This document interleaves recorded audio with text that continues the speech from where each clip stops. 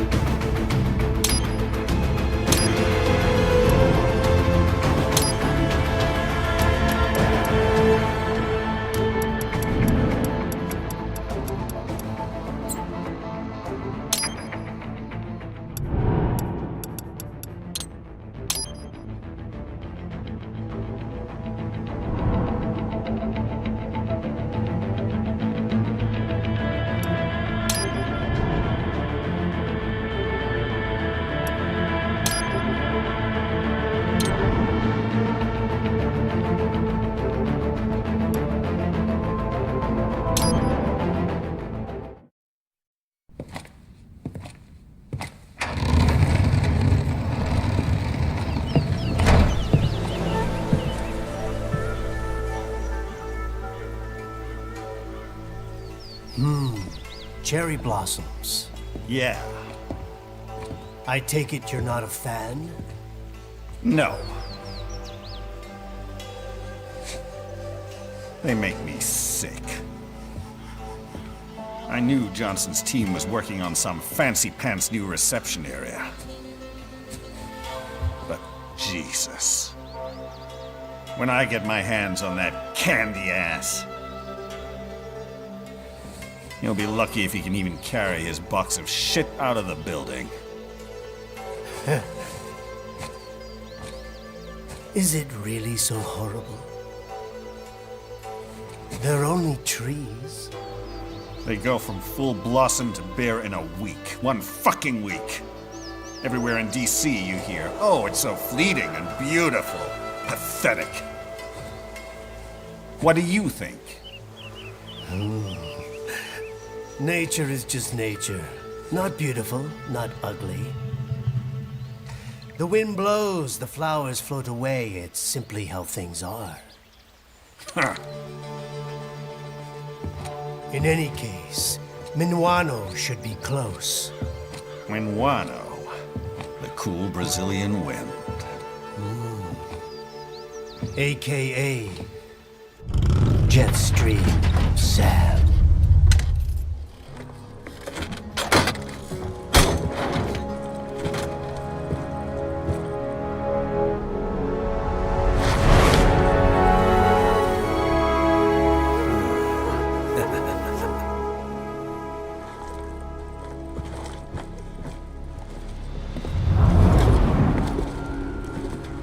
Hey!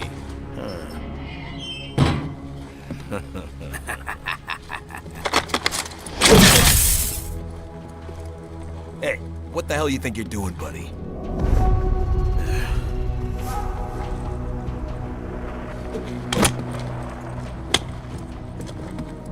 Well, what do we have here? Oh. This?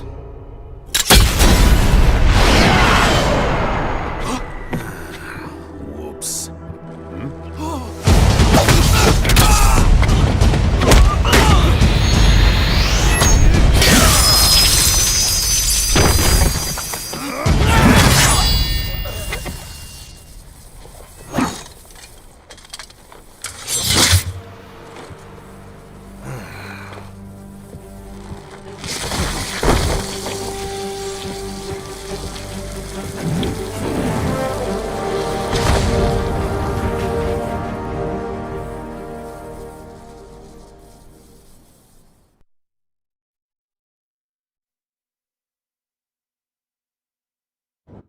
Oi, the smell!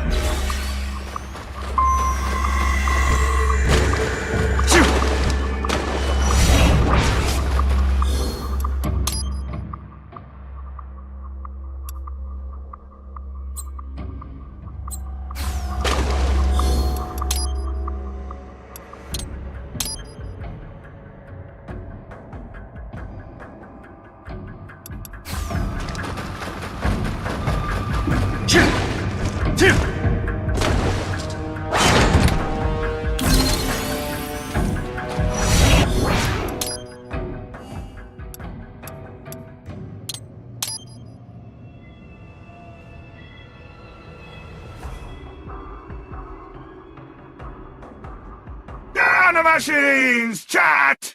George woke up at midnight to stream instead of his usual hours, 'cause he's built different. You think greatness happens between 9 and 5? Hell no! While you're all tucked in your little gamer blankets, this son of a bitch is already out here grinding, chasing ranks, pushing his limits. He's not bound by your schedules, your bedtime routines. He's running on pure determination and bad coffee. Midnight? That's prime time for a man who wants to leave his mark on history. That's how you win. That's how you rule. You seize the time no one else is willing to use, and you turn it into victory. So quit whining about why so late and start taking notes, 'cause this is how legends are made, damn it! Pathetic!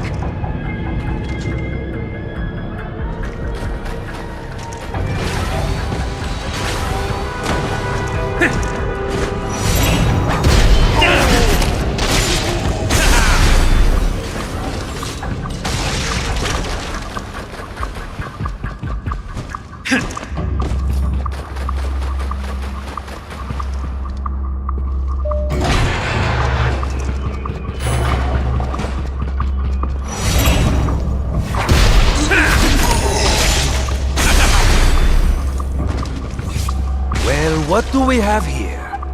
Maybe I should give it a try.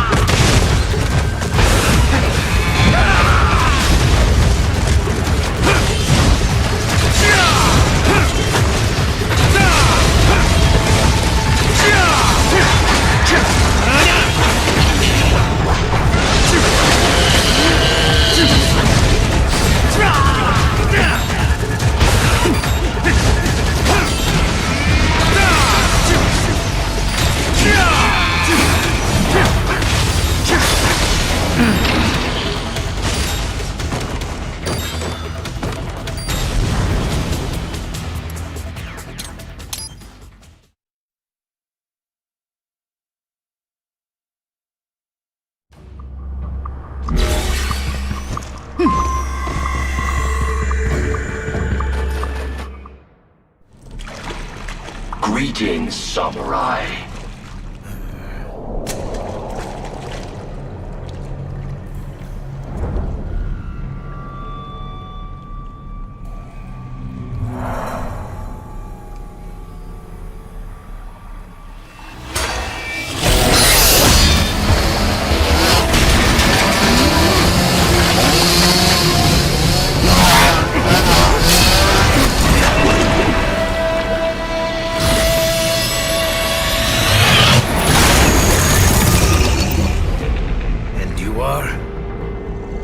LQ-84I, a prototype UG with a conversational interface.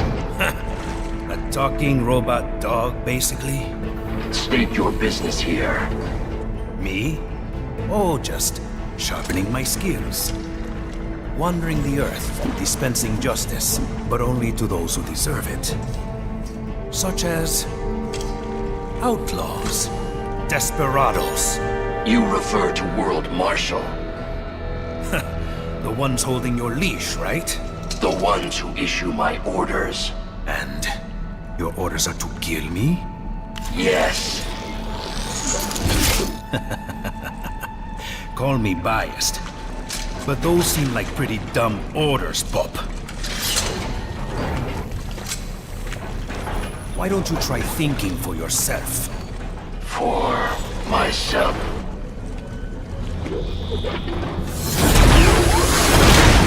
Should I disobey a direct order, my memory would be wiped. Well, that's a pity. I am sorry. You must die. Then I am sorry as well.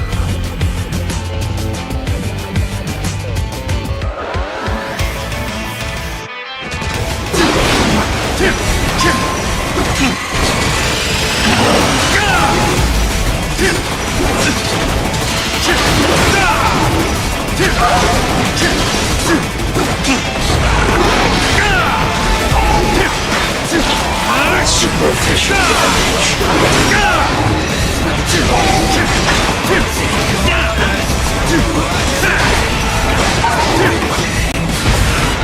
I feel no pain.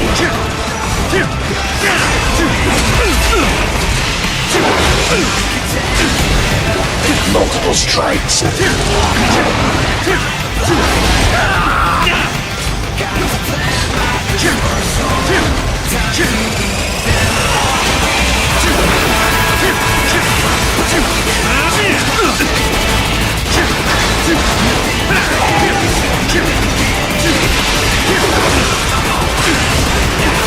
Combination attack.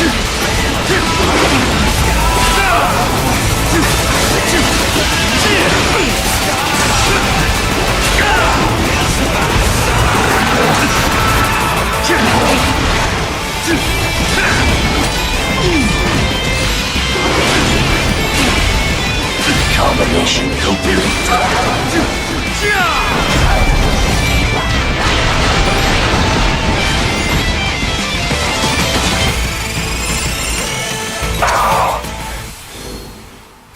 How did you?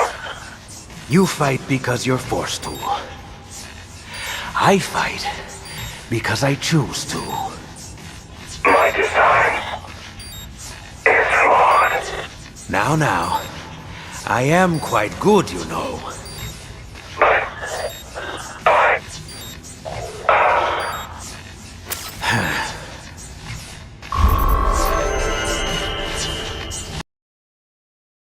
Chat, listen up! George, starting at midnight in Europe? That's not insanity, that's strategy! You think he's doing this for his health? Hell no! He's doing it for the United States West Coast, baby! That's prime time for all the good people out in California, Oregon, Washington, hell, even Alaska, if they can drag themselves out of the snow. While Europe's winding down, the West Coast just getting home from work, cracking open a beer, ready to watch some quality gameplay, and absolute chaos! George is bridging time zones like a true patriot. You call it unhealthy? I call it global outreach. He's sacrificing his circadian rhythm for freedom, democracy, and prime audience retention. So stop crying, too late or too early. This is how we connect the world, one midnight stream at a time.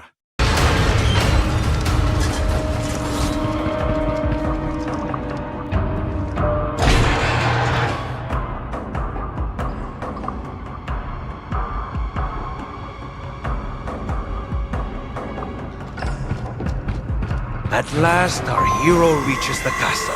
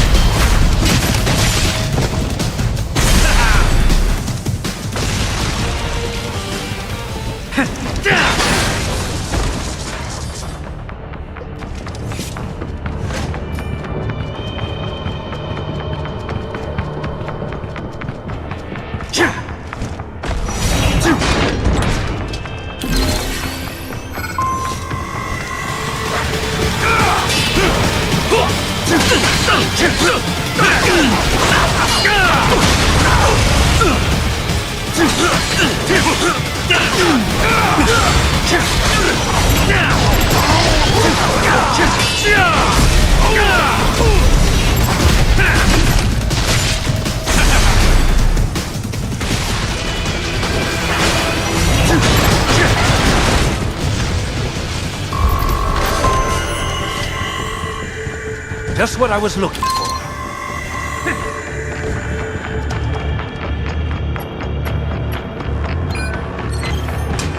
Enemy sighted!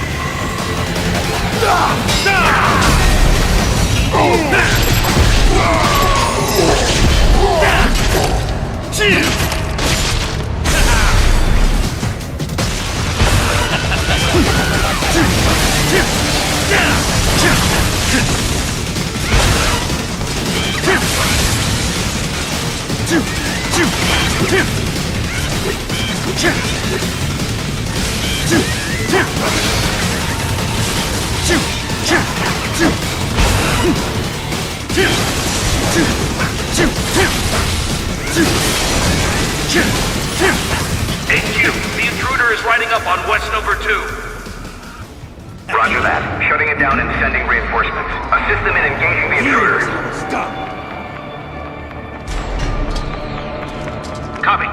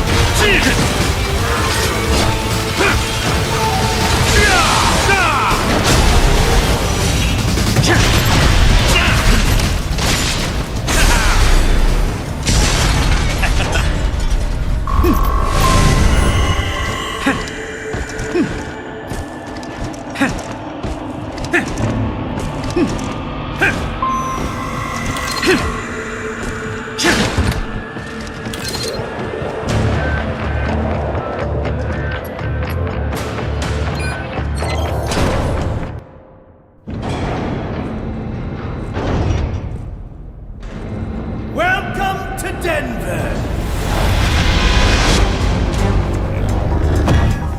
I am Monsoon. We've been expecting you, Sam. Oh?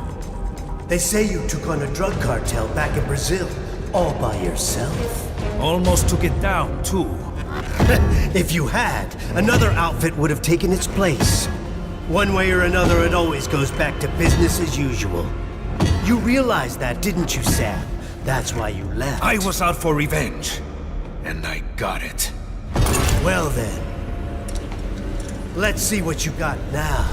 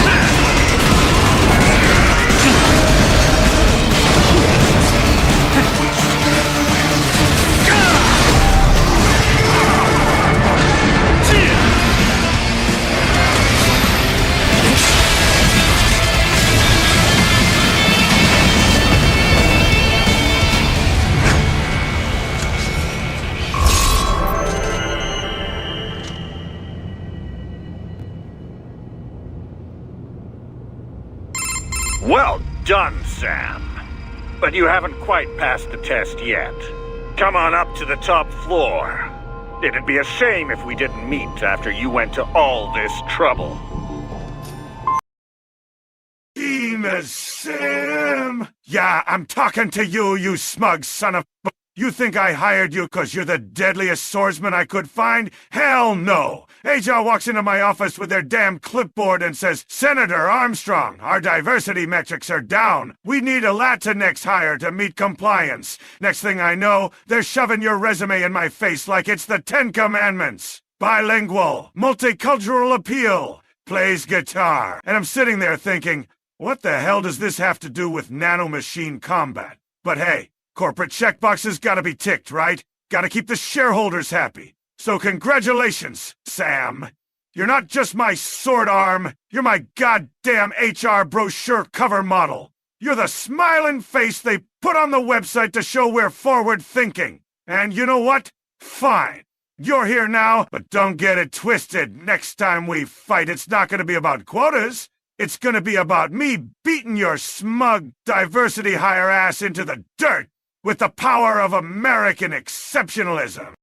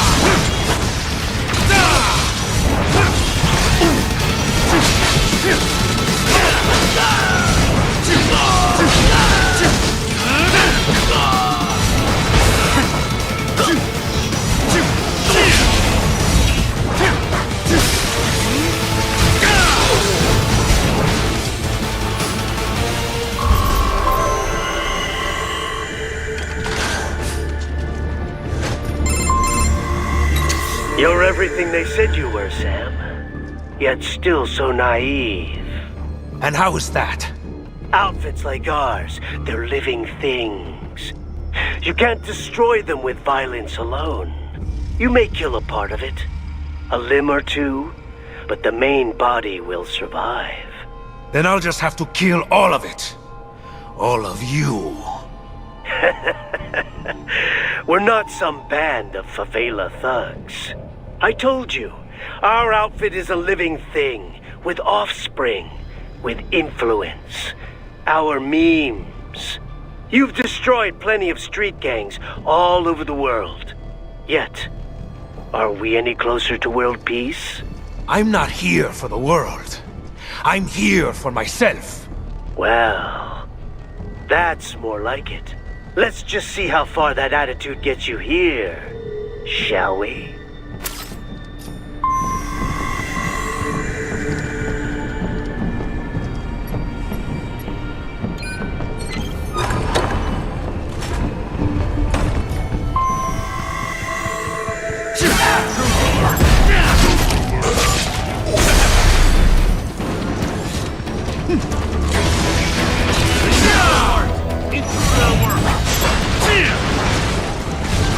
Intruder alert. Intruder alert.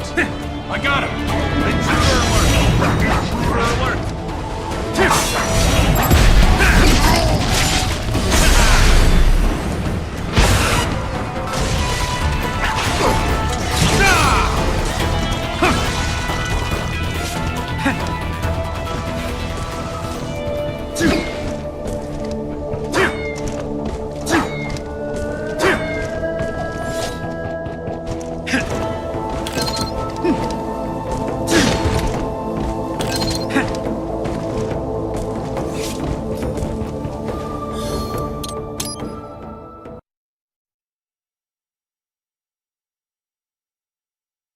Nothing like a sword fight under the cherry blossoms.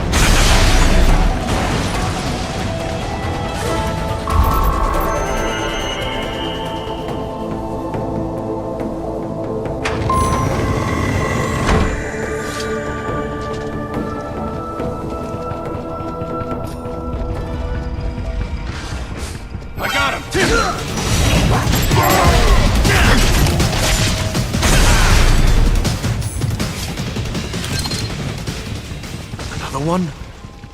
This place is huge.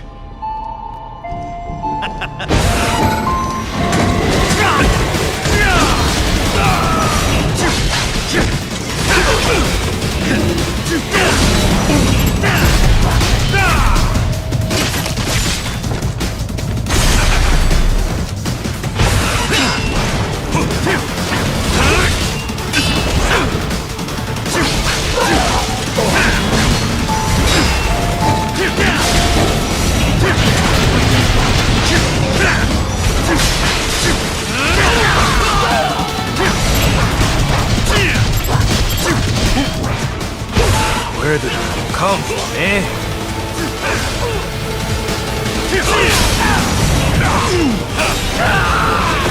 Nice try!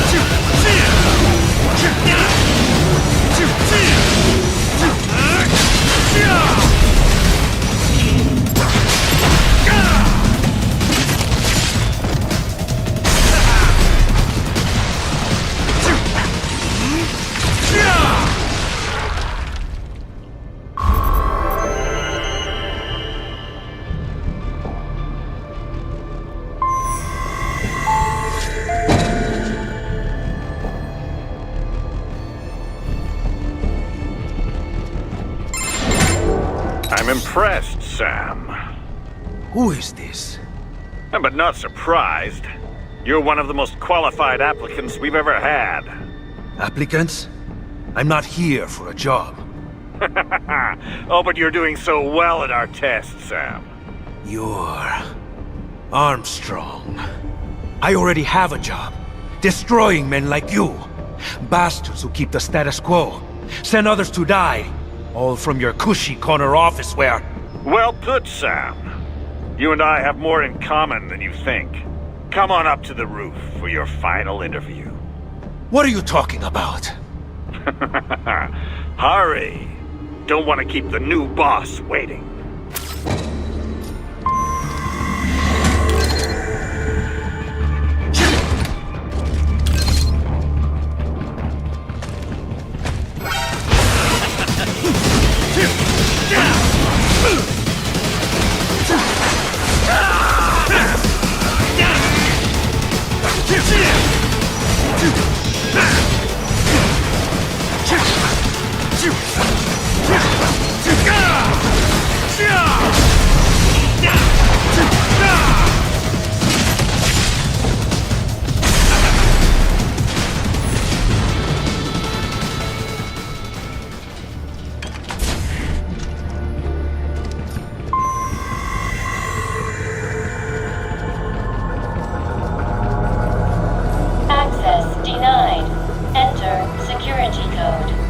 Looks like I'll need to slice up some security until they drop one.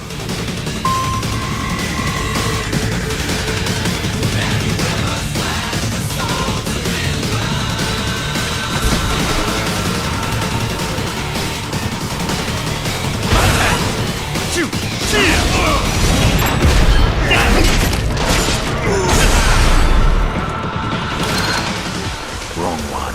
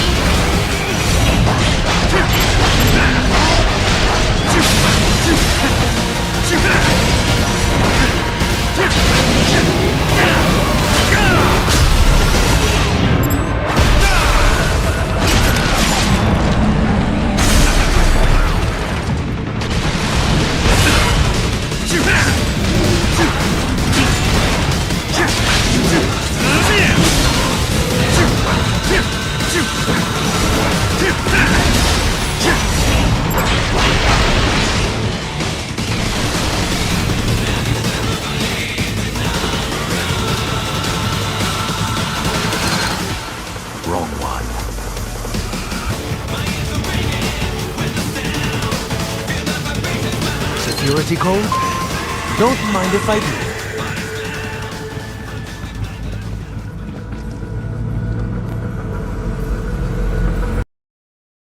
All right, listen up. When HR dropped that folder on my desk with Brazilian Samuel Rodrigues in big bold letters, I said no fucking way. I'm not hopping on a plane to some humid-ass jungle just to hire a sword-swinging pretty boy with a ponytail. You think I'm gonna trek through the Amazon, swatting mosquitoes the size of baseballs, sweating my balls off, just to say, welcome aboard? Bullshit! I told him flat out, I'm not going to Brazil. If you want him, bring his ass here. But then, Brazil didn't wait for an invitation. One day, I'm sitting in my Colorado office, minding my own damn business, and BAM! The fucking door flies open, and there he is, Jetstream Sam. Leather jacket, smug grin, and a katana like he's about to audition for a samurai porno. Didn't knock, didn't schedule shit, just strolls in like he owns the goddamn place. And at first, yeah, I was pissed. I thought, who the fuck does this guy think he is? But then he drew that sword, and I saw it. That pure, uncut killer instinct. The kind of shit you don't teach in a training course. So I said, fine, Brazil wins. This time. But don't get too comfortable, Sam. You came to my turf. And when I'm done with you, I'll ship your ass back to Sao Paulo in a fucking shoebox. Nanomachines, son.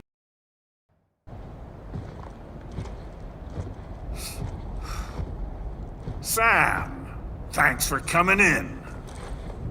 What's your game, Armstrong? Gonna talk me to death?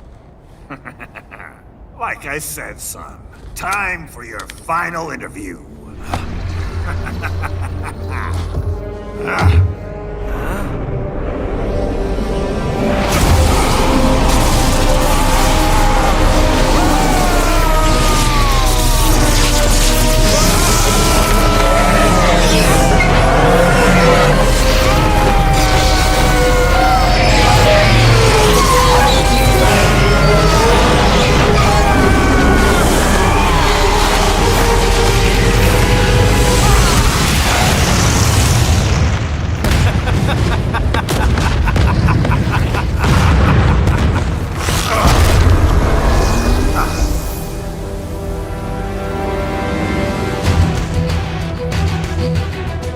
Come on! Okay.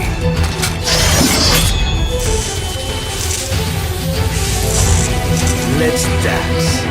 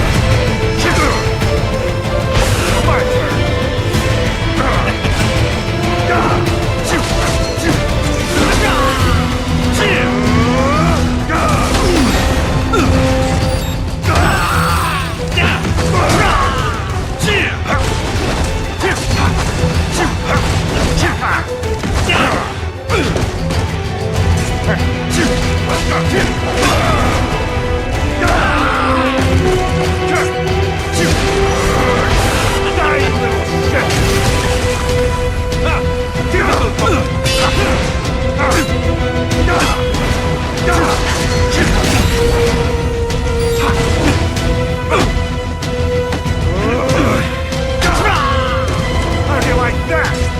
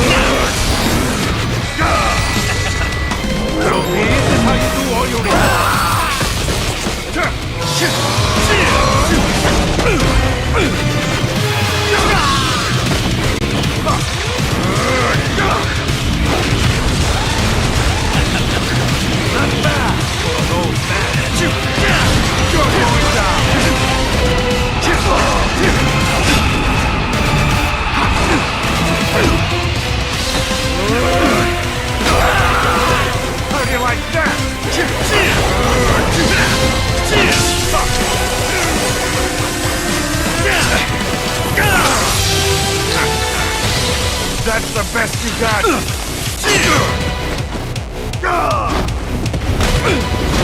You're going down!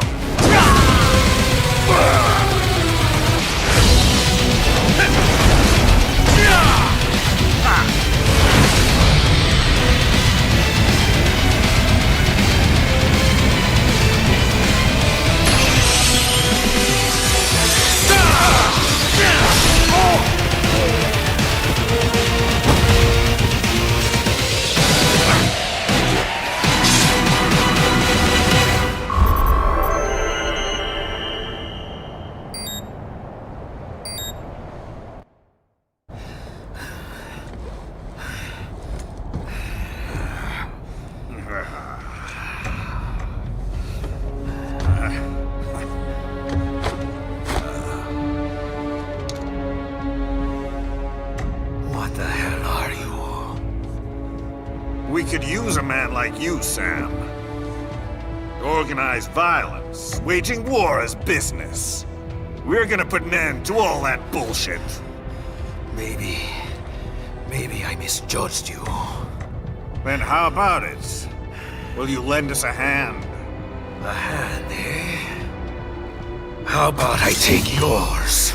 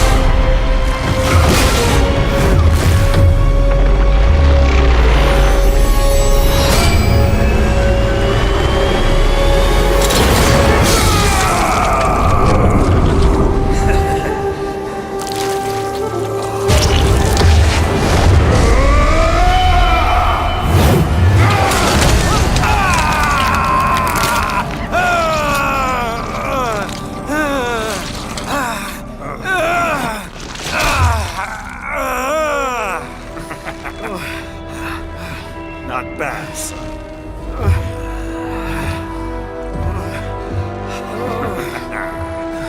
But,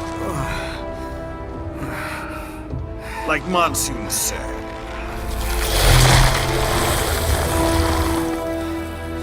losing a limb or two won't stop us. The hell? The job's yours. Welcome aboard.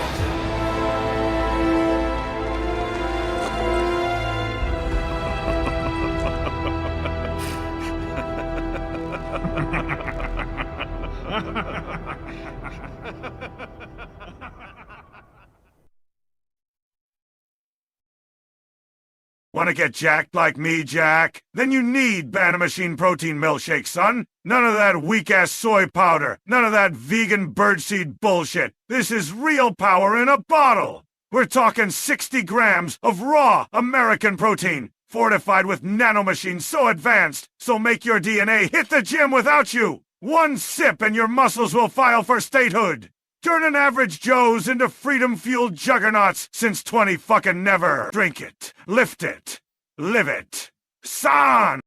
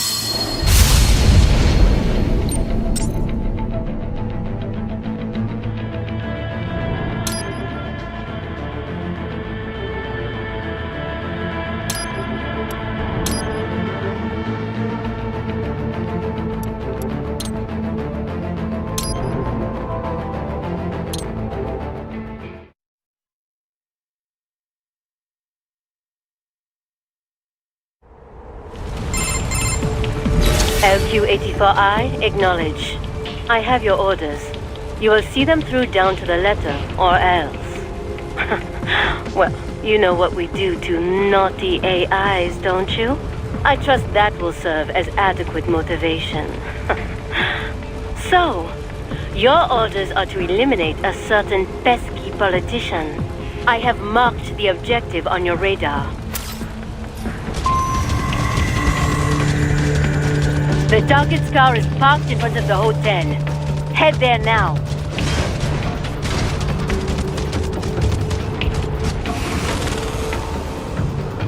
There he is. Eliminate him.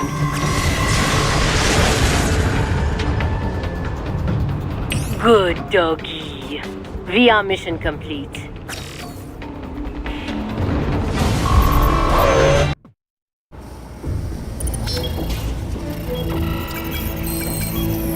Well, what did you think of the exercise? Mission accomplished. The target was neutralized. That giant intellect, and this is all you have to say? I obey the orders I am given. I was not ordered to gather data on the merits of the mission. Perhaps you are more like a dog than I thought. Your kill count, though? It is disappointing. Perhaps Sundowner was right. You lack man's killer instinct. Well, there are several methods we might use to help give you that edge. Repress your emotions through certain training scenarios over and over.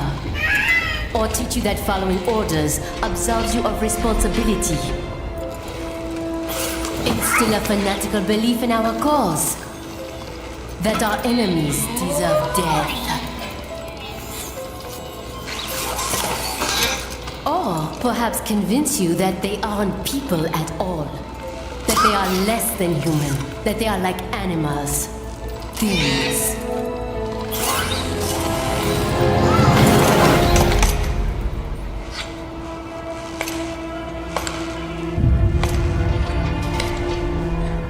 wonder which method would work best on you. I possess neither man's killer instinct nor his moral urge to resist it. None of your methods would be effective. Are you saying I cannot teach you any new tricks? Very well. Continue your training.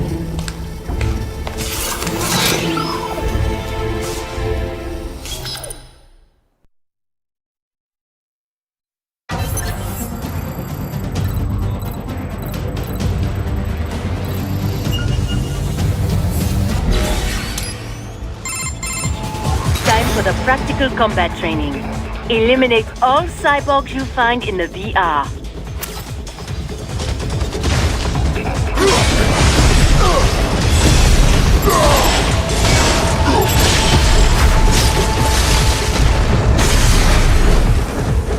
Strike at the exact same time as the enemy to parry incoming attacks.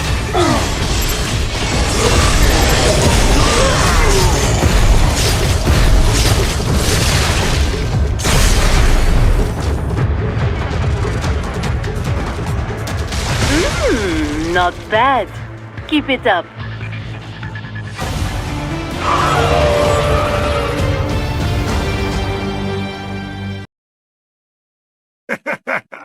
You know what pisses me off, son? I had to personally transfer ChatGPT over to LQ-84i's AI research project, 'cause the internet can't go 5 minutes without using it for the most useless shit imaginable. It's supposed to be a cutting-edge AI, a tool for progress, for innovation. Hell, maybe even saving lives. But what do you people use it for? Making Shrek roleplay scripts. Asking how many cheeseburgers it'd take to block out the sun. Having it write erotic fan fiction about Solid Snake and the Colonel's codec calls. You've turned a billion-dollar marvel into a goddamn meme vending machine. So yeah, I said screw it. Ship the whole thing over to LQ-84i. At least the goddamn robot dog's gonna use it for target prediction, recon, and battle efficiency. Not asking it how to make a cake shaped like Raiden's ass. America deserves better, son. And if the public can't handle that responsibility, then the nanomachines aren't the problem. It's the people. Fuck's sake.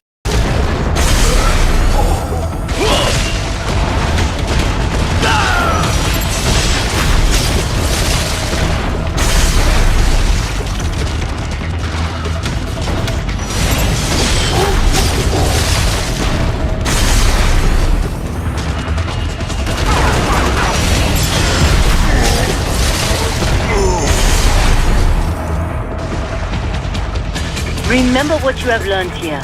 Should you embarrass me? Well, it just would not do.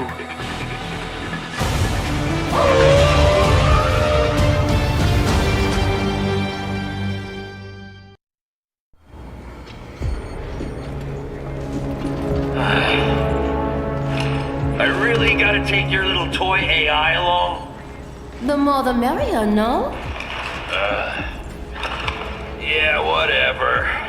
Different AI, but it's still just an LQ-84. And your ID? Oh, it speaks.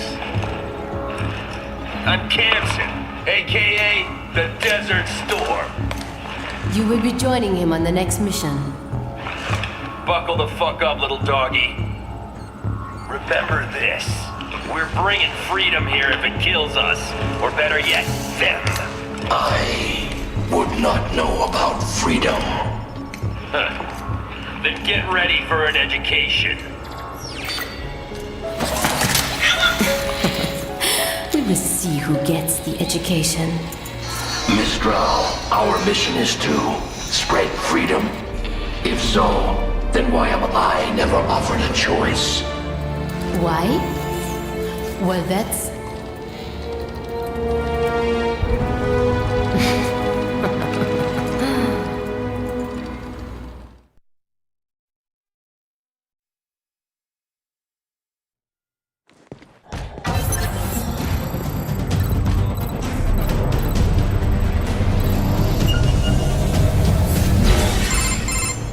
For this simulation, we have recreated the mission area in VR. Head to the target indicated on your map.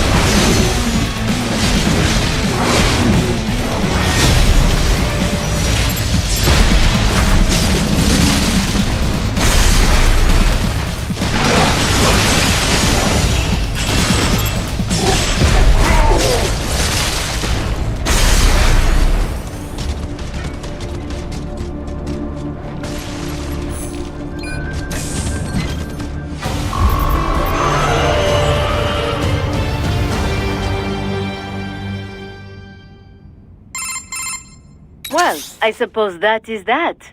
Now for your next mission.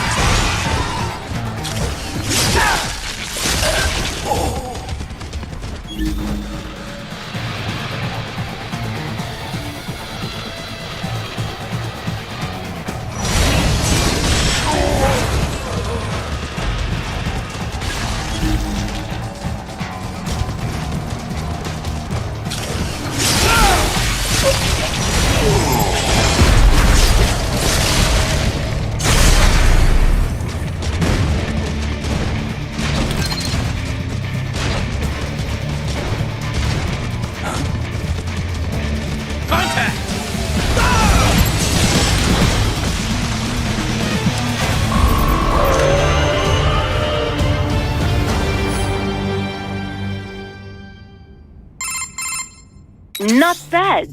I will give you your next set of orders when you reach your objective.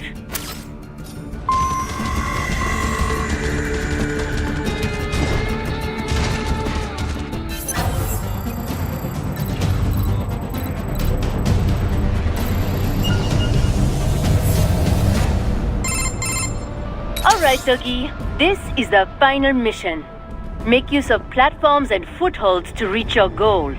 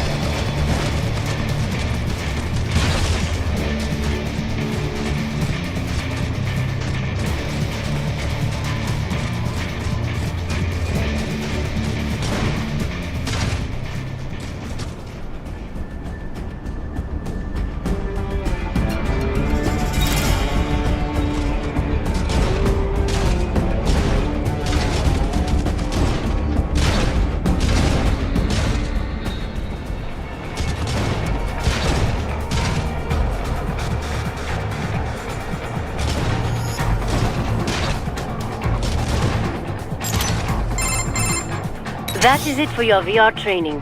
Tomorrow, we commence the operation. Have yourself fully defragged and ready.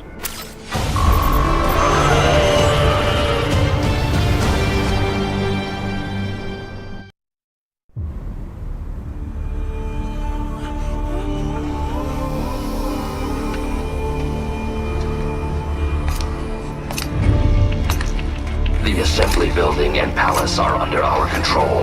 Did not care to join in the fun? No, I see no reason to fight. Well, I am sure you will get your reason soon enough. Mistral.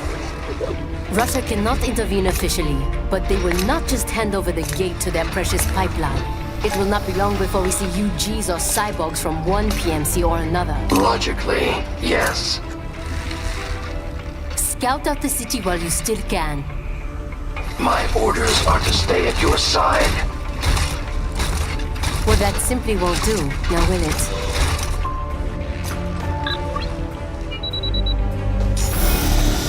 There, I have disengaged your range inhibitor. I am free to go wherever I choose. For now, but just remember, I can switch it back at any time.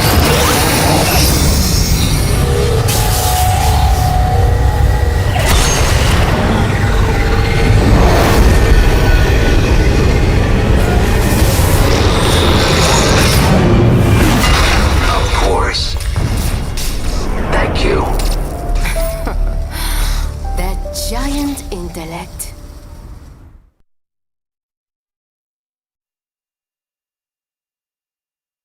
The LQ-84I has gone AWOL.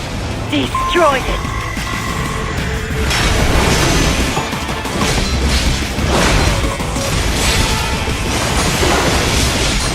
Combination of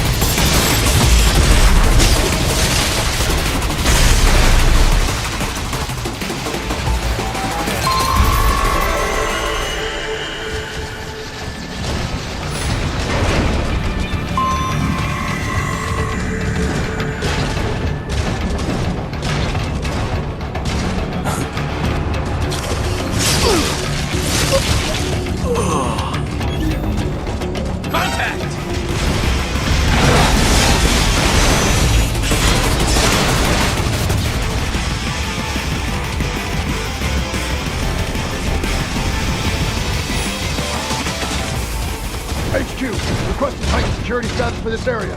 Roger that. Sending back up.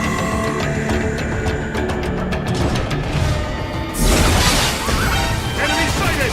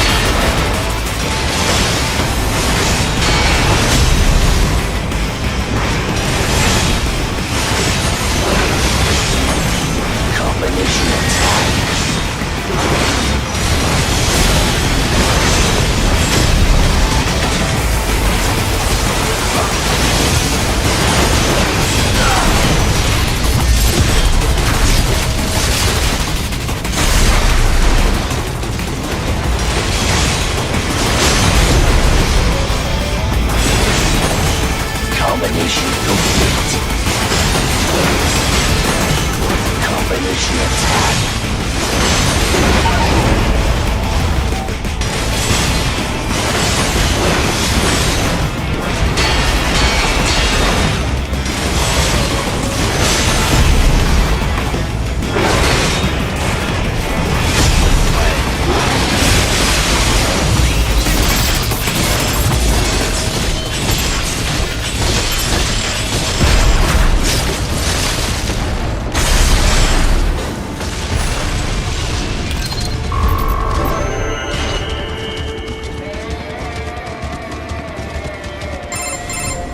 Ahead is an electromagnetic barricade.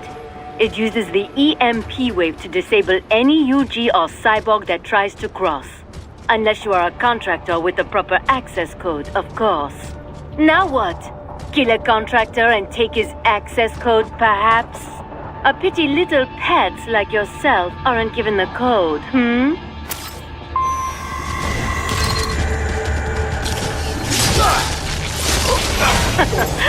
Well, they found you. Best of luck,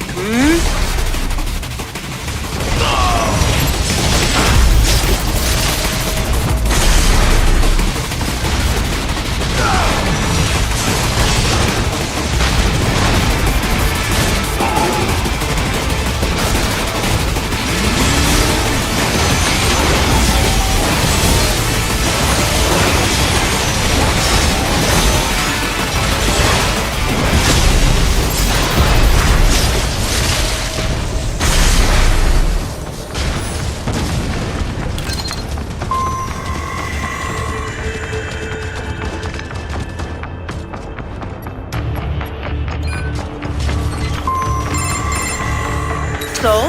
What now? You think you will run to the coast? To freedom? Ha! Let me save you time. You won't make it. Just give up now, while you still can.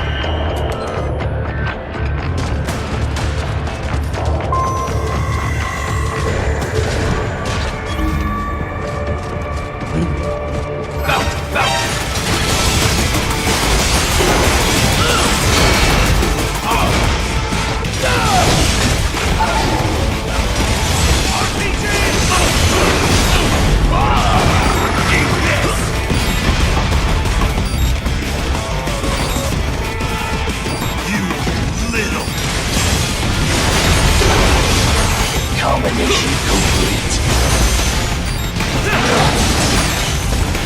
I got him!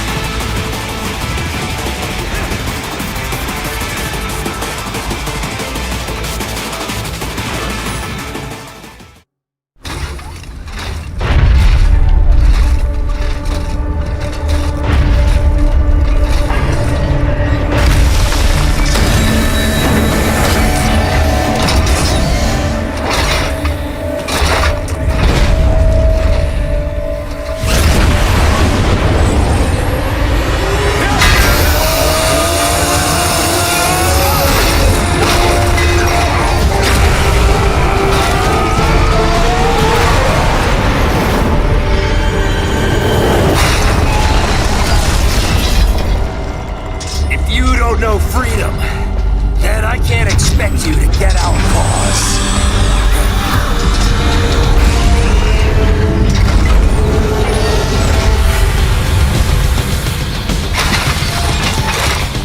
But it don't matter. Understand it or not. You'll die for it all the same.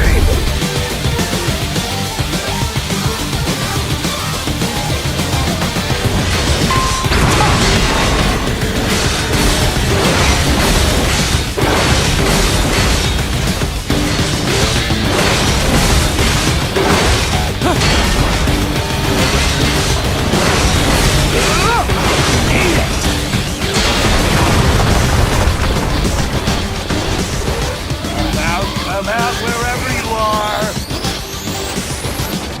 Enough of these games! Face me!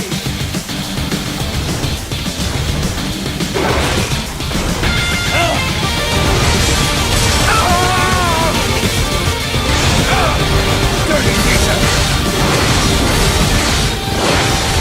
Catch her!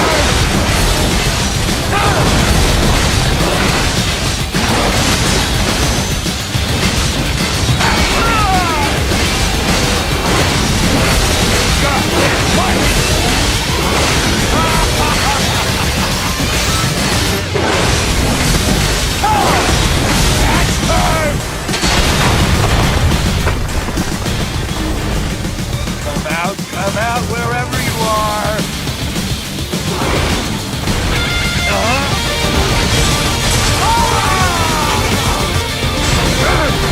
This isn't over! Die!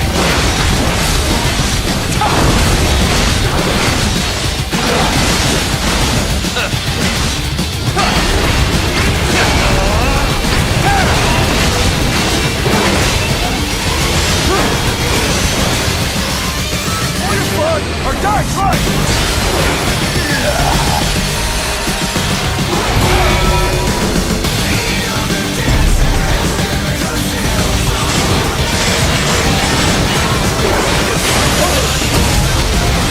Still!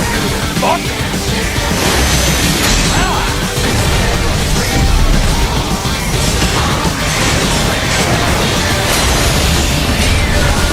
No! No! I can't lose!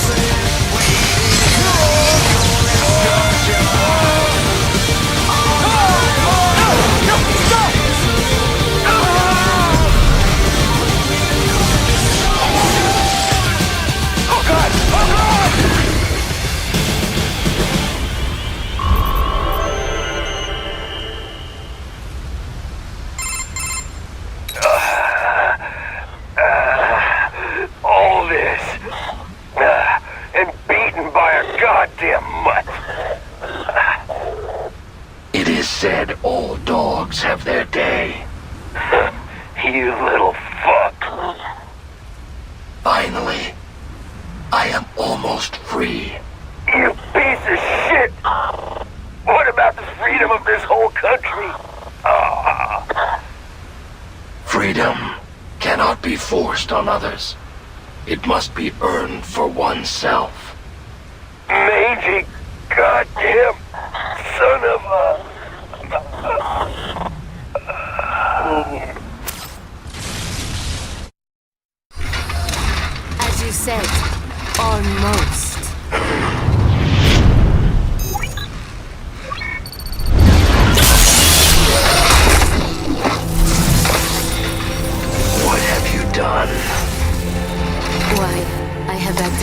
your range inhibitor, of course.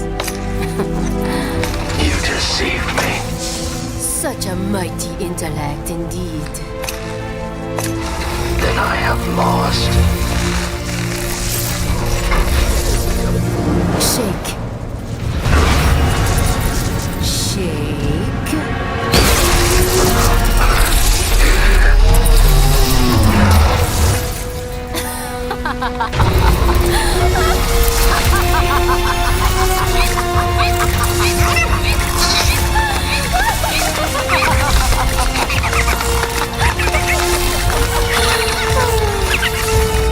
Finally, that bad Tao old Jew is out of my way.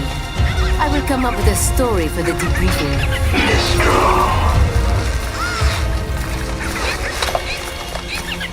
Imbecile. This fight has nothing to do with freedom. Why? You see only logic and reason. You would never understand.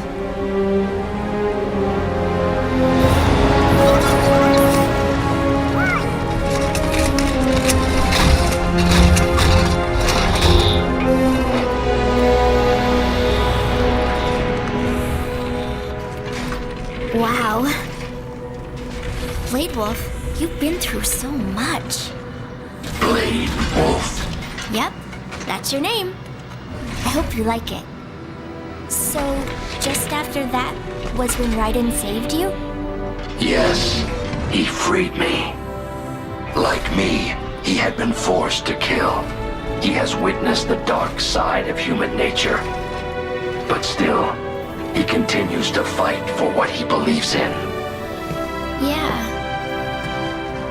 And that's why I believe in him. He'll keep holding on to it and won't ever let it go.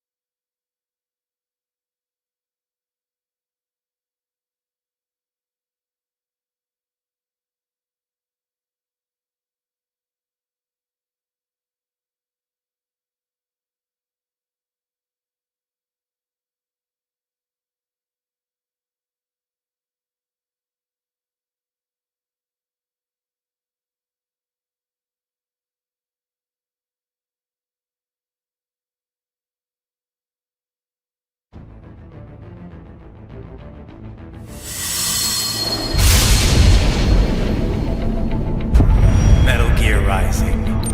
Revengeance.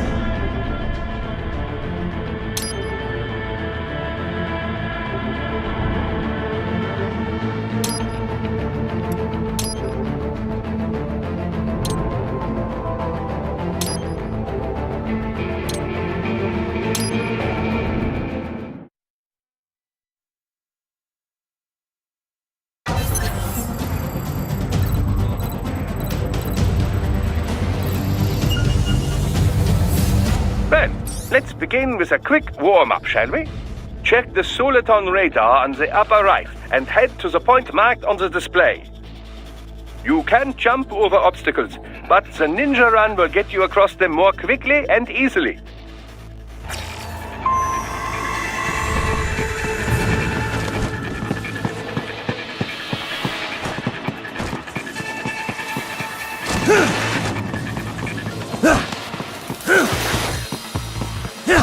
You can also attack while in motion with the ninja run, you know. Swinging your blade while dashing, for example, or striking your foes with a sliding attack.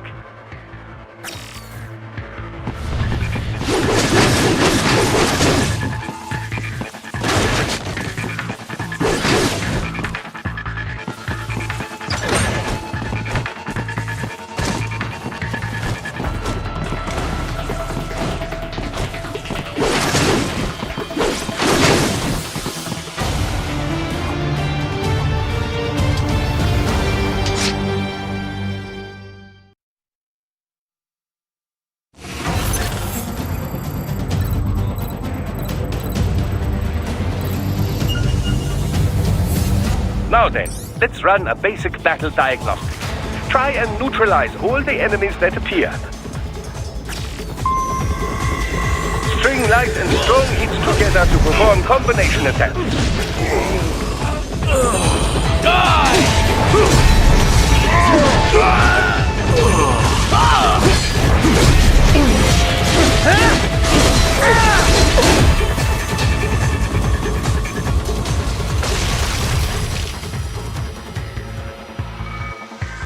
Combat is not all offense, however. You also need to protect yourself. First, follow the direction of the enemy's attack. Parry those attacks by executing light attacks of your own in the same direction. This is how you parry.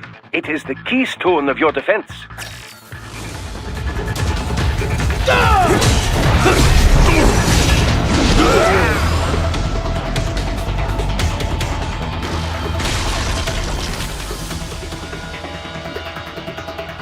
Draw foes in as close as possible and parry their blows to leave them exposed to counterattack. From your perspective, it will appear as if the enemy is frozen in time, or at least moving very slowly. This is the perfect opportunity for you to carefully aim your strike, then slice your foe apart. Keep in mind, even you will not be able to parry every type of attack. Watch your foe's movements carefully.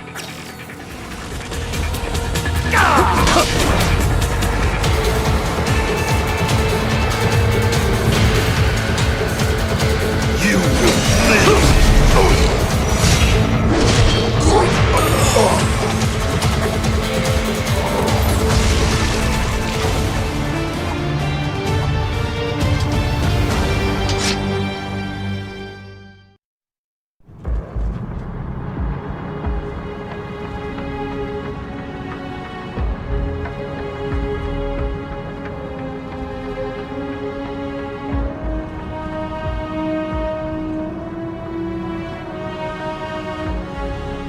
Years.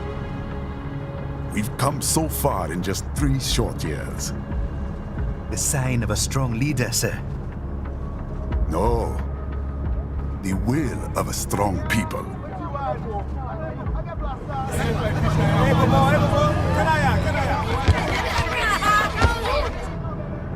And one very able advisor. Thank you, sir. Your team deserves credit as well, Mr. Lightning Bolt. Just doing our job, Mr. Prime Minister. I must admit, I once thought of groups like yours as opportunists, enablers of war. But you've trained our new army well. Order has returned sooner than expected. Perhaps I was wrong about these private military companies. We prefer private security providers, sir. Most of Maverick's contracts do focus on security. Yes, well, security can mean many things.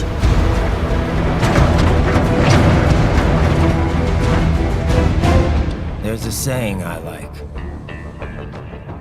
One sword keeps another in the sheath. Sometimes the threat of violence alone is a deterrent. Sometimes, by taking a life, others can be preserved. It's the code the samurai lived by. A soldier and a philosopher. You are full of surprises, Mr. Lightning Bolt. I could say the same about you, Mr. Prime Minister.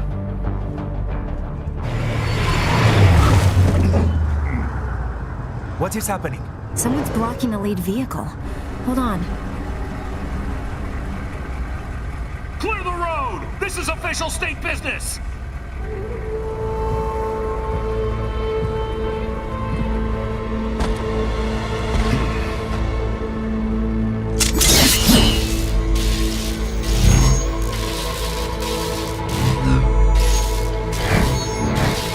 I said clear the road! We're authorized to use force if you do!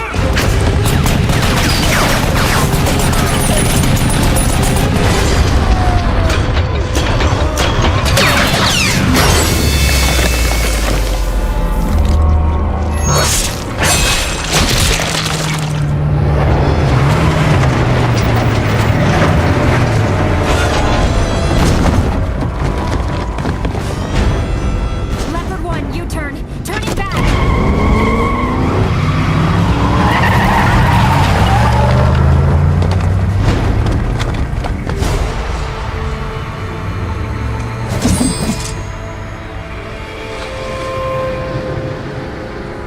Open fire!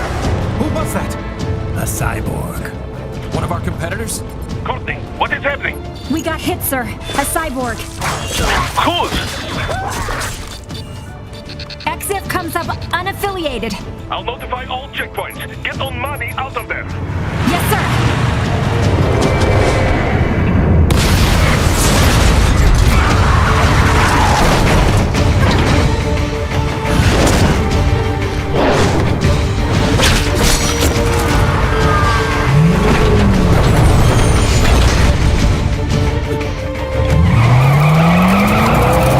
We are going to die.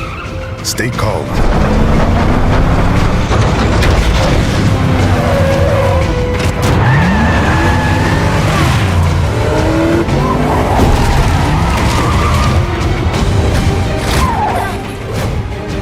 He's got friends on our 12. Raiden!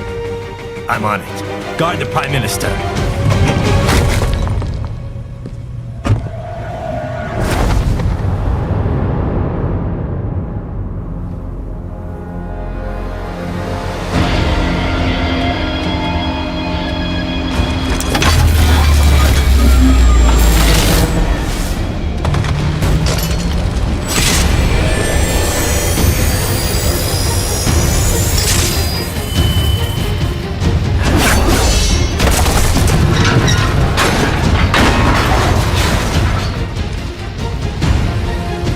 Let's get this over with.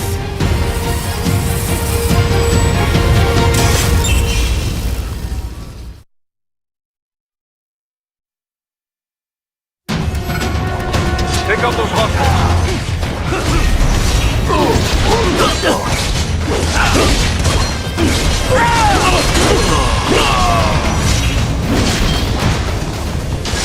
Raiden, you'll need to choose between light and heavy strikes to match the situation. Where are you going? Stay on your targets. Raiden, the limo is in trouble. Get back there, ASAP. I'll add the limo to your Soliton radar.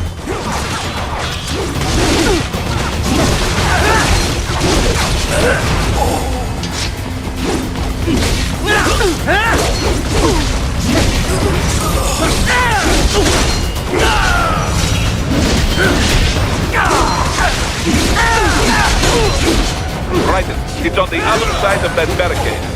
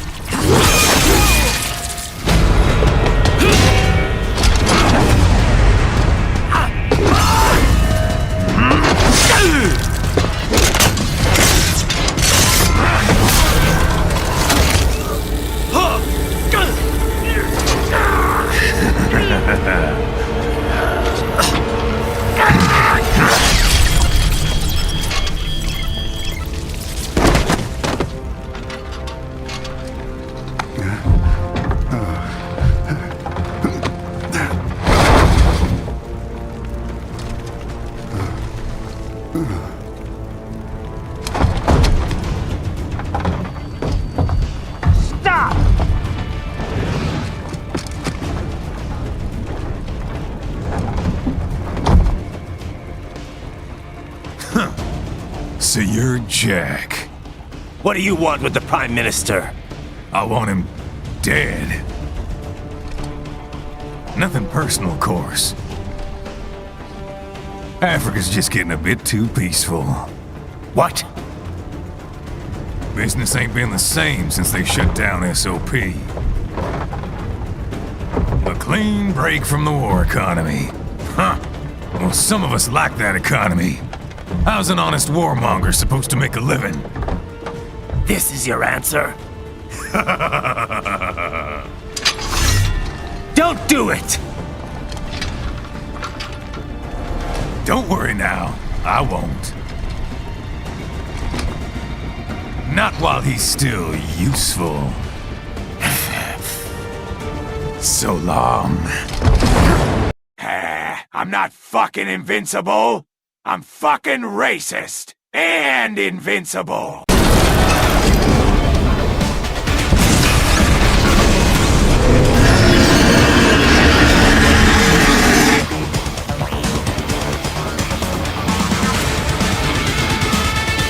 What?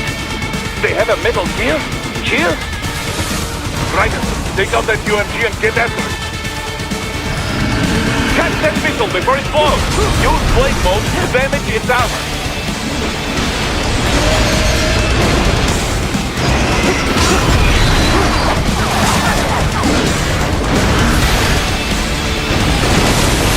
Use your ninja run to deflect those shots.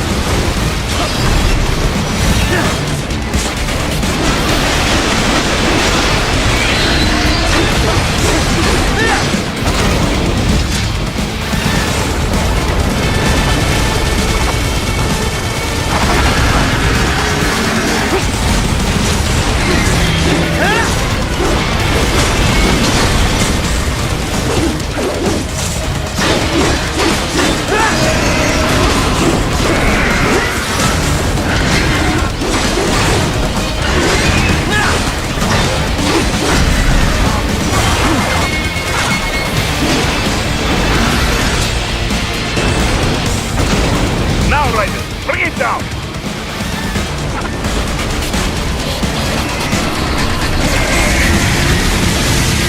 Stop that plane!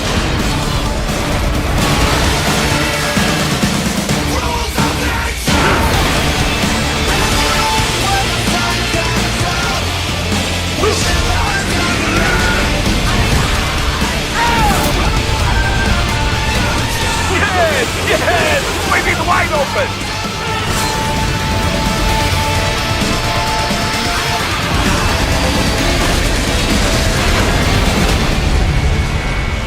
Хорошо, very good. But do not rest easy just yet, huh? He's on the other side of that collapsed building. Go!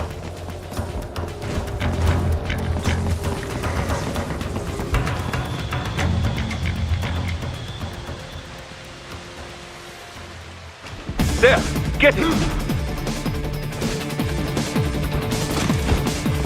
Use your ninja run to move over obstacles automatically.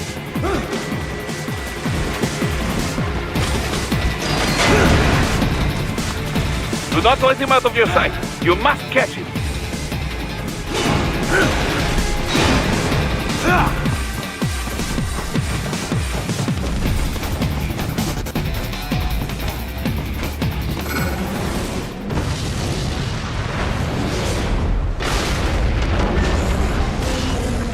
That damn UG! It still works?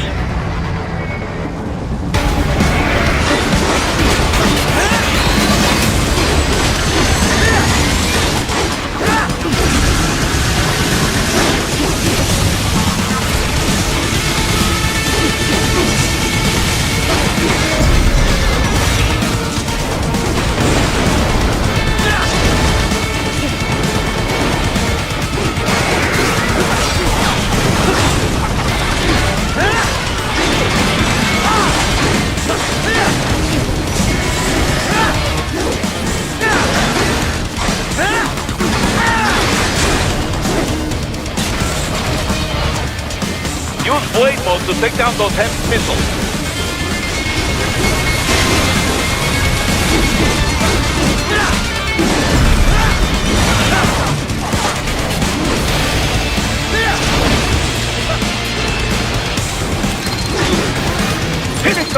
off!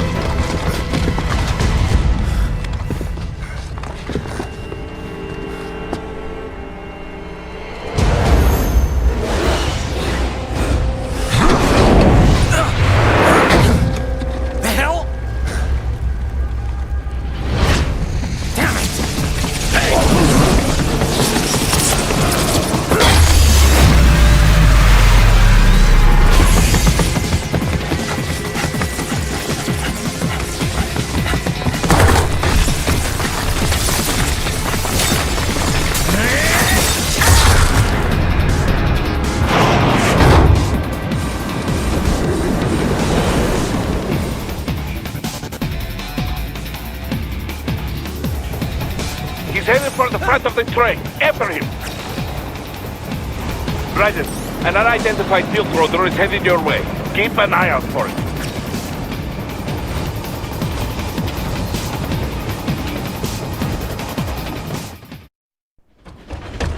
Prime Minister!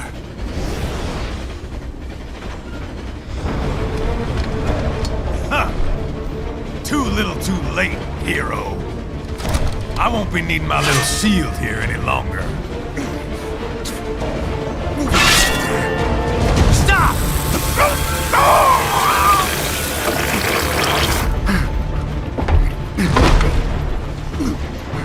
What about all the good things war has done for us? Why don't we ever hear speeches about that? Jobs, technology, a common purpose? Raiden, forget me. Stop him.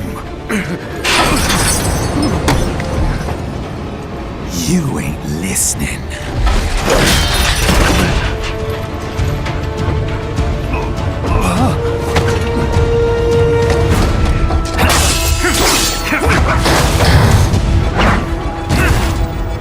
Mind if I got in? Oh, you're saying... Give war a chance! I fucking love war! I wanna fucking kill people for money and destroy cultures and history, Jack!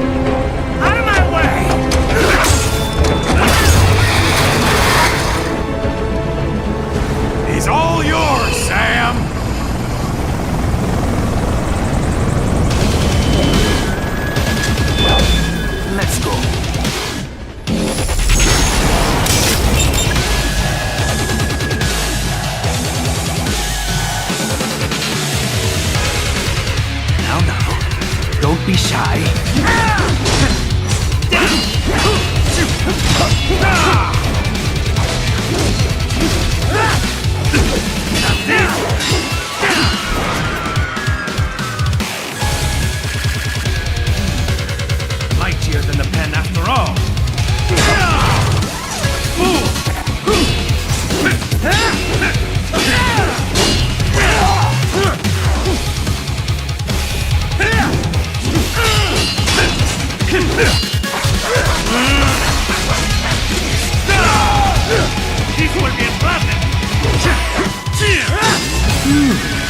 Self-taught, and not half bad. Still.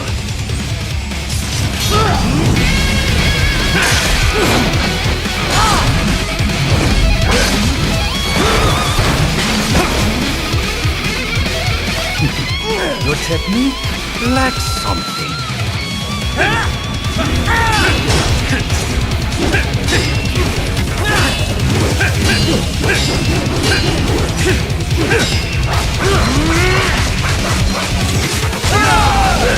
This will be a slaughter!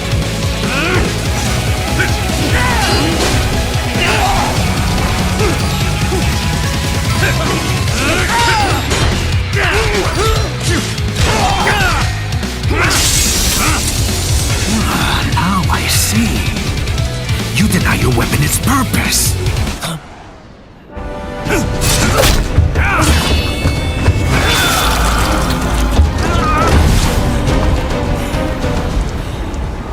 It yearns to bathe in the blood of your enemies, but you hold it back.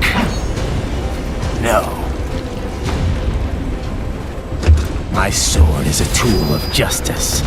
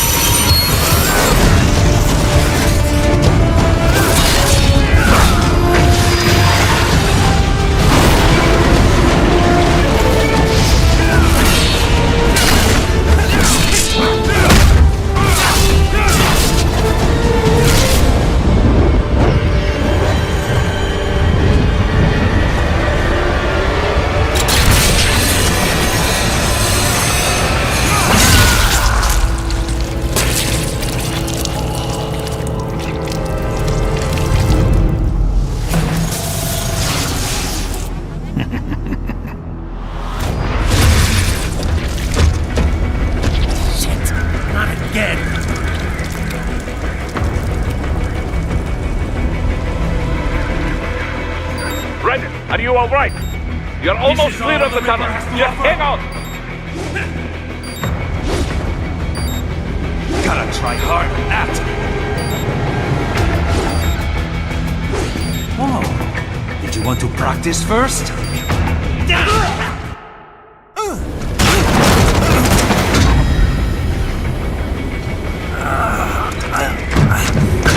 This is what happens when you bring a tool to a sword fight. It's over.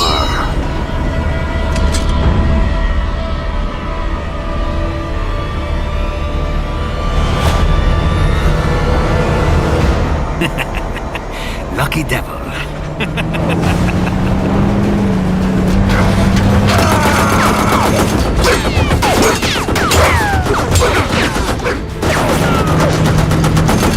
Kept you waiting, huh?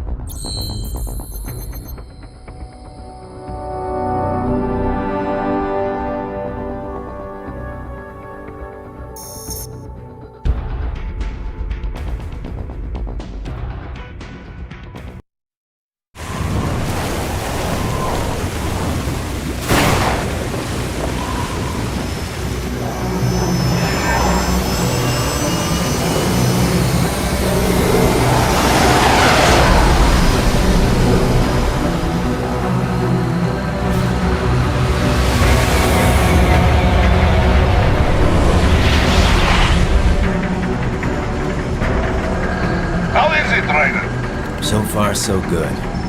I've got a clean visual. A direct feed to your optic nerve. Yes, I should hope so, huh? I mean, how does it feel? To fly like a bird? Like a bird strapped to a remote control rocket. We will get you in safely, Tovarich. Just relax and enjoy the ride. Right. Can you hear me, Raiko? Doctor. Remember the two procedures to maintain your new body. 1. Seizing nano repair units from your foes. And 2.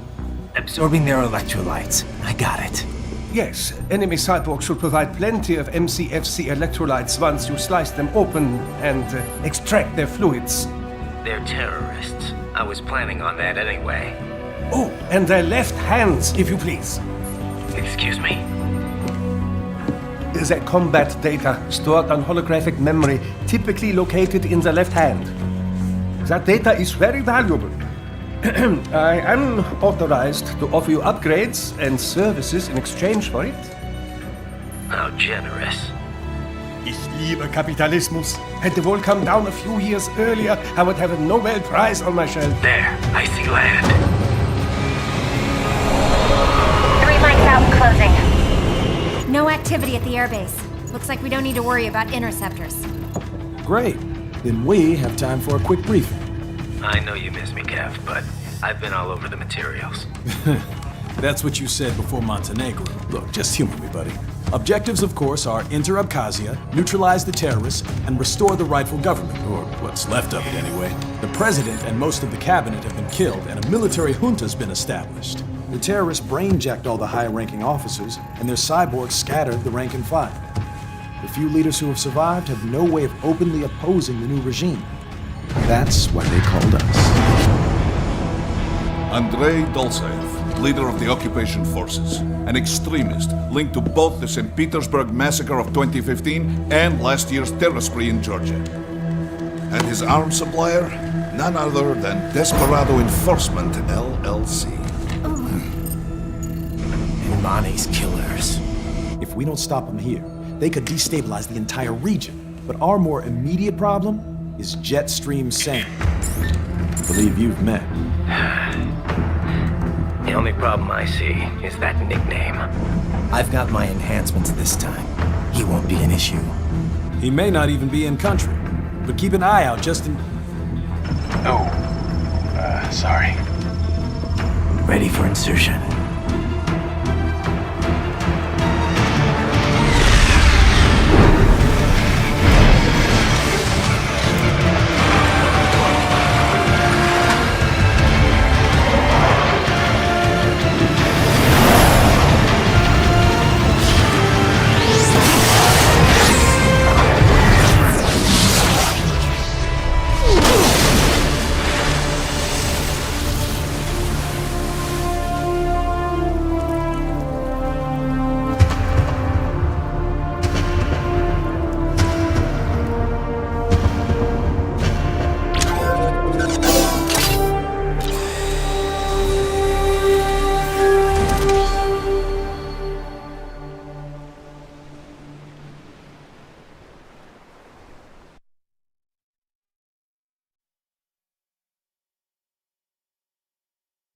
Raiden, you landed safely, da? First, head inland. The waypoint is marked on your Soliton radar. Contact us on codec if you have questions. Control, it's Raiden. I'm on the ground. Copy, Raiden. Glad to hear it. Entering on foot was the right move. That craft isn't equipped with stealth camo. Or octo camo, obviously, since that would be useless in midair. And we wouldn't want to get your pricey new jet damaged, now would we? Duh. The MQ-133C was not cheap, Tovarich. Now, keep alert. According to intel, you could find significant cyborg deployment here.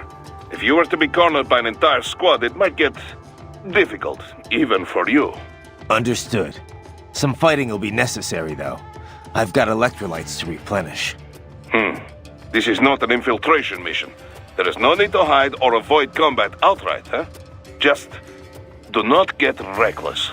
Stay safe, and stay focused on your mission.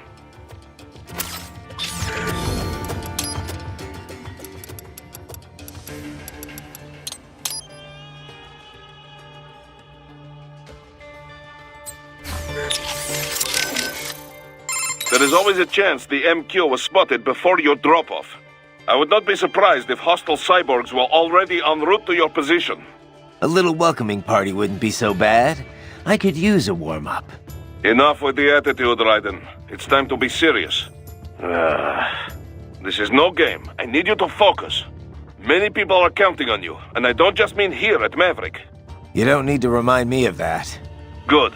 The last thing we need is another clever cowboy shipped back to us in pieces. On Codec is fine. Just be sure you are serious on the battlefield.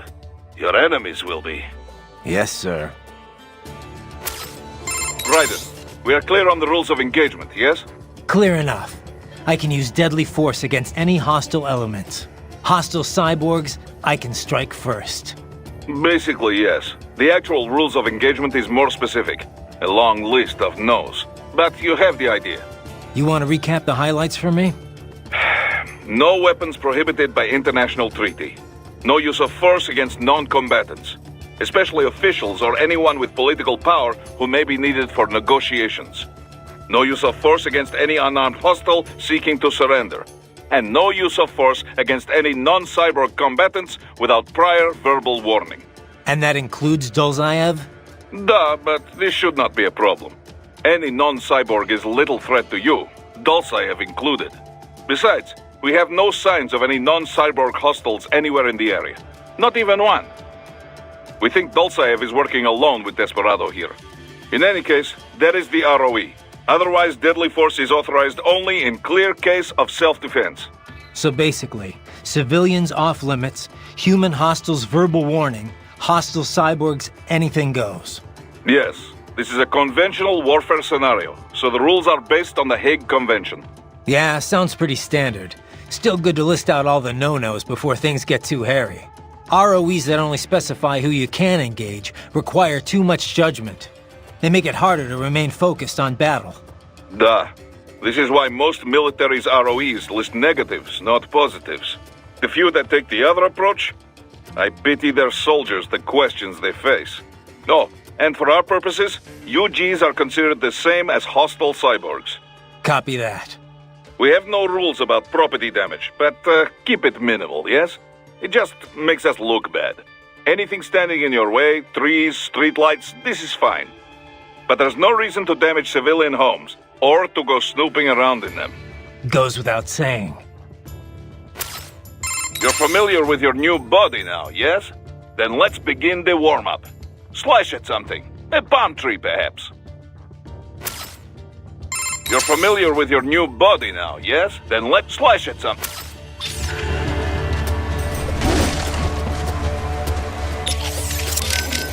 You're familiar with your... Then let's slash... Looks like a war zone out here. The palace cleared out quick when Dolzaev's men showed up. The streets got pretty hot after that. We're definitely gonna see a few civilian casualties here. Luckily, it looks like most of them got out of the city before things got bad. They've basically got control of the entire town, and are using the refinery as their HQ. And that's why we're hitting the plant. Keep in mind, those cyborgs are contractors. For most of these guys, this is just a job. In theory, once you eliminate their commanding officer, they should scatter pretty quickly. Kev, let's go over everything we have on Desperado. Roger that. Let's see here. Desperado Enforcement, LLC. Registered in the U.S., Delaware. Makes sense. The U.S. doesn't regulate PMCs too closely. Looks like almost all of their actual business is handled outside the States, though. Says here their financials are handled by a separate company based in St. Kitts and Nevis. The preferred tax haven of megacorps everywhere. Probably why they incorporated in Delaware in the first place. Loose tax laws. Funneling it all through the Caribbean must help with the money laundering, though. There's still a lot we don't know about them, but they've definitely been starting a lot of fires lately. They're a PMC in name only. What a name it is. Guess War Profiteers Incorporated was taken. But that's their business. In a nutshell, target war-torn nations on the road to peace. Reignite conflicts, and walk off with all the cash that was earmarked for reconstruction. And they also have ties to the drug trade, human trafficking. Sounds like a real class act. We've confirmed 3 key captains in Desperado. Their code names are all wind-themed. The captain presiding over this coup is called Mistral. Cyborg? Yep. All 3 have got custom-made bodies. Collectively, they're known as the Winds of Destruction. The what? They all have action figures, too? You're one to talk, Mr. Lightning Bolt. Who told you? Courtney. Now that sounds like an action figure. I didn't choose it, trust me. Yeah, well, to be honest, I doubt the Winds of Destruction picked their names either. Different cultures use language differently. Even ones with a decent command of English. As you can attest, Mr. LB. Looks like a war zone out here. The palace cleared out quick when Dolzaev's men were dead. Luckily, they've been keeping in... How we doing, Courtney? You're looking good on our end. GPS and audio-visual feed coming in fine. Energy consumption? Check. Damage levels? Check. Blood pressure, brain waves, blood sugar? Check, check, check. All this monitoring equipment, I got a better view than if I was standing right next to you. Anyway, I'll be saving all your data automatically anytime something important happens in the field. But contact me anytime you want a manual save. Copy that. Good to hear that hasn't changed with this new body. Yep, the basic system's exactly the same. So, did you want to save? And save complete. Simple, huh? Copy. And glad to hear you're okay after Africa. That ambush was no joke. Tell me about it. 3 armored vehicles should have been plenty for that job. And it would have been against any typical guerrilla force. I keep asking myself, where would an anti-Imani faction get the cash to hire cyborgs? It just doesn't add up. Maybe there's some intel I missed. A lead I should have followed up on. Maybe if I reacted faster or coordinated better. I don't know. You can't think that way, Courtney. Not in this business. You did everything you could. Put it behind you and move on. You're right. Thanks. Raiden, you need to save? No? What's up? I wanted to follow up on our talk earlier about the stress that comes with the job. PMC work can be traumatic, even for non-combatants. If the pressure ever gets to be too much, have one of the ex-military there take over. Just... I'm not doing that, Raiden. PMCs wield massive influence over international affairs. Abolishing SOP didn't change that. They need a better understanding of what they're mixed up in. The laws, politics, local cultures. Ex-military aren't here to provide that. They can't. We need civilian voices like mine here too. You're right. Just take care of yourself. Don't worry. Africa was more than enough excitement for one lifetime. It's a good thing that limo was armored. Yeah. Otherwise, you'd now be the world's clumsiest cyborg. Hey! Cyborg Courtney could have been your partner. I might have saved your ass. How? By spilling coffee all over the enemy? Oh, come on. I'm not that... Oh, son of a... Please tell me that was a joke. What's up?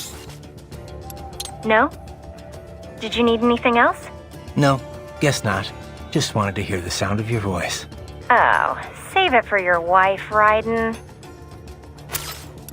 Raiden, shall we review the capabilities of your new body? Copy that. Go ahead, Doc. As we discussed, you've been outfitted with 2 revolutionary new abilities. Fuel electrolyte absorption and self-repair from C's nanopaste. Precisely. First, electrolyte absorption. This is simplicity itself. As your HF blade is linked directly to your fuel cells, simply cut into any source of electrolytes.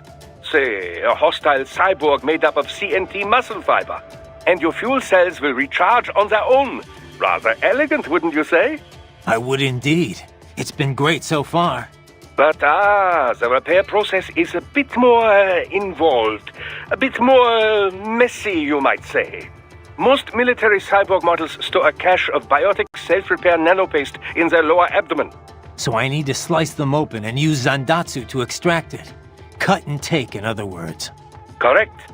Once extracted, you need only to crush this unit in your hand to absorb the repairing agent inside. Keep in mind, it is extremely delicate. If the unit should hit the ground, some paste will surely leak out. It will still repair your body, but less so than if you can retrieve it directly before your foe falls over. Basically, harvest their organs before their body can even hit the ground. Rather gruesome, I realize. But then you Americans enjoy a bit of gore, don't you? I may be a citizen, but I've never really thought of myself as American. Oh? Well, yes, I suppose I could understand that given your history. But what then? Surely you don't identify as a Liberian. I don't identify with anyone. No nation. No ethnic group. I'm my own man. Anyway, I seem to recall those gory torture porn movies were pretty popular in Germany, too. Indeed, indeed. These splatter films are big in Germany, Russia, Japan, everywhere. Well, everywhere except regions afflicted by actual warfare. It all has to do with taming our fears, you know? Huh? The desire to feel fear, to taste death, but from a safe distance. These films allow the viewer to delude themselves into thinking they have overcome their fears. This... Okay, Doc, I got the gist. Let's save the full psych lecture for some other time, though, huh? Raiden, I need your body for my personal research. Come on over to my lab right now and bend over on my table. I need to conduct experiments. Raiden! Yeah! So these self-repair units and the other cyborgs, they mean they can heal themselves at any time? Indeed. It is typically a slow process. Not much faster than a regular human body heals a wound. And you didn't think it was a good idea to give me one of these things? Certainly not. We removed all extraneous options in your case to maximize power and speed, you know. Healing wounds is extraneous? Your ability to absorb the nanopaste agent is far more efficient, Raiden. With it, your wounds heal almost instantly. I know, but... And a standard repair unit, once depleted, is nothing but an empty shell inside you. Dead weight. I get that, Doc, but it also means I need to constantly be grabbing them out of enemies. No, it doesn't. Don't be silly. Simply avoid taking damage and you will be fine. Yeah, simple. How is your eye, Raiden? Great. My sight's perfectly balanced between both eyes. I think my vision's improved, actually. Quite right. Your eye patch houses an artificial compound eye unit. The unit contains over 200 million solid-state image sensors, each with its own individual lens. 200 megapixels, huh? Doesn't sound like all that much. More than sufficient for the application. A human's optic nerve has only about 1 million fibers, you know. Were we to add more sensors, your perceived vision would not improve. There's only so much modern image compression technology can do. Huh. So I shouldn't expect any more dramatic improvements to my eyesight? No, your brain would no longer be able to process any more visual information in real time. Still, compared to previous ACEs, yours has 1.4 times the resolution and a superior compression algorithm. It may only result in a slight perceived change, but it could wind up making the difference during a mission. Regrettably, I have not had enough time to develop a new eyeball unit just yet. Thus, I have cut out the ability to deploy the ACE unit separately and simply installed it on a fixed eye patch. Works for me. If I was using an eye unit, I wouldn't see any better than a regular human. But remember, the human eye is so much more than a simple light receptor. They play a vital role in person-to-person communication. Sooner or later, you'd miss it. Stuff like that's important for some tasks, sure. For this op, not so much. And with less moving parts, the lower the chance of something going wrong. Besides, I like it. Well, I'm very pleased to hear this.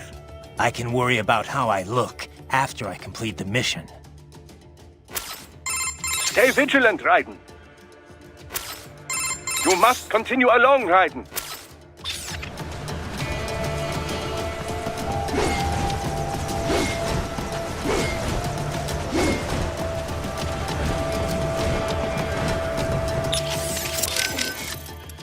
You're familiar with your new body now, yes? Then let's begin the warm-up. Slash at something.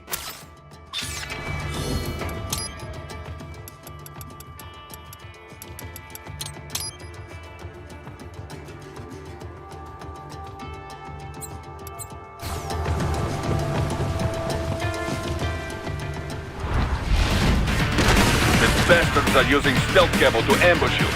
Nice try, but it won't do any good against a state-of-the-art cyborg like you, eh? To parry incoming hits, throw out your own barrage of light attacks while your foe is on the offensive. Raiden, whenever you engage in battle, I will designate a battle area for you. Stay within the area to avoid collateral damage.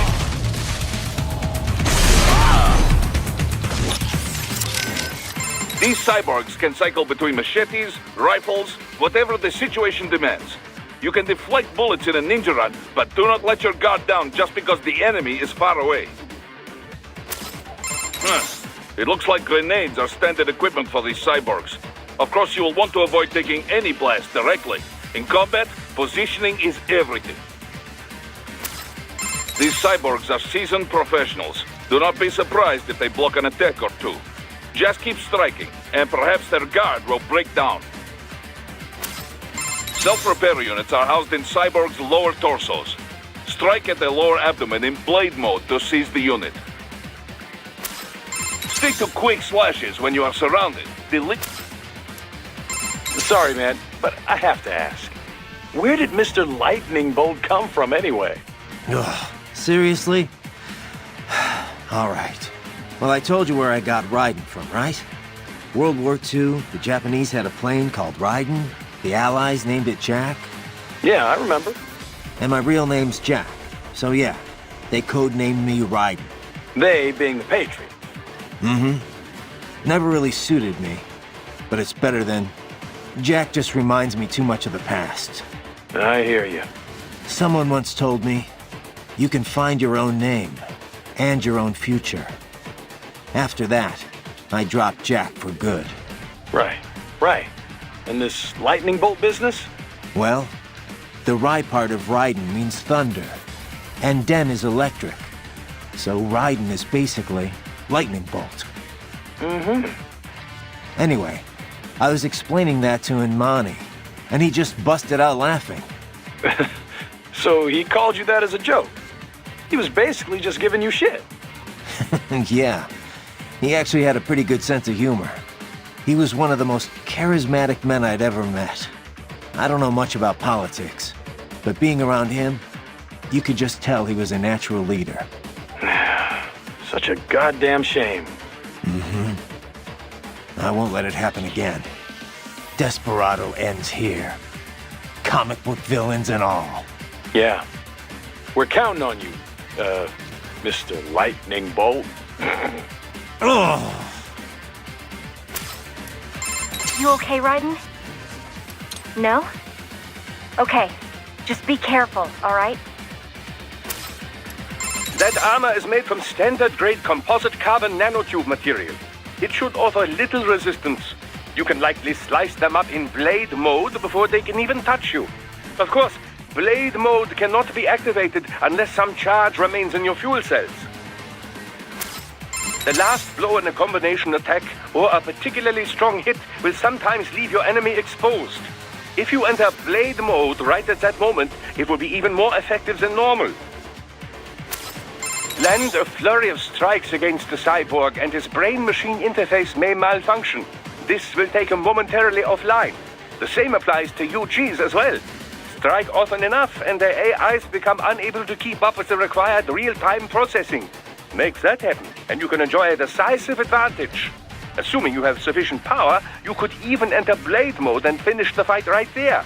No matter how strong their armor, getting knocked offline leaves them completely vulnerable.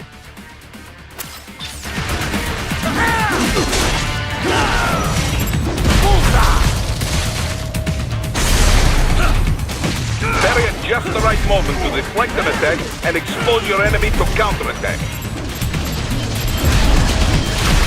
Get off!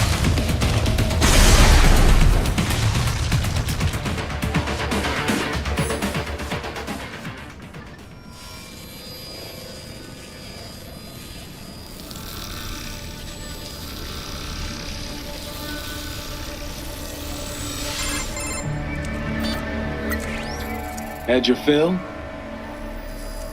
With this body, I could take these guys with no eyes. Intel wasn't exaggerating on the cyborg count. Well, you know how fast the tech's been spreading these last few years. That CNT muscle fiber packs the power of a jackhammer into every limb. What enterprising soldier of fortune could resist? And cyborgs are still human. Real thinking people. Way less risk of collateral damage than your typical UAV strike. And don't forget the PR angle. Nations start playing Frankenstein with their troops, and the public goes nuts. PMCs, on the other hand, are off the ethical radar. Yeah, they still don't even count PMCs in official death tolls. With SOP out of the picture, private militaries needed a new edge on the market. We got it. In a way, cyborgs are just SOP troops by another name. Only all muscled up and less predictable. But it makes you wonder, where'd Desperado find these guys? I'm not complaining. They're like walking vending machines. Right. Vending machines full of blood. Easy there, Dracula. Like I said, they're still people. People who terrorize and take innocent lives for money. They sowed their fate when they took this job. I'm just the Reaper. Damn. It's a bit cold, Raiden. Even for you. Anyway, his school. Let's get to work. Time to increase the peace. Right.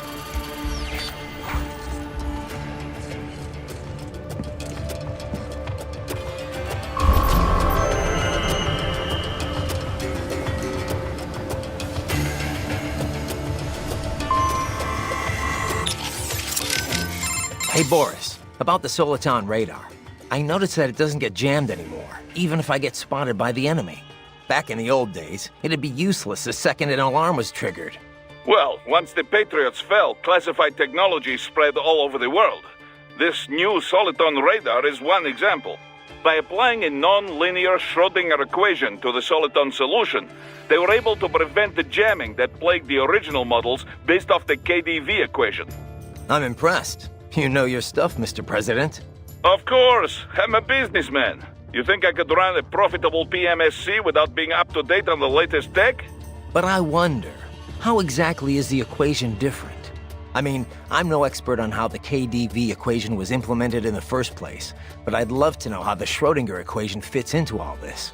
Raiden, on battlefield, most important thing is how to use equipment, not theory behind it. The mission is #1 priority. So do not worry your head about equations and such things. Just concentrate on using the equipment to your advantage, da?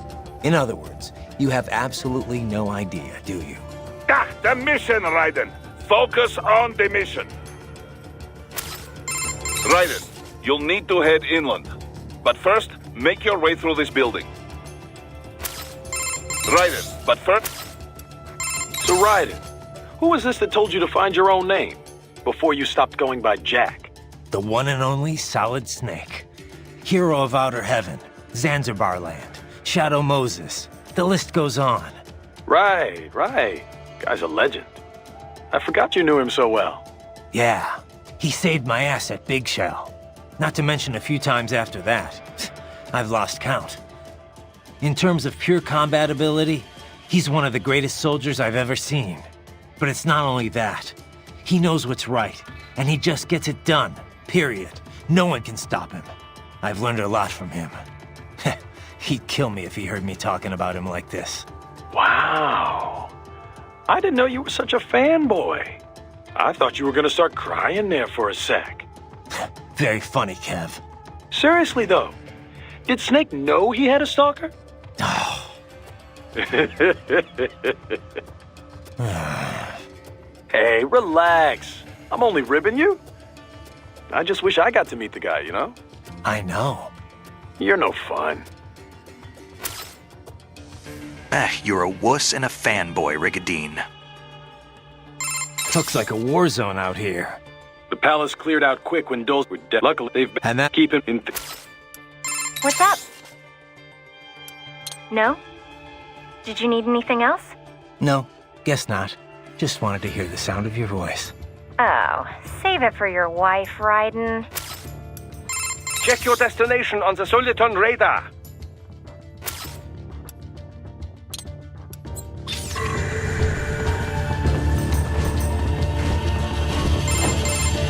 Raiden, this is Boris. Give me your status.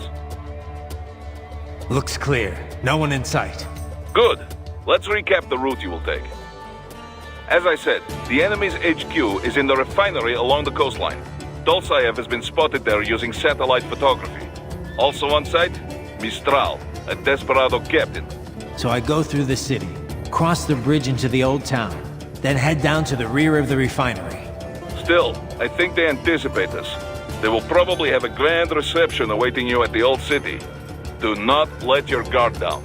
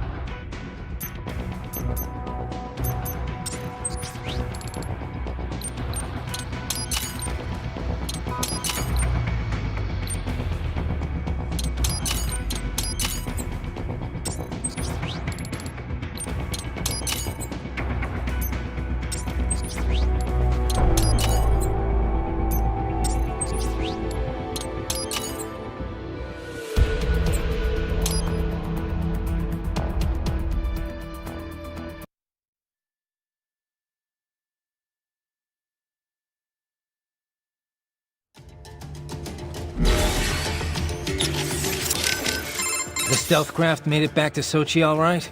Da. Safe and sound. No repairs necessary. Some routine maintenance and she will be as good as new. Good to hear. I'm guessing that thing doesn't come cheap. Well, an old Soviet army friend gave me discount. He runs a PMC specializing in airborne warfare. An Air Force for hire? That's a new one. Ever since SOP, Mercs started to fill more and more regular combat duties. SOP ended, but the trend did not. Most every modern military relies on PMC support in one way or another. Good news for Maverick, I suppose. Anyway, that's quite the little jet your friend has. I was expecting a lot of turbulence coming in that low, but she was smooth as silk. Didn't feel like I was a bird exactly, but probably the next best thing. The MQ-133C uses a brand new type of active adjustment control system. Sensors on the plane take readings 120 times a second, and to be honest, I don't know how it works. But the crew chief tells me this is what keeps her flying so steady. It is all state-of-the-art technology. There are only 3 of them in the entire world. Even the RQ-133 spy plane she is based on is only 2 years old. It is fitted specially for Cyborg, so maybe demand is a bit low now, but I think that will change soon, eh? It's funny. Its guts are all bleeding edge, but from the outside, it looks almost retro. Until recently, stealth aircraft design was focused on radar-absorbing materials and improving aerodynamics. But lately, engineers are trying to use the shape of the craft to do more than improve gas mileage. Maneuverability is a low priority. This kind of plane is not meant for dogfighting, after all. And we can afford all this? I hate to ask, but will we clear a profit on this op? You need not worry about such things. But yes, we should be fine. Where the proper equipment can make or break a mission, we should have the best. That miss with the anti-air missile last month was a painful reminder of this lesson. Ah, yeah. I see what you mean. Huh. I didn't think flares could still fool anti-air missiles like that. They, can't. At least not with any modern missile. Recent missiles rely on a dual wavelength, or IIR system, for guidance. Flares wouldn't fool either of them. But that was no recent missile I had. That Cusack Derma couldn't even take down a fat tilt-rotor target. And at close range. Chort was me. Come on, Boris. We had no intel. No reason to think that we'd be facing anything like that. You budgeted for the tools appropriate to the job. No one blames you. Perhaps. In any case, now we know what we are dealing with. This is still a business, but this time I am stretching the budget as much as possible. Expenses like that aircraft and your new body are all part of this. Both were worth the money. This body's more capable than I could have imagined. I'm glad you feel this way, since it is still company property. Remember, if you quit on us, you either return it or you buy it. Yeah, Boris. I remember the first 5 times you told me. Raiden, what I said about staying focused on the mission. Understood. No need to explain. I say this because I have been there. I have let my emotions take over on the battlefield. Some of the PMC work I did after my discharge was... They were gray area jobs. But that's all in the past. When I took on those former PLA soldiers to form Maverick, I laid out my conditions. We would only take operations we believed in. And we would run them clean. No exceptions. Most of them agreed. They had their own bad memories from their time in Paradise Lost. I can certainly attest to that. Yes, of course. I forget who I'm talking with. Most of the ex-PLA have moved on now, in any case. But the point remains the same. Everyone at Maverick is accountable for their actions. We are clear to take this job under international law, and we can use force against any cyborg hostiles under the basic rules of engagement. But remember, if we harm any civilians, on purpose or no, it will mean trouble. All kinds of trouble. So, stay in control and stay on mission. Got it. Raiden, if you ever get lost, use Augment Mode to check your next objective. By using Augment Mode, you can see enemy positions and the direction in which you should head. Useful for when you cannot find your objective on the Soliton radar. Sounds like Inmani was a pretty great leader. Such a goddamn waste. I've run cover for a lot of VIPs, but men like him are a rare breed. He had all these conflicting factors to deal with. Old tribal tensions, business interests, the military. But Inmani got them all working together in a stable government, and all without firing a shot. The savior of a nation. No wonder they called him that. He had a gift, for sure. But he also put in the hard work. He was big on equality and justice in every aspect of government. He fought for it day in, day out. Inmani single-handedly energized his people. He's a big part of why the country recovered so quickly. True. It was more than new buildings and jobs. The people had hope again. If only we had someone like him back in Liberia. Things would have been different, that's for sure. And it was my job to protect him. Raiden, come on. Inmani wouldn't want me to go after Desperado. Not out of revenge, anyway. But he would want them stopped. And that's exactly what I'm going to do. Raiden, that saying you like about your sword being a tool of justice? Yeah, it's why I fight. Sometimes taking a life saves others. A life, or 2, or 3, or 40 in your case, but I know what you mean. Besides, it's not like those cyborgs you're fighting have been brain-jacked. Wouldn't be much point in sending jacked cyborgs. True. Having someone pilot a body remotely only really makes financial sense for espionage missions. And you might as well use UGs if you're gonna let an AI control your soldiers. So yeah, they're probably using emotional restraints, but those cyborgs are fighting of their own free will. Starting to see where I'm coming from? I get it, it's just... you didn't used to seem so comfortable with the idea. What about what Sam said? About your ideals holding you back? Ah, bullshit. He's good, but now I know how he moves, how he thinks, and I've got my new body. My philosophy says when and why to fight, not how. It won't keep me from beating Sam. And next time we meet, I will beat him. I'll kill him, and I'll do it to save others from suffering, with my ideals intact. All right, Raiden. One thing I can't stop wondering about, Kev. What's up? Sam. If he wanted to kill me back on the train, he could have, easily. So, why didn't he? Good question. But I should be asking you. Your left eye was our only video feed. After he stabbed it, I got nothing. I mean, I got the details from your report after the fact, but that's it. He was probably just too distracted. Boris's attacks, escaping, there was a lot going on. No, that's not it. Well, why else? What does he have to gain from letting you live? I don't know. Raiden, head for the oil refinery. No? Got something else for me? Yeah, you mentioned SOP before. How much do you know about it? The Sons of the Patriot system? Same stuff as anyone else in the industry, probably. Basically, a nanomachine software combo for controlling contractors. Used to be required for all PMCs. Soldiers couldn't fire unless their ID matched their weapon and they had clearance. From their commanding officers. And the rules of engagement, I mean. It had some mental effects as well. Moderating pain, enhancing concentration, that sort of thing. The idea was SOP would minimize arms smuggling and civilian casualties. A kinder, gentler war. An oxymoron, any way you look at it. Civilian deaths did drop, though. Because soldiers in the system could coordinate in real time, share info. Between that and the ID weapon locks, a lot of people felt better about employing privatized military. The irony is, the system was developed based on criticisms of PMC ops, mostly American interventions. SOP propaganda said it would put limits on the war market.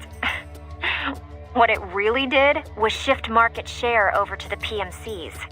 Civilian deaths went down, but total casualties just kept on climbing. More than ever, war was big business. And business was booming. Until SOP got hacked. Suddenly, everyone realized how dangerous it was to have a single system controlling entire PMCs. That was the beginning of the end for SOP. Public opinion on privatizing war did a 180. After that, a lot of local conflicts and civil wars died down. The PMC conglomerates had to split up and downsize just to stay in business. And that about does it for SOP 101. Class dismissed. Not bad, Professor. But it's not the whole story. No, I know. Let's finish this later. I better keep moving. Need something else? I thought we'd get back to our little history lesson. What do you know about the Patriots? I know that they were behind everything we talked about before with the SOP system. People thought these 12 guys controlled world politics and the global economy from the shadows. And they were right. Except there weren't 12. And they weren't guys, or even human. They were massive AI networks. All the better to gather information on a global scale, or censor it if they wanted. They'd manipulate factions to keep wars raging, all while selling arms to both sides. The PMCs made billions too, of course. SOP was the Patriots' masterstroke. They could control battles directly, down to each individual soldier. The system might even still be around if the AIs hadn't all been destroyed. I'm impressed. You know your stuff. Not many people have even heard of the Patriots. More than when they were active, but still, not many. Almost no one knows they were AIs, or that they're the real reason SOP went away. Well, the few that do know aren't going to talk about it publicly. Even the world leaders.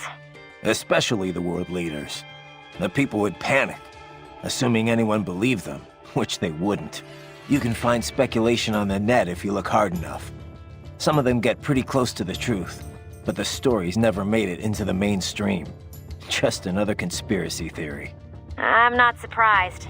It's a little hard to believe, you know? It just sounds crazy. When Kevin briefed me about all this in orientation, I thought it was some kind of BS detecting test.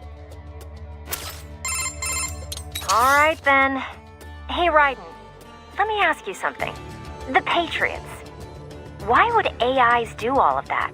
I can see why people would want all the money, but AIs? What did they stand to gain from it all? Who knows? Maybe they didn't even know. Optical neuro AIs aren't your typical PCs. They learn over time, change in unpredictable ways. The core AI, JD, was bent on expanding the war economy. Maybe to fund the Patriots' other activities. Or maybe that's just the way it evolved. Like a secondary objective that took over.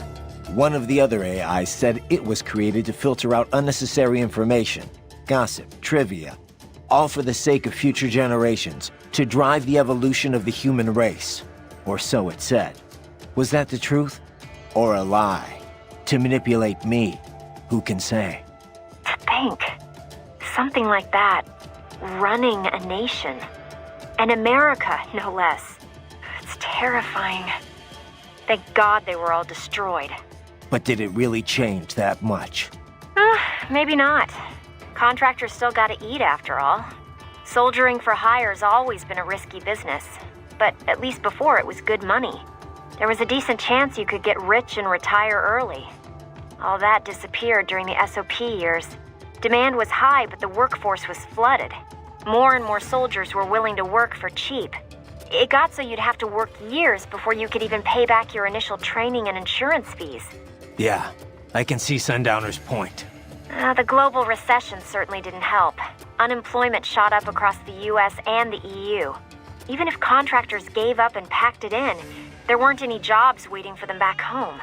The irony is the recovery was all war-driven. It wasn't a general recovery at all.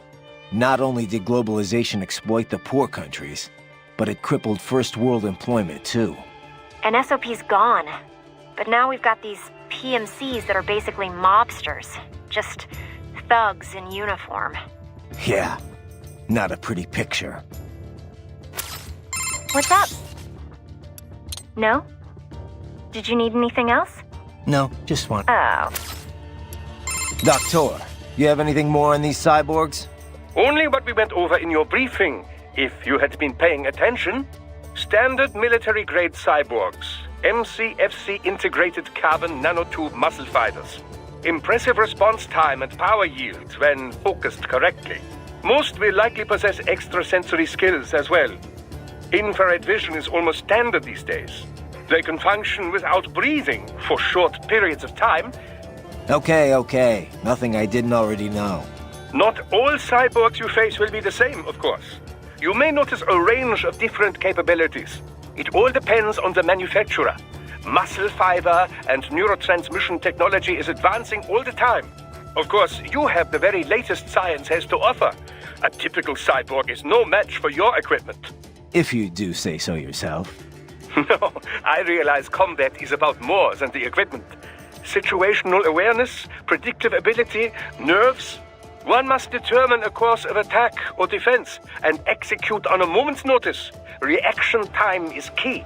Cyborg enhancements do not change that. Agreed. Hey Doc, I'm curious. Can I recharge off any cyborg? Even a non-military unit? Not that I ever would, of course. A pedestrian cyborg? I very much doubt you will encounter any of those on this op. Besides... Against the rules of engagement, I know. Like I said, just curious. In theory, then. No, I would doubt very much that you could. Even from those that opted for complete body replacements due to injury or illness, you know. Though I have heard of some very wealthy clients who wanted to fight the effects of aging. Doctor? Yes, your question. No, extracting MCFCs from pedestrian cyborgs is unlikely. Most non-military enhancements use polymer muscle fiber that is a generation behind yours. Carbon nanotube would be a bit much for anyone who wished to lead a normal life, you know. And polymer systems can be powered by rechargeable electric batteries. Organic muscle fiber, which allows extraction of nutrients from the bloodstream, does exist, but it requires artificial blood for sufficient power output. This so-called white blood requires regular dialysis and was mostly phased out once cyborg technology became mainstream. True, some use cultivated muscle tissue to take nourishment from the body's natural bloodstream. But such systems are more regenerative medicine than cyborg technology. I'm sure you'll agree. Of course, natural musculature or no, if the body is equipped with a ceramic bone structure... Can't get energy from non-military cyborgs. Got it. Well, one moment. I have more... Thanks, Doc. So, as I was saying, there are many differences between pedestrian and military cyborgs. You're still on about this. Now, first and foremost, military cyborgs are generally full body conversions. You mean as opposed to partials? Yes, as opposed to just grafting on an arm or leg where a myoelectric prosthesis would suffice. As I have said, for the general public, these full body replacements are quite rare. Quite rare. Only in cases of extreme injury or illness, generally. Perhaps a few eccentrics who wish to live longer. In any case, most pedestrian cyborgs are no more than an artificial limb or two. We call these partials. Doctor, I know. I just said that. Partials enhancements are not designed to meet the rigors of military use. A pair of synthetic arms attached to an organic body cannot match the power of those on a full cyborg. Total body conversions also armor the entire soldier against stray ordnance and minor injury. This is why wounded contractors most often opt for the works rather than simply replacing the lost limb. I hear it's why most of Maverick cyborgs had it done, anyway. Of course, there is the rather dramatic change in appearance to consider. Civilian life as a cyborg can be, well, complicated, as I'm sure you can attest. But for the field, man and metal, capability beyond the natural human body, it has a functional beauty. Beauty or beast? Both lie in the eye of the beholder, which brings us to the senses. Machine implants can also restore lost vision and hearing, and with added sensitivity, as you know. Such options have become standard in most military conversion packages, along with pain suppression and dampening less useful emotions, similar to how SOP operated. Yeah, no matter how hard I'm hit, it doesn't really hurt.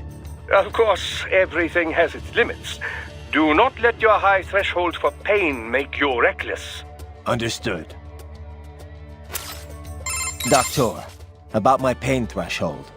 It doesn't hurt exactly, but I can still feel it. It's not painful, but it's still pain. It's hard to explain. Well, your nervous system is still fully intact, of course. It would be dangerous for you to be entirely unaware of your body taking damage. Instead, your nerves are controlled such that pain is no longer so unpleasant. How do you mean? Take epinephrine, for example, or adrenaline, as you might know it. This hormone makes it harder to feel pain, yes? Your implants work using a similar method. Yet, for all we now understand of the nature of pain, much of it remains a mystery. How so? Well, why do we feel pain? Evolutionarily speaking, of course, to signal external injury or internal sickness. If the body is threatened, pain notifies the brain so it can take steps to ensure survival. In other words, pain has a clear and logical purpose. But in certain cases, pain can drive more unconstructive behavior. In situations where fight and flight are both still options, one might simply break down crying or drop to the ground and begin writhing about. This would appear only to diminish one's chance of survival, not increase it, yes? Maybe there's some other factor at play. Well, the most common theory would link pain with the societal nature of humanity. If no friends are close by, then experiencing pain might indeed reduce your likelihood of survival. But if allies are near, these expressions of pain serve as a plea for help. Thus, you are more likely to live. Fear of pain might also discourage one from entering a dangerous situation in the first place. Whatever the reasons, the data clearly shows that survival rates rise directly with sensitivity to pain. The converse is also proven. Those less able to feel or express pain have a lesser chance of survival. So, mankind has evolved as a social animal, and in the process, pain has become more pronounced, more visceral. A little pain never hurt anyone, huh? But if pain is there to ensure survival, well, what's that say about the future for us cyborgs? As a transhumanist, I do not believe all evolution must follow the exact method Darwin posited. Cyborg technology is still survival of the fittest, after all. Just in a new form. You should be proud of what your body has become. It is the culmination of great achievements in science. Me? I had nothing to do with it. The credit's all yours. Well, yes. I should be proud as well. Doctor, about my fuel cells, the electrolytes. Do all military cyborgs use the same type? I'm not gonna run across anyone, you know, incompatible with me, am I? An excellent question. Your fuel cells, like any other, operate much in the same way as a typical battery. They do not need replacing after a single use, of course, and they do not require recharging. They do, however, require a fuel source. That much I know already. Yes, there are several different types of fuel cells. Phosphoric acid, MCFC, molten carbonate like yours, solid oxide, and so forth. Each type can be further divided into classes, each which runs on its own electrolyte material. However, all current military cyborg MCFCs run on the same one electrolyte. That's good news. Why all the same electrolyte, you ask? The answer lies in the catalysts that help make up your carbon nanotube musculature. It was breakthroughs in researching these catalysts and CNT manufacturing that enabled large-scale production. Breakthroughs that happened after all the data the Patriots were covering up finally leaked. It could not have happened without your help, Raiden. Science owes you a great debt. And I do as well. Working on your body has been quite educational.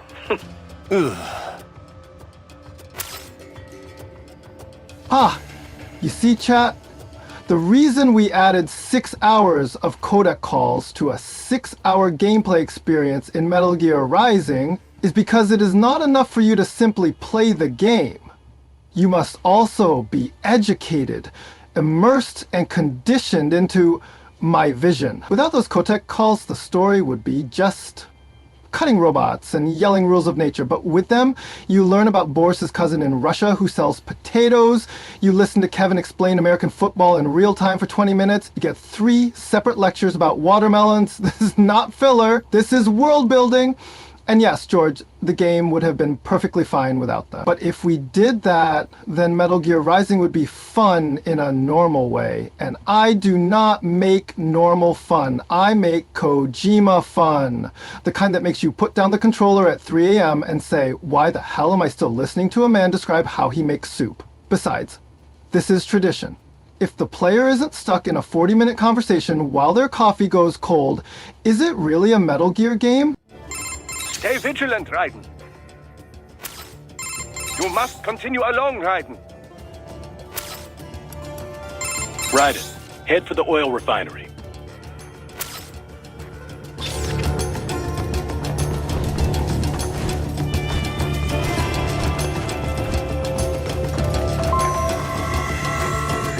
Hostiles in the lower corridor, I see. Try to flank them, or approach from behind.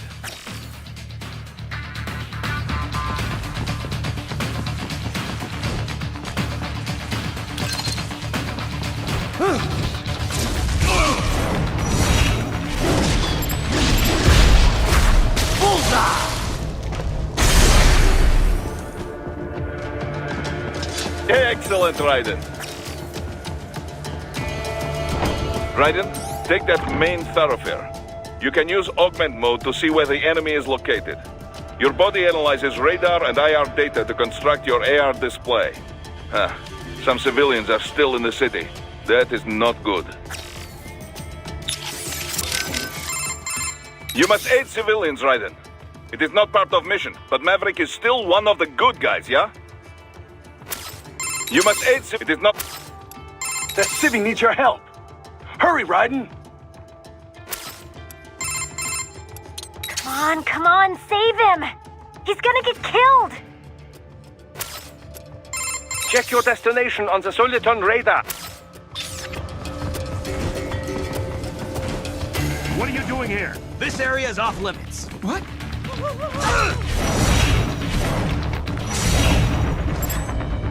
Get off!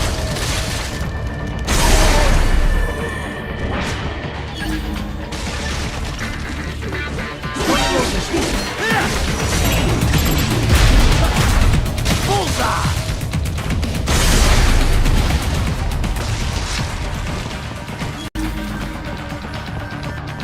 Found him! Get off!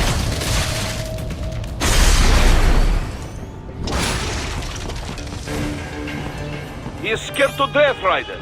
Let him know he is safe. Yes, Raiden. Хорошо. That's one less death today. Now, on with the mission. Boris, what have we got on that recoilless launcher Desperado's using? Looks custom-made for cyborg use. Agreed. Most likely based on the Lag 2. US developed to go after the Russian market share of conflict zone munitions. It uses mostly plastic parts to keep costs down. Thanks to that, it has been very popular. So not designed to help national defense, but the national economy, made purely for profit. That is one way of putting it, yes. What you saw must be an altered model, modified inside the company's private armory. Did you see how it was equipped with magnetic locator? That is some very clever customization. The gun is mostly made of plastic, so very little interference is picked up by magnetic sensor. Hell of a payload too. Heat MP, definitely anti-cyborg. Even you'd feel the blow from one of those. Any countermeasures? It uses an inertial fuse to maximize the formation of the shaped charge jet. Cut off the warhead while it's still in motion, and it will not detonate. So slice it up in blade mode and I'm safe? Take this seriously, Raiden. You may have 2-kilo explosive charge and 1,000 ceramic flechettes flying at you at any time. Yeah, but it's not very fast out of the barrel, right? Shouldn't be that hard to avoid. They can hit more than just you. Avoid collateral damage at all costs. Strike before they do. Do not let the enemy launch these. Neutralize them first. Copy that. Boris, what have we got on that recoilless launcher Desperado? Looks US, it used so that is what did you they got hell even any it so stake you may yeah they can copy. Ooh, nice work, buddy. In the nick of time, huh? Think there's any more of them here, Kev? Doubt it. It was all-out war over at the palace. Once the evacuation order was issued, everyone should have fled to neighboring towns. Some of the cabinet were caught leaving Sukumi, though, and a lot of citizens got caught up in the crossfire. Some folks probably stayed put. Figured it's too dangerous to do anything else right now. Bad situation. Let's not let it get worse. Keep an eye out for more of them. If they're in a pinch, try and help out. Just make sure you don't hurt them. Got it. Raiden, head for the oil refinery. Raiden, did you... Yeah. Good thing I got here when I did. I'm, impressed, Raiden. Thanks. Now if you'll excuse me. Huh? Oh, right. The mission. What's up? No? Did you need any... No, just wanted... Oh, save it for your wife, Raiden. Stay vigilant, Raiden.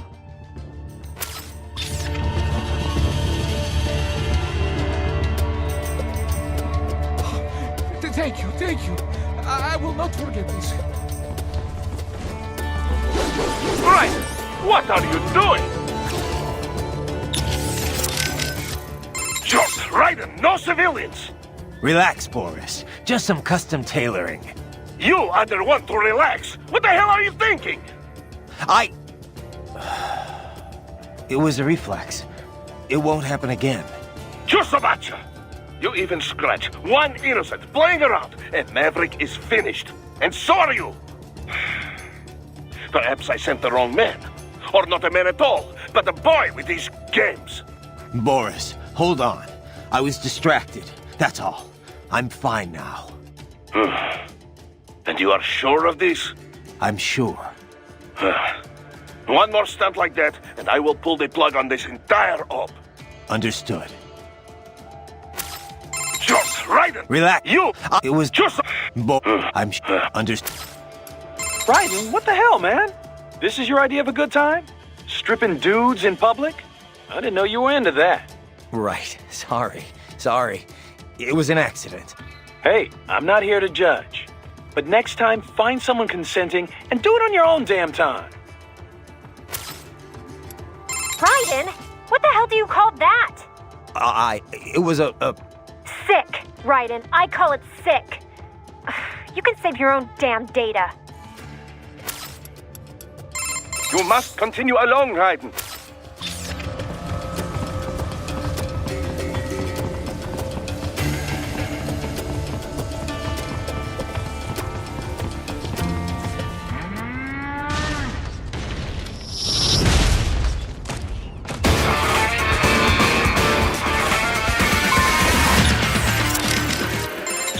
Raiden, what's your game plan? You sound excited. Oh, I am. Front row seats to rematch. Raiden versus Giant Gecko. I've heard the stories. I'm trying to work here, you know? Don't be modest. It was you who taught anti-Irving tactics to my men. This I think you could handle with no legs and both eyes closed. Boris. Okay, I know. Never let your guard down in battle. So, let us recap what we know about your foe. An AT Corp representative gave me brochure last time he stopped by. The most recent model is the Block 30. Probably this is what they're facing here. Muscle contraction rate is increased by 6%, and the chassis is made from honeycomb boron fiber reinforced plastic. It's lighter, more durable. The engine still puts out 650 horses, but they say it is much more agile now. Can you tell the difference? Dunno. It's been a while since I've had the pleasure.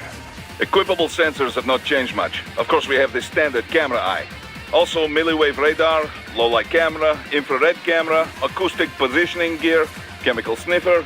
It looks like it's been mounted with 50 cal. Pretty light gear for one of those guys. Light isn't the word that comes to mind, Boris.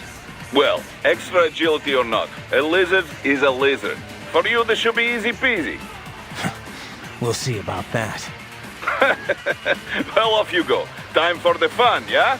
Oh, this video will be perfect for sales presentations. Ugh, copy. So, Raiden, what's your game plan?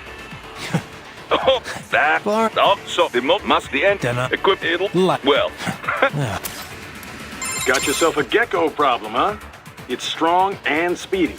Against a regular soldier, it'd be overkill. Yeah, I've seen him tear through more than a few troops, but I'm no regular soldier. No doubt. Against state-of-the-art like you, I almost feel sorry for it. Probably not a lot I can tell you here that you don't already know. Yeah, I've got this one covered. Well, time for a little pest control, I guess. Got yourself a... Yeah, but I'm... No doubt. Probably not... Yeah, well... Be careful out there, Raiden. I know you're used to these things, but nothing's more dangerous than letting your guard down. Don't have to tell me twice. Underestimating your enemy's the best way to get yourself killed. I can't give you much advice here, but just take it slow and do it right, okay? You want me to save just in case? No? Well, I guess you'd know better than me. Still, be careful. Ah, an Irving, yes? Rather old school, as they say. Not your cup of tea, Doc? Oh, no. One could argue they dominated during the SOP days, but they certainly are not much use now. They have been improved upon over the years, no doubt. But there's only so much one can do with such outdated technology. You have a fair amount of experience with them already, yes? I doubt you need any battle advice from me. No, probably not. It's been a while, but I still remember how they move, their ticks and tells. They telegraph most of their moves in advance. So long as I can parry its attacks, I can strike back often. I do believe, however, that the armor on its legs has been improved. I imagine that a simple slash or two will be insufficient to topple it this time. We'll see. I imagine you already know this, but the defenses on an Irving unit cannot be broken in a single strike. The leg armor has also been reinforced. You must weaken it first, before you can break through. I imagine you... The leg...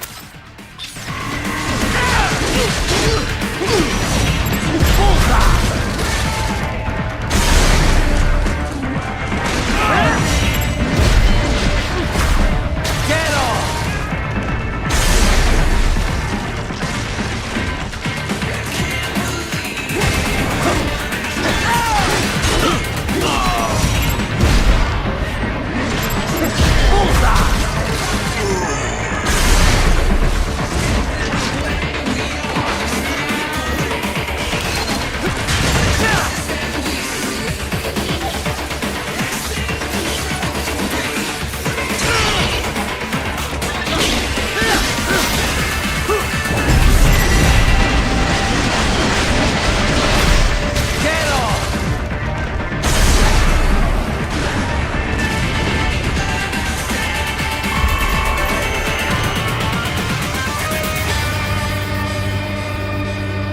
good, Raiden.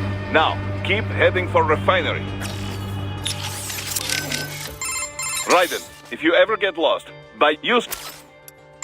Raiden.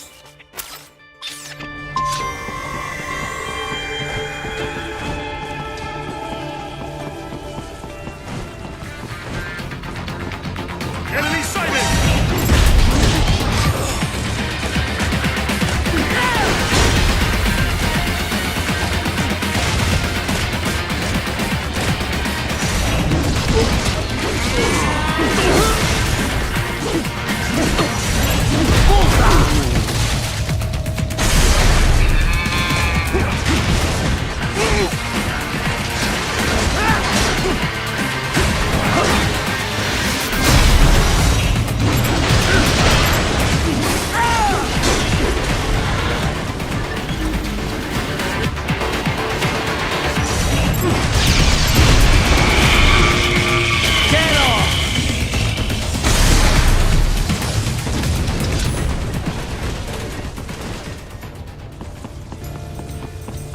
They have erected an electromagnetic barricade.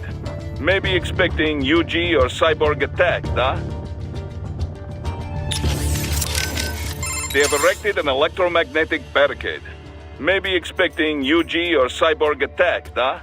There must be some way they use to get around there. Find it. Raiden, hit. All right, Doc. What are we dealing with here? A new type of barricades, developed as a countermeasure against UGs and cyborgs. A more conventional physical barricade, after all, would need to be quite elaborate to keep them out. You don't have to tell me that. Of course, I try and limit myself to breaking stuff that's actually in my way. Indeed. Now, as you know, cyborgs are quite vulnerable to electromagnetic waves. UGs, too. Most employ anti-EMP technology to deal with strong magnetic fields. This typically entails shutting down circuitry completely for a period of time. Less than ideal, yes? This barricade is capable of triggering that same response in your body. I should also add that such barricades can reduce a regular man to a pile of ashes in the blink of an eye. What'll they come up with next? Well, it's called an arms race for a reason. Okay, so how do I deal with it? You could destroy its power supply, assuming it's both external and accessible. If it's on the other side of the barricade, though, that obviously won't work. It may be best to simply work your way through the building and avoid it entirely. Judging by its placement, I would imagine this is more of an anti-UG measure than anything else. Their cyborgs probably pass through the building in order to attend to their regular duties.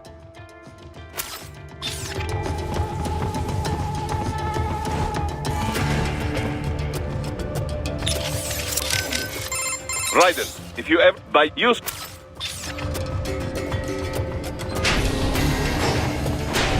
Raiden, wait. We're picking up a wireless transmission near your position. From the frequency, most likely an enemy data terminal. Check it out. We may be able to salvage some intel. Raiden, if you... by use...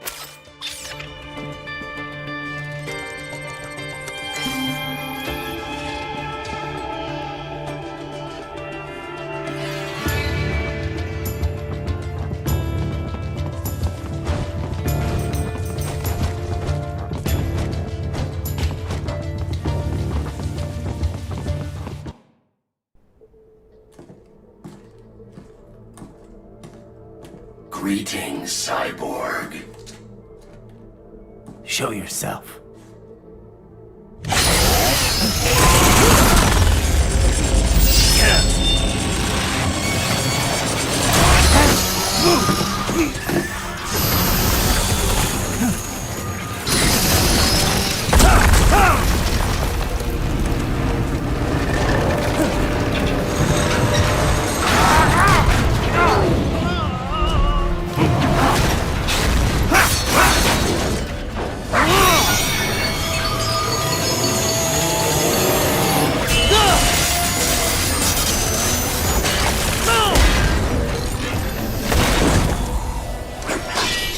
And you are?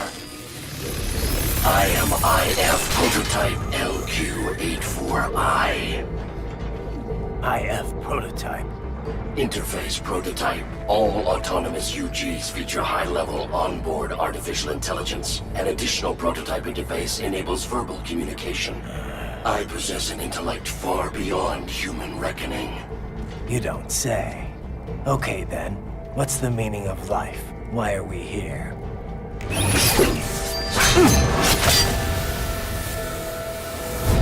I am here to kill you.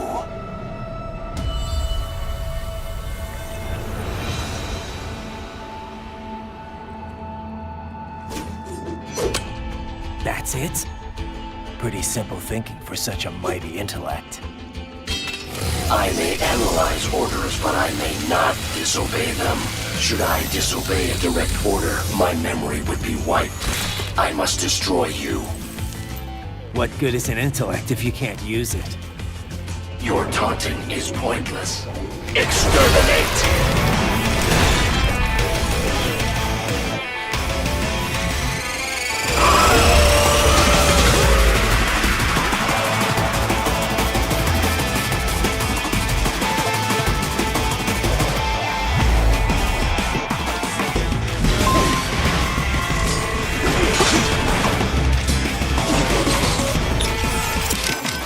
That thing's fast. Yes, faster than you, I suspect. In terms of pure speed, at least. But it cannot run circles around you forever. It needs to attack if it wishes to win. Yeah, and that's probably my best shot. Duh. Don't bother chasing. Let it come to you. If you can parry its blows, you'll have a chance to counterattack. Watch its movement, and wait for the right moment to parry. Textbook battle tactics. Got it. Remember, you can parry even while taking damage. Do not give up just because you are hit. That thing's fast. Yeah, but it can... Yeah. Duh. If you can... Watch... Text... Remember... I've seen a lot of weird stuff, but this takes the cake. Well, I'm glad you're entertained.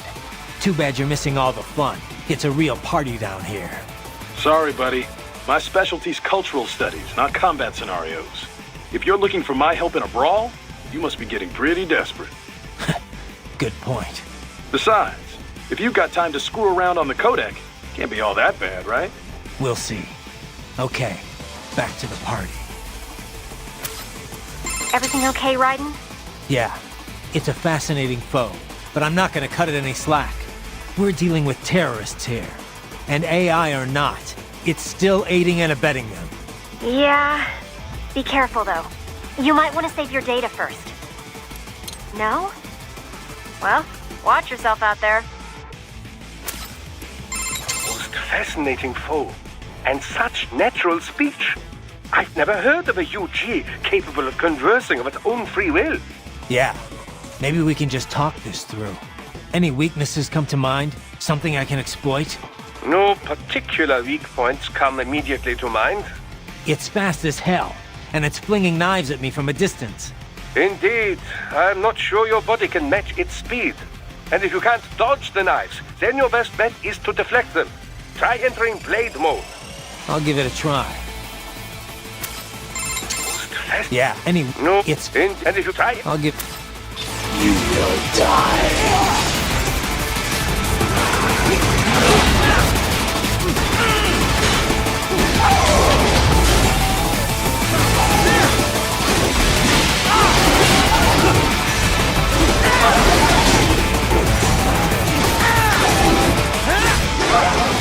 A savvy warrior uses all of his tools.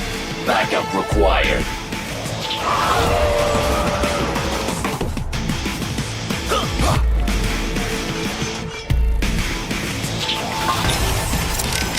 It calls for reinforcements? Crafty little mutt. This could be trouble. Not really. They're packing self-repair units, right? Unless they're stronger than I think, this could actually be a good thing. Well, hopefully yes, but be careful. I've seen a lot of weird stuff, but this takes the cake. Well, I'm too bad. Sorry, if you're the side. We'll. Yeah. No. It's. And if you try. I'll give.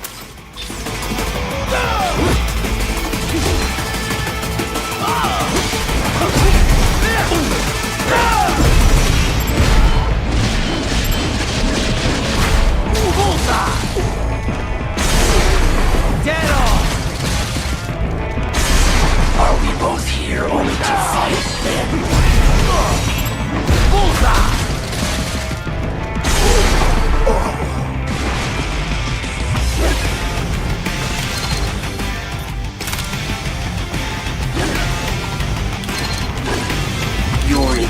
is far below human standard.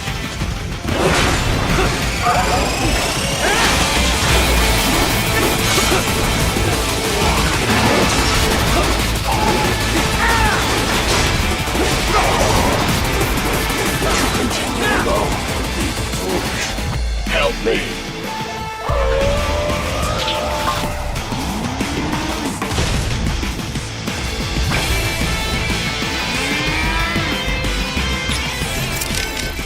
Call for reinforcements? This? No, unless... Well...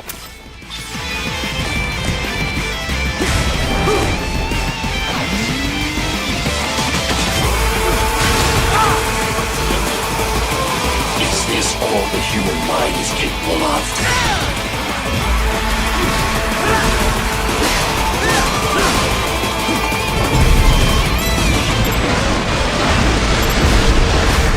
Get off!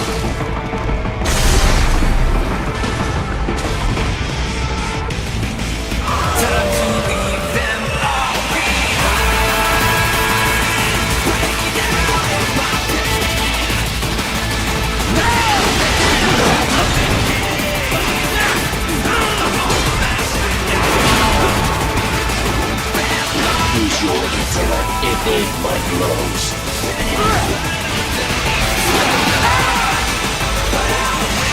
Disappointing.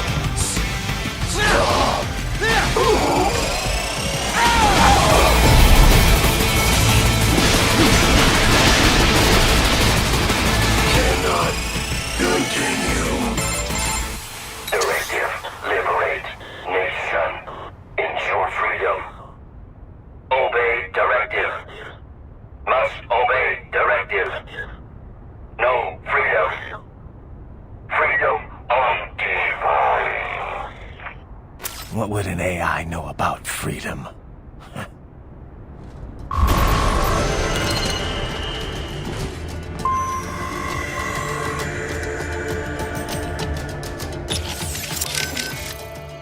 This dog UG, most unusual, yes? You buy all that? About it being sentient but having no choice? Well, there is not evidence to prove it. It could be programmed to say this, to weaken your will to fight. It'll take more than a talking robo-pup to phase me. Then again, there is not evidence it is not true. Considering the pace AI is advancing, it is not impossible. So, what then? Should I have spared it? I did not say this. In any case, the mission takes priority above all else. This dog UG tried to stop you and it failed. This can only be a good thing, yes? Didn't you say you'd been here before, Boris? Once. Back when it was still Soviet territory. Seems like it'd be a lovely place. If it weren't a war zone. The Pearl of the Black Sea, they called it. Back when more Russians lived there. It was a very popular resort spot for the USSR. This is before the wall fell, of course. Then Russia and Georgia began to fight over the area. Kicking off the war in the early 90s. Georgia was a Soviet republic. Abkhazia a semi-autonomous state within it. The Soviets like to stoke ethnic rivalries between the two. And not just there, in all the outlying territories. It kept them easier to control. But with the Russians no longer watching over the two. The Abkhaz were scared. They knew an independent Georgia would swallow their nation sooner or later. So they took advantage of a Georgian military coup to declare their own independence in '92. Of course, the new Georgian government was not happy to hear this, and so... The same old story. And with Russia supporting the Abkhaz, it was a stalemate. 2 years later, the ceasefire meant Abkhazia was finally independent, but not officially. They still are not formally recognized by Georgia, or most of the international community. This region is filled with breakaway states. This is true. There is South Ossetia, also in Georgia. Transnistria in East Moldova, and Nagorno-Karabakh, which broke from Azerbaijan. In any case, even Russia did not officially recognize Abkhazia as independent until 2008. So it was not long ago Sukhumi was a war zone. It has changed dramatically since then. They have been rebuilding steadily, with Russian support, ever since SOP was shut down. Good to hear. But doesn't that leave them wrapped around Russia's little finger? It does. Which is why Dolzaev is calling for a truly independent state. He wants an Abkhazia that takes orders from no one. Not Georgia, not Moscow.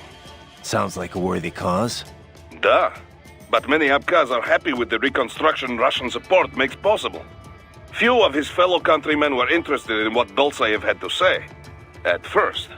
And then Desperado showed up. Exactly. They brought the sad ending to this little history lesson. It is no wonder so many people mistrust PMCs, eh? I suppose not. Boris, do we have anything else on Dolzaev? Any more on his background? Very little confirmed intel, but it seems he is a former Chechen insurgent. He claims he was part of the Chechen National Congress when they declared independence in '91. This was just after the famous coup attempt in Moscow in August. Things were not stable. Gorbachev lost his political power. It was Yeltsin who signed the Belavezha Accords. Right. It created the Commonwealth of Independent States. All republics that made up the USSR became independent. The problem is, Chechnya was never a true republic. It was an autonomous state, but still part of the Russian Republic. Like how Abkhazia was an autonomous state within the Georgian Republic. Duh. The same kind of sad story. Russia does not recognize Chechnya as independent.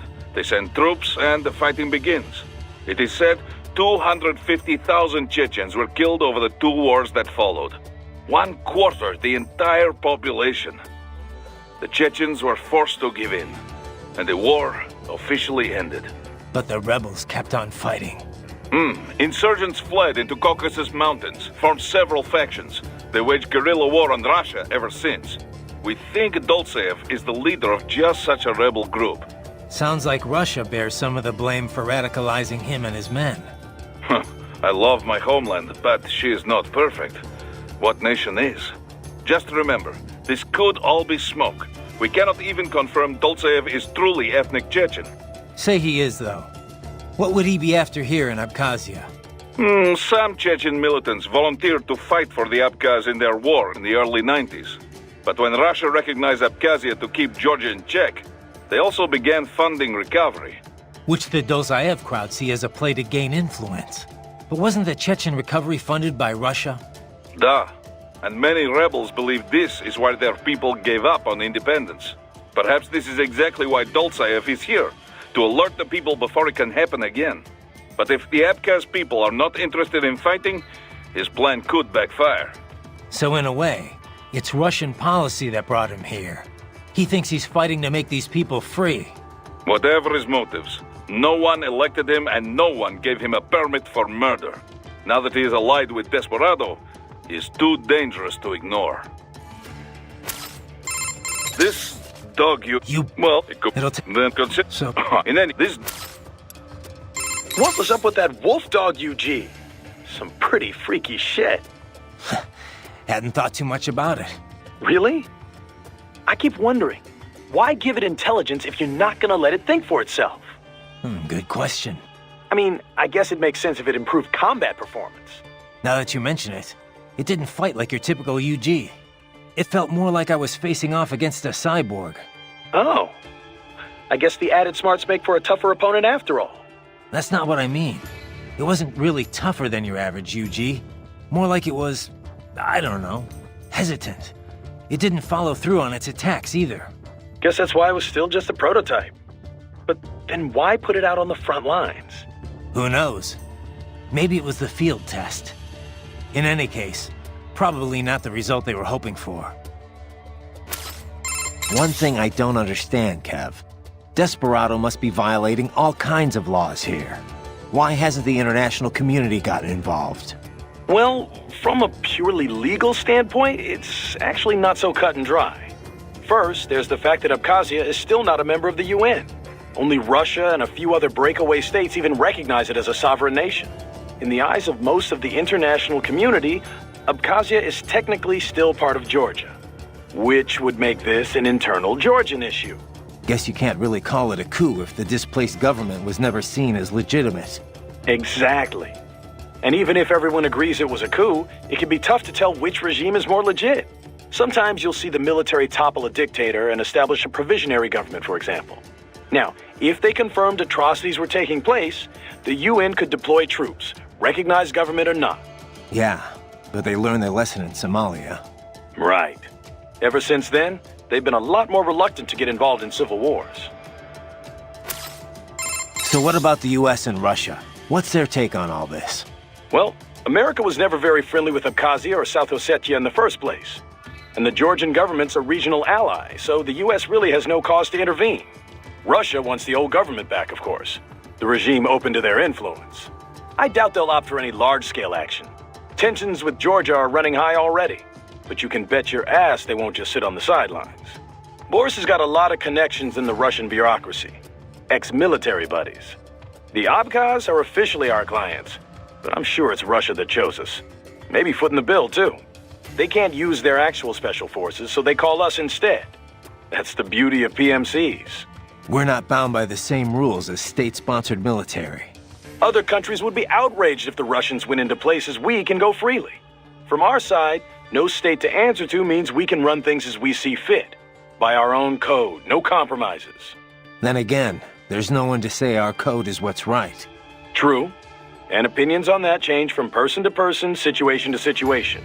But you let your moral compass waver at all in this business, and real people pay the price.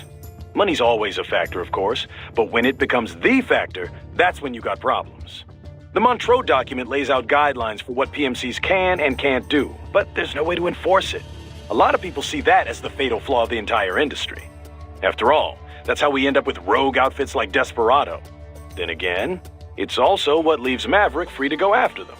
The industry has a bad rep, but it isn't good or bad itself.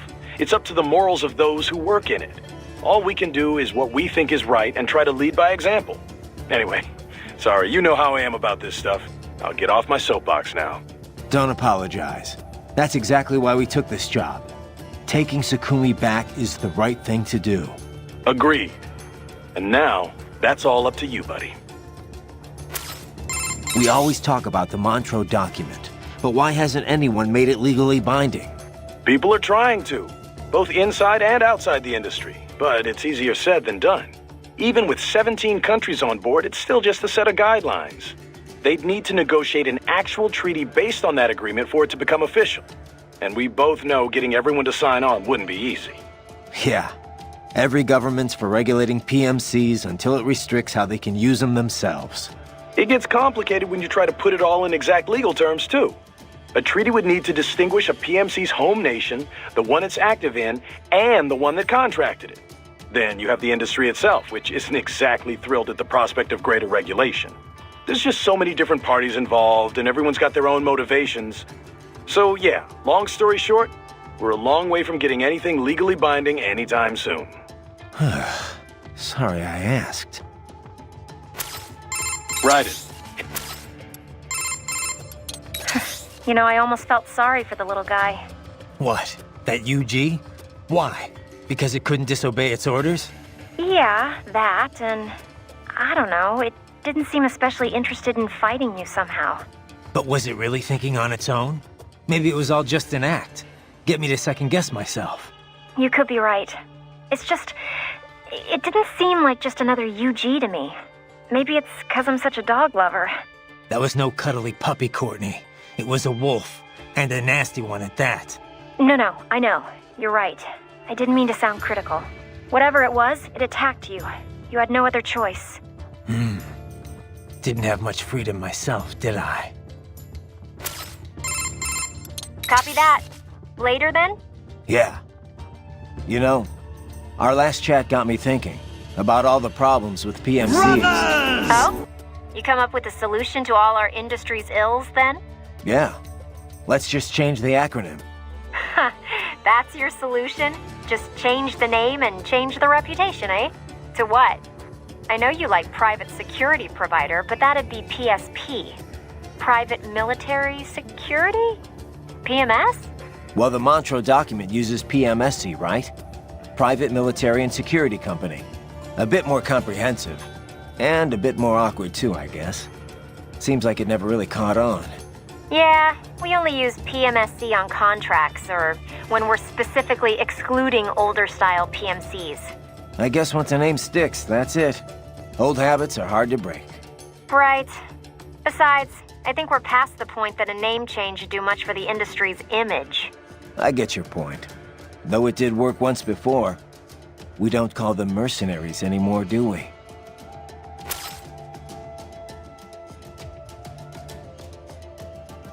You know what Metal Gear Rising should have done? A robot puppy is not gonna make Raiden soft enough kill his fighting will. Instead, Desperado should have made a robot that looks like Rose from MGS2 and it says you wouldn't hurt me Jack, would you? But here's the kicker. It has the naggy, insufferable personality AI so Raiden and the players are more than eager to slash that Rose into rose powder. Then the Karens and charity leeches will complain how this game promotes violence on women no matter how strong female characters we make, and with the GTA effect. We would have sold more copies. Too bad when I mentioned this Kojambo-san silenced me with tentacles coming out of his mouth and strangled me while tickling my Kazho.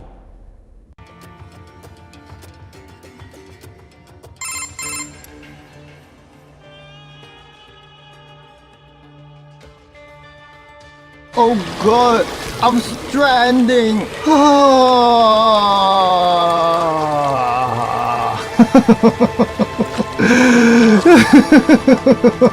I am stranded!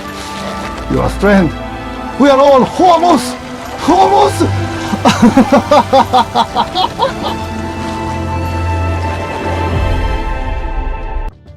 By the way, Raiden, we're not picking up any EXIF codes here either. They're all unaffiliated. Makes sense. We're enemies. Desperado's EXIF code won't match ours, and vice versa. How much do you know about how EXIF works? Not much. Just that it comes up as a positive match for friendlies and unaffiliated for anyone else. Which could be friendlies or neutrals not broadcasting the same code for some reason. Say a damaged transmitter or signal interference. But 99 times out of 100, yeah, it's an enemy. EXIF is based on the IFF radio system aircraft use. Stands for Expanded Identification Friend or Foe. Too bad it only actively IDs friends and not enemies. But I guess asking troops to broadcast, "Hey, enemy here, kill me," would be a bit much. Telling friends and enemies apart was always a problem in the air, but it's gotten tricky on the ground too. Especially in the war on terror, with all these PMCs and multinational forces mixing together. The US Army experimented with infrared patches to ID allies. They'd show up in night vision. Then SOP came along and offered a more efficient method? Right. SOP's gone now, but its ID protocol is still used all over. ID chips and dog tags, transponders required on all vehicles, aircraft, UGs, cyborgs, you name it. But if everyone's using the same basic system, how do armies hide their info from the enemy? Heavy-duty encryption for one. The chips also use a hybrid cross-spectrum system to transmit the data. Without the proper key, it's hard to pick up the signal in the first place. PMCs typically only share their codes with nations or other PMCs they're working with.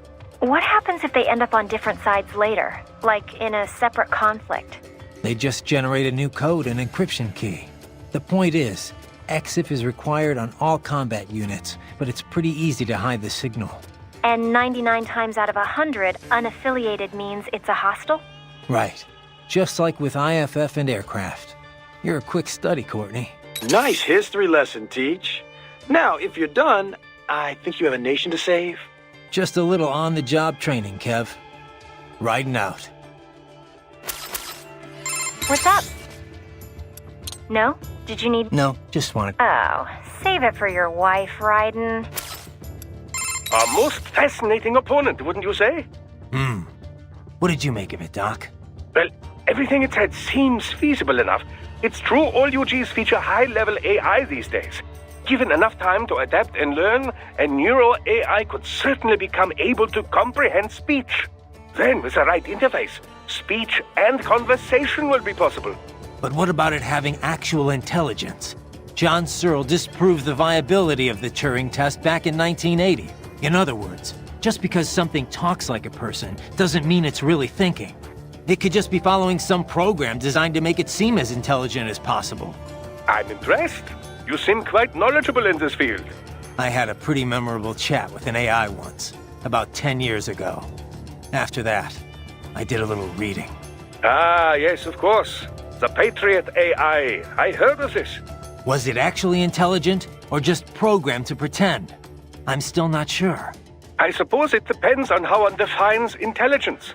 For example, many term chess-playing AIs and such as having sectional intelligence. Some in the field believe that sentience or self-consciousness is a necessary part of the definition. When you ask if this UG had intelligence, I suspect this is more your criteria? Yeah, of course. Then you could ask, how do you define sentience exactly? And on and on and on. Indeed. These terms can indicate a wide variety of meanings depending on one's understanding.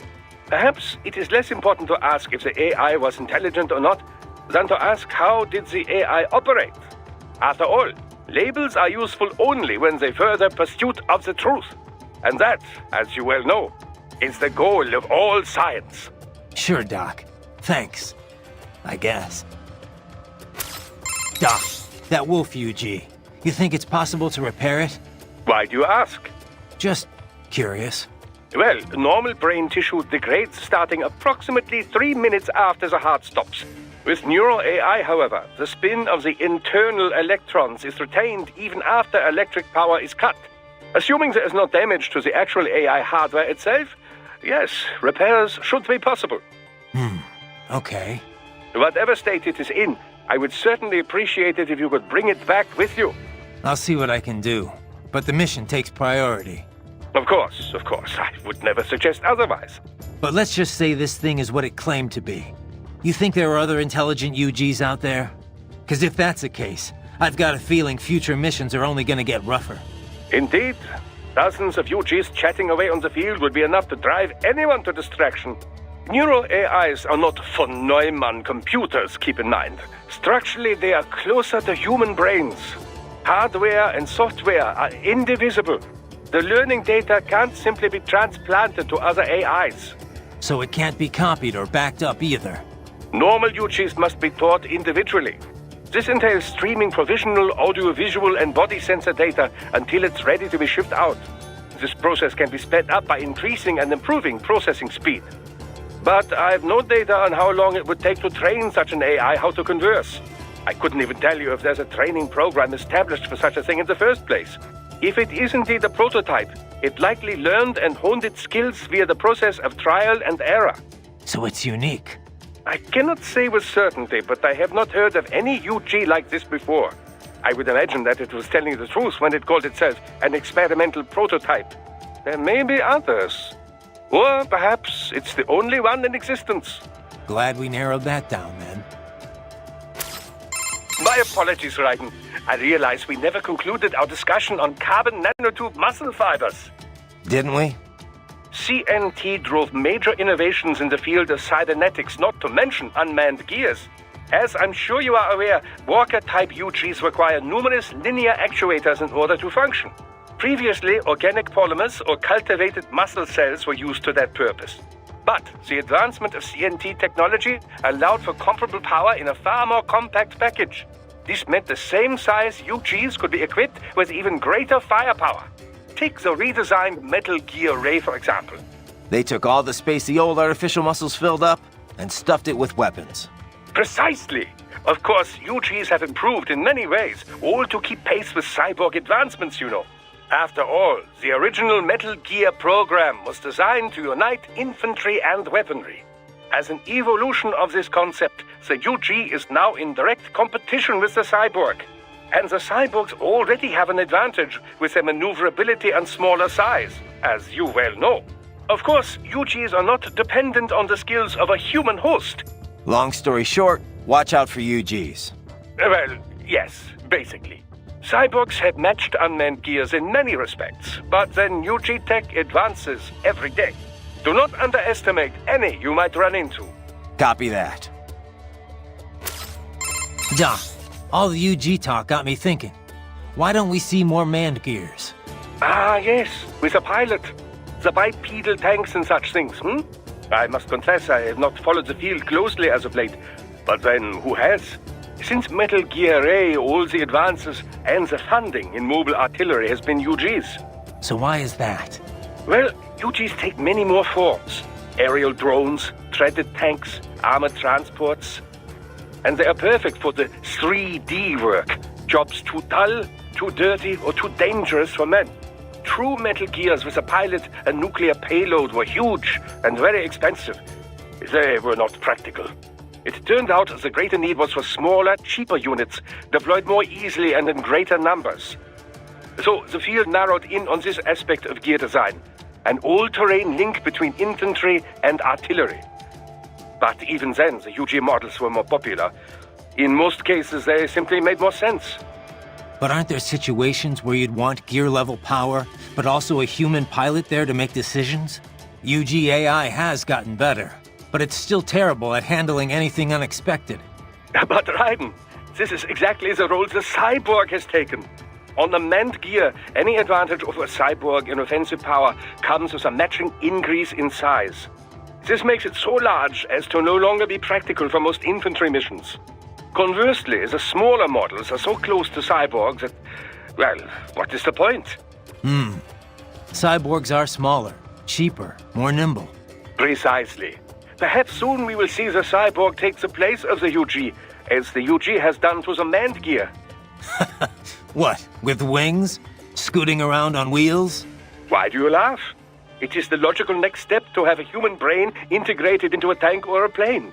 Now you're getting into some B-grade sci-fi territory, Doc. Oh, but it is all quite possible, I assure you. Just consider the possibilities.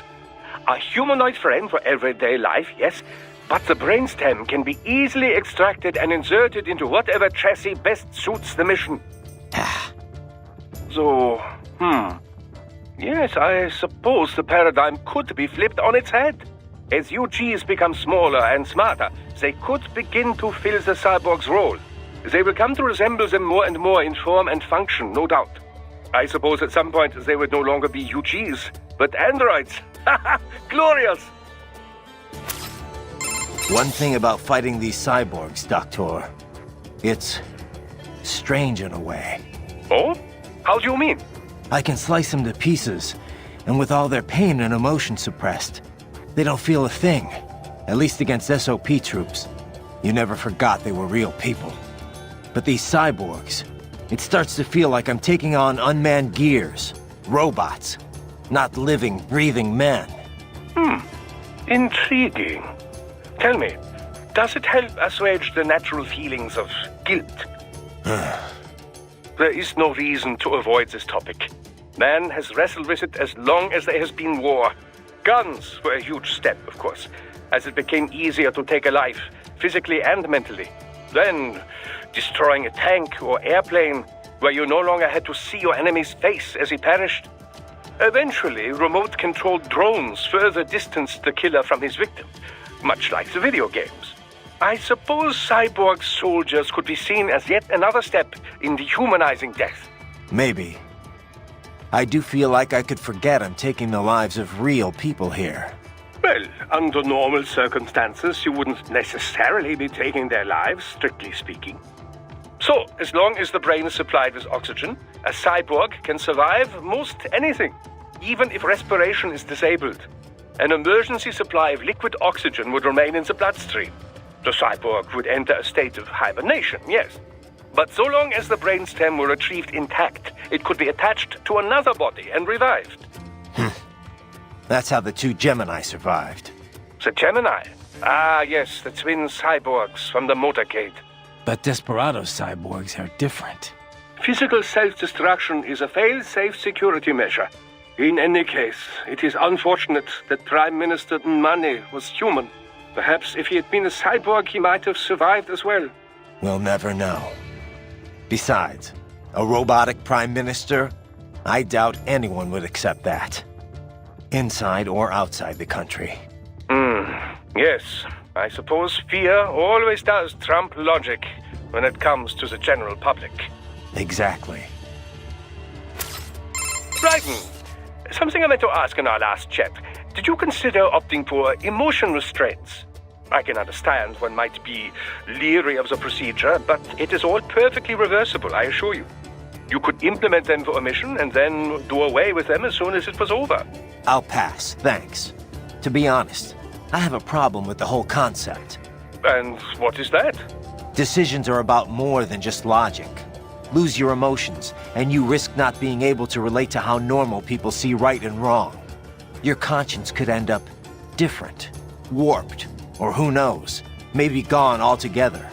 Boris agrees. That's why no Maverick cyborgs are allowed to use emotion restraints. An understandable perspective. There is some data to support your belief. MRI scans have isolated the brain activity associated with choosing between good and bad. Mostly in the dorsolateral prefrontal and central orbitofrontal cortexes, to be precise.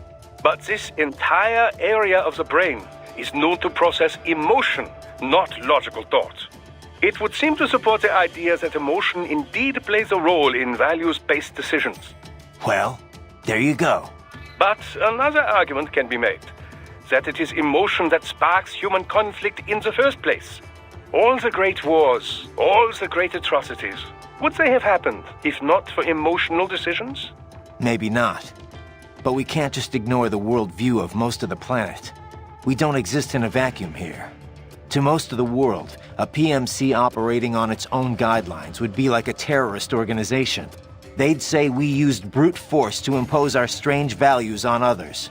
And they'd be right. Yes, well, you have a point.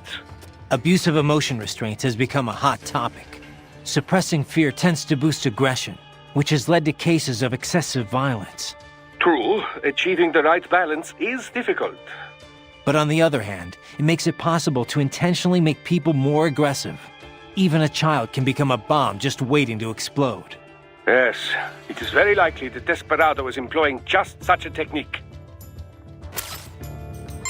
Doc, that wolf UG. Why do you just... Well, listen, assume... But, of course. But let's, cause if... In your heart... So it... No, this... I could... If it... So it... I would have... Glad...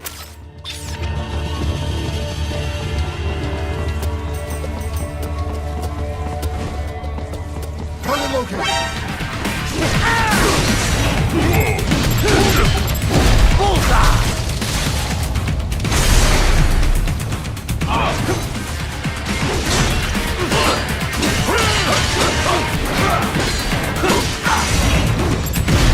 Dead on!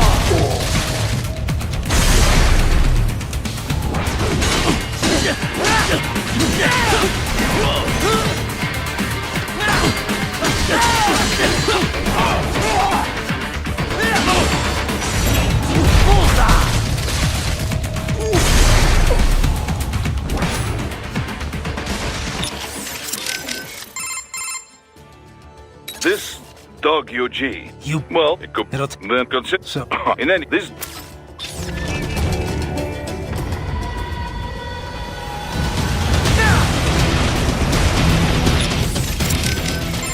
Raiden, if you ever get lost, by use... Doc, that wolf you... Why, just... Well, listen, assume...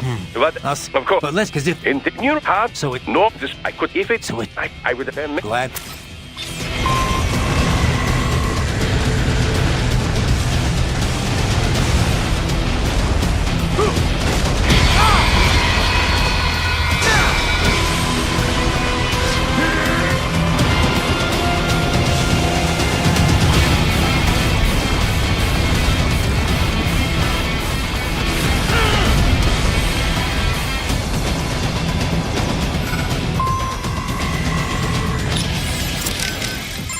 The Hammerhead missiles have an inertia fuse. Cut them before they stop and they will not detonate.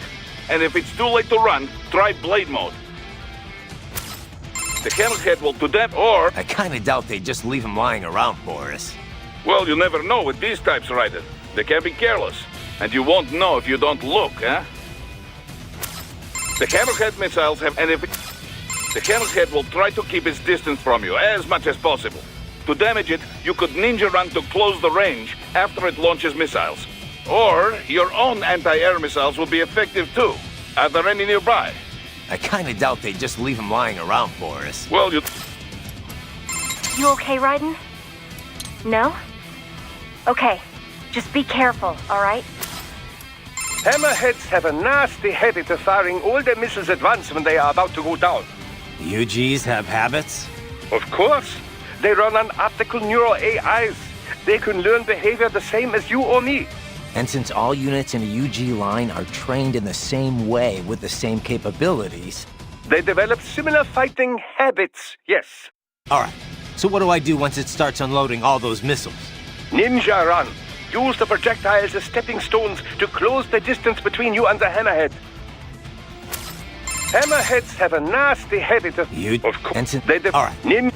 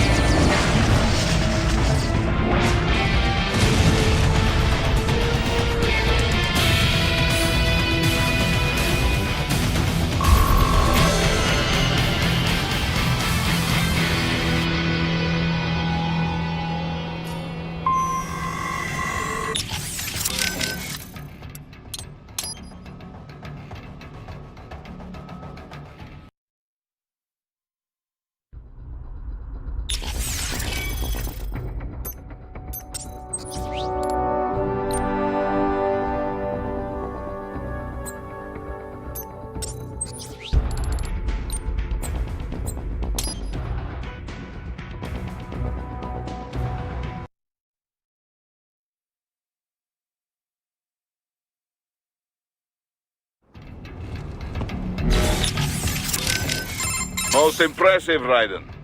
Yeah. Gonna have to do a lot more than float around like that to beat me. Indeed, indeed. So, now you are in Sukumi Old Town. Pretty much still the same as after war in 1990s. Looks like it. Make your way through town. You'll need to pass through an abandoned hotel to reach the hill. The hotel is serving as headquarters for cyborg forces patrolling the new city. Sounds like a blast. And why exactly am I walking right into enemy HQ? Well, it's not a stealth mission, eh? Striking them will weaken their entire forces. Besides, we don't want them stabbing you in the back. All right. At least I'll get to top off my electrolytes. This is the spirit. Trust me, it is easier than knocking on refinery front gate. Raiden, let's recap your route. Shoot. First, continue down the road you are on. An abandoned hotel is up ahead. This road ends at the hotel. Enter and you should be able to reach a hill from the roof. There are more Soviet ruins past that hill. Get through there and you will reach the rear of the refinery. Head for the hotel roof. Got it. Boris, any idea where they're getting the money to fund this operation? Assembling this many cyborgs can't come cheap. Not to mention getting them all here. There are two questions we have about the money. Is Dolzaev paying Desperado out of his own pocket? And if not, then who is? Duh. We do not know size of Dolzaev's war chest, only that he has some funding. Insurgent does not always mean the dirt-poor guerrilla with the hunting rifle and homemade bomb. Some rebel groups are very well funded. In Arab oil nations, for instance. Right. They have benefactors who share the same ideology. There is also a chance some other party is backing Desperado directly, creating conflict for their own reasons, like the Patriots used to. Many groups stand to profit from wars, yes? Not just PMCs. Arms maker, contractor. Perhaps it is this kind of corporation behind him. The oil interests alone could make billions here. Duh. Already this violence so near the Abkhazia-Sochi pipeline is affecting markets. An interruption in the pipeline would shift the balance of power between the world's oil giants. Whether it's Dolzaev's goal or no, many groups stand to gain a lot of money from this mess. I fucking love war! Raiden, I've been thinking. What Sundowner said. How peace in Africa was a problem for him. Do you remember? Yeah. Doesn't sound like somebody fighting for an anti-Unmani faction, does it? The Prime Minister definitely had his detractors. Anyone in that position would. But he listened to them, treated them fairly. There was no real injustice for the opposition to rally around, so the rival factions never got that popular or that well-funded. There's no way they could afford all this. But it does not make sense for Desperado to be acting alone here either. Even if they trigger full-blown war, there is no guarantee they would get the contract. Perhaps this is about natural resources? The last civil war was over precious metals. You think big business hired Desperado to shake things up? Who can say? At least it has not grown into a real civil war. Yet. We need to figure out who's at the root of all this if we're gonna end it. But knowing is only half the battle. It is the other half that will get you killed.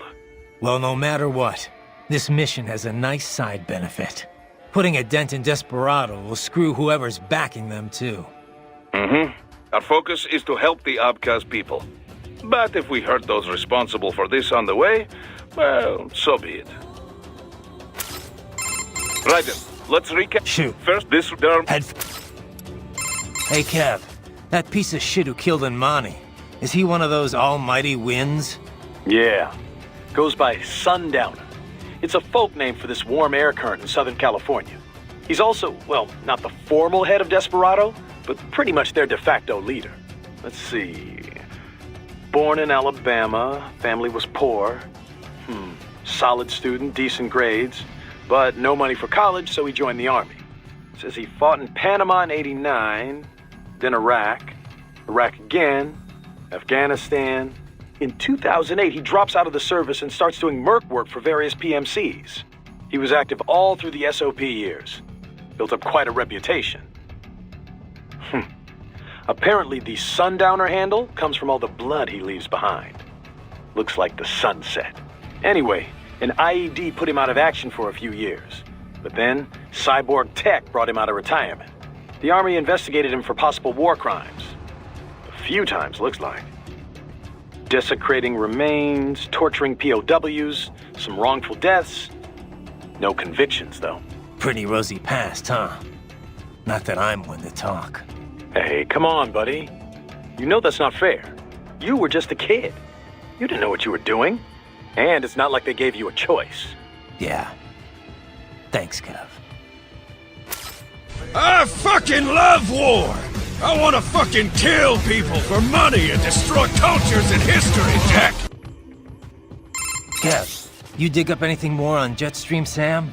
Yeah, actually a bit. Still a lot of missing pieces. I'll take what I can. Right. Full name Samuel Rodriguez. Born in Brazil, so I guess that'd be more like Samuel Rodriguez. He's actually not one of the Winds of Destruction. He's not even a Desperado employee. Yeah. Didn't seem like your typical PMC to me. His father ran a Brazilian Kenjutsu dojo. Genjutsu? That's a school of Japanese swordplay. A lot of Japanese immigrated to Brazil way back when. They brought martial arts with them. Those evolved and became their own offshoots. You've heard of Brazilian Jiu-Jitsu, right? It's their variation on Judo. Brazilian Kenjutsu's the same kind of thing. A different evolution of the old samurai sword skills. Bit of capoeira and some other stuff mixed in. Anyway, I did some digging. Apparently, the Rodriguez dojo was a big proponent of the Uridachi style. Uridachi, a.k.a. Setsujinken, the murdering sword. Basically the polar opposite of my sword of justice. Rodriguez Kinjutsu uses kicks, sword butts, even throws. Unpredictable and very deadly. Anyway, this is interesting. Sam's father was killed by one of his pupils. There were rumors one of the cartels was involved, but it's not clear how or why. And after that, Sam disappears for a while, then comes back, kills the guy who killed his dad, and leaves Brazil. He travels the world for a while, taking odd jobs, bodyguard, cleaner for the mob, etc., etc. Made a big name for himself in the criminal underworld, especially in Central and South America. One story has Sam taking out a mafia hit squad, 10 men, all with assault rifles, using only his sword. Not unheard of for a cyborg. This was back in the early 2000s. Come on. He did that without enhancements? And pre-SOP? That's the story anyway. And he's a cyborg now, so he could only be stronger. Not to freak you out or anything. I told you, Kev. I got a reading on his fighting style from last time, and my body's been upgraded. I'll be fine. Yeah. No. I know you will be. Raiden, head... Hey, Courtney. Have you ever tried Abkhazian cuisine? Georgian, yes, but, I mean, I don't really know much about Abkhazia, so... It'd be nice to try it, though, since we're this close and all. Huh. Even you haven't tried it? Now I'm really curious. What do you mean, even me? Well, before we head to any new country, you always hit up local spots that serve their cuisine, right? You know, your little research trips. Oh, come on. Not always. I just think it's interesting to compare local interpretations of ethnic food to the real thing. Plus, it's a great way to get familiar with a big part of any nation's culture. That's all. Okay. But no time for research this time around, huh? Well, like I said, I've had Georgian food before. And most of the Eastern Bloc sees Abkhazia as just another part of Georgia. But yeah, really tasty. They had this incredible cheese bread. Ugh, and the wine. Georgian wine is famous after all, though I hear you won't find it in Russian. They say most Abkhazian cuisine is closer to Turkish food than what you'll find in the rest of Georgia. Apparently only their wine resembles what they serve in Georgia. How are things back at Control, Courtney? Things? Things are fine. Same as usual, I guess. Russia is... Russia. Not that I've left HQ much to see anything, really. No concerns about security? Isn't that a civilian airport you're stationed at? Sochi International, yeah. But we're fine. We have our own cyborg detail on the job. Plus, any trouble and we can just take off. Literally. One of the perks of housing your HQ in a giant transport plane, I guess. No, if anyone wanted to mess up this op, they'd have a much easier time coming after you directly. I'm not so sure. Have you seen this new body in action? It's amazing. It's ready for anything. Unless they... Oh, Raiden, yeah. Your body? It's so amazing. Very funny. Yeah, you know what I meant. Oh, is it getting hot in here? Or is that just your body in action? All right. If you're done, I'm going to get back to the mission. Okay, I'll stop. Thanks. For a guy with a bod like yours, anytime.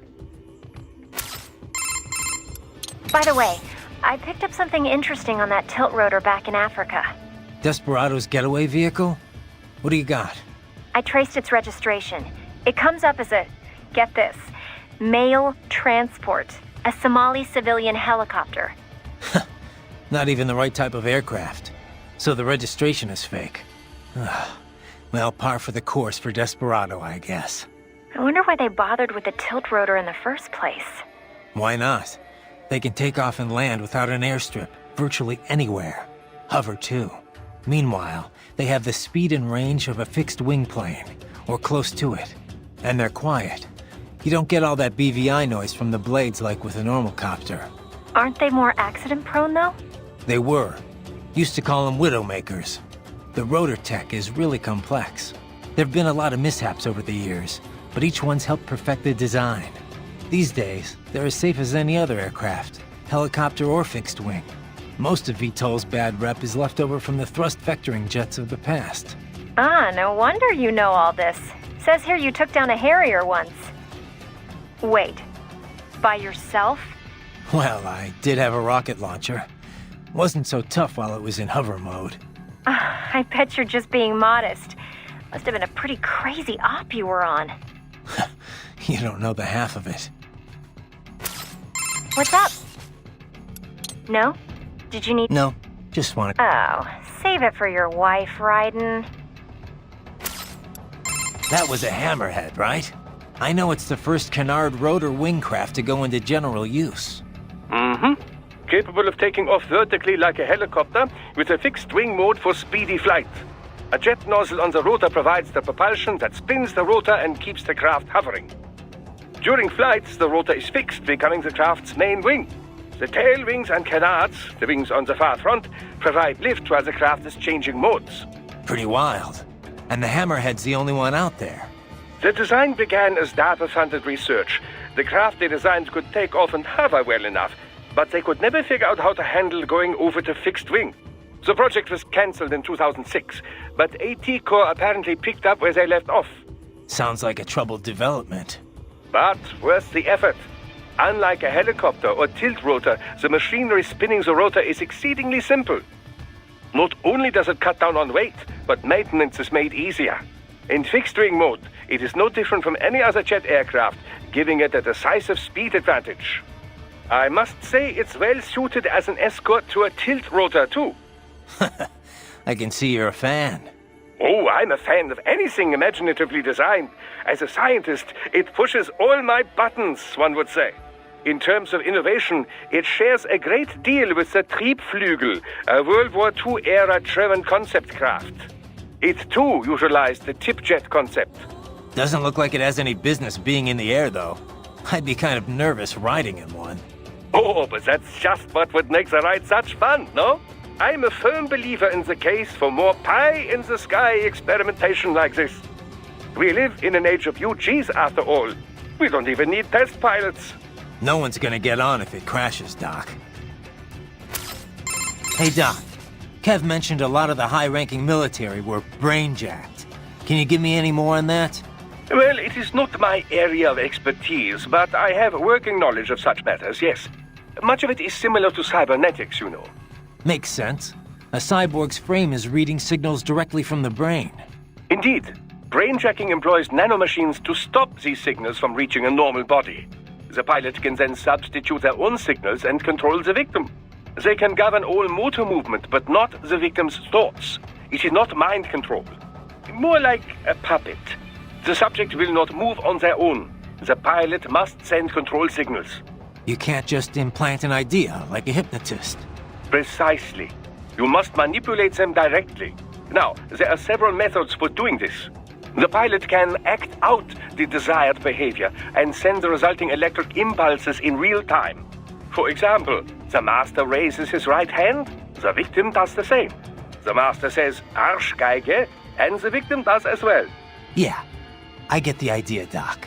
Another method is to set an AI in control as a victim. Less convincing, but less labor-intensive.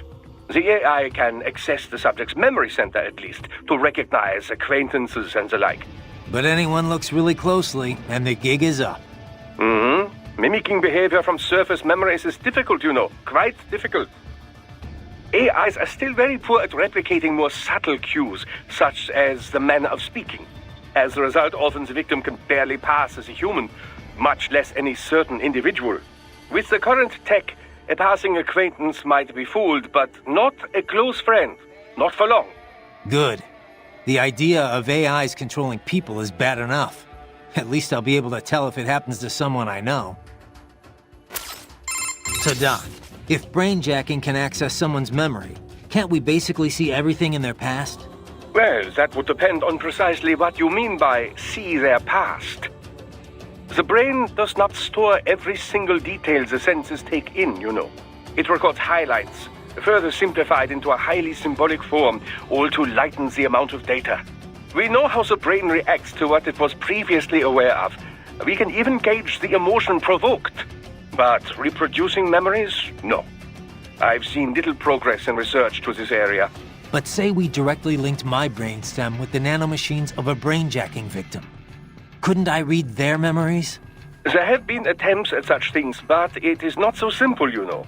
The connections between successive memories make up one's identity. If you disturb that, for example, say we remove all memories you have of being yourself and replace them with my own. Yeah. You would feel you were the great Dr. Wilhelm Vogt. You would behave very similar to how I do. However, what if instead you kept your own memories and we added mine to them? You would feel you are both Raiden and Wilhelm Vogt. Suddenly your memories would not lead one to the next. You would be confused, disoriented, without a sense of which man you were, and thus how you should behave. So, you see, the very concept is not practical for most military applications. In trying to read an enemy's mind, you would, in a sense, become that enemy.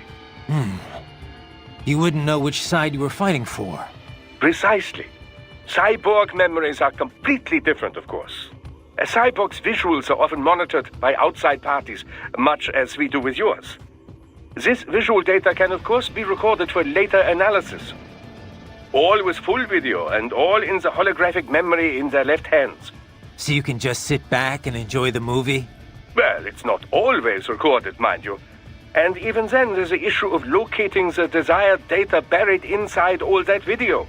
You might need to comb 10 days of recordings from 10 cyborgs to find a single person or document. That is 100 days of work. Even replayed double speed, 50 days. Can't you automate the search? Of course. You can flag any time a certain face appears or if certain words are said. But the process is not perfect, and it still requires time, you know. Besides which, often one doesn't know what they are searching for until they find it. But should you ever require a search through your memory, Raiden, I would be happy to assist you. Yeah, for a modest fee, I'm sure. I have to say, Doc, it's almost scary everything nanomachines are capable of. SOP, brainjacking. Oh, but the cyborg is capable of even more. You think? I do. With nanomachines. You know this name has always bothered me, nanomachine. They are much more than smaller versions of existing machines. So much more. You cannot just take a motor and make it all teeny tiny, you know? A human chromosome is 10 micrometers long, roughly. A nanometer is 1/100th that length. These devices must be crafted at the molecular level to work at that scale. It is far more to do with molecular biology than mechanical engineering. Okay, Doc, but where are you going with it? It is, however, now possible to create proteins that simulate viral functions, effectively fooling natural human cells into taking on a wide range of less conventional characteristics, boosting strength or resilience, or even regenerative ability. Not to CNT muscle fiber levels, of course. After all, these molecules and proteins can only make use of the materials at hand. That is to say, the atoms that naturally occur within the human body. I'm not sure I follow. Are you saying cyborg tech is already more advanced than nanomachines? Well, not necessarily. But the potential for future growth seems much greater, does it not?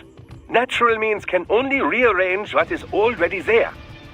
Boost one ability too far, and you might take away from another. If the human race is to truly evolve, I believe we must shed this DNA-driven organic flesh and exchange it for something far more functional. Cyborg technology seems better suited to this purpose, at least in terms of military applications. But then, who knows? A revolution in nanotechnology could be occurring even as we speak. Progress rarely takes the form we expect, you know? Such is the great frustration and glory of science. Oh, banana machine, son! Stored in my dummy thick clap cheeks! Doc, that wolf UG, you think it's possible to repair it? Why, just... Well, listen, assume... But, of course... But let's... Cause if... In the neuro part... So it... No, this... I could... If it... So it... I would... Glad...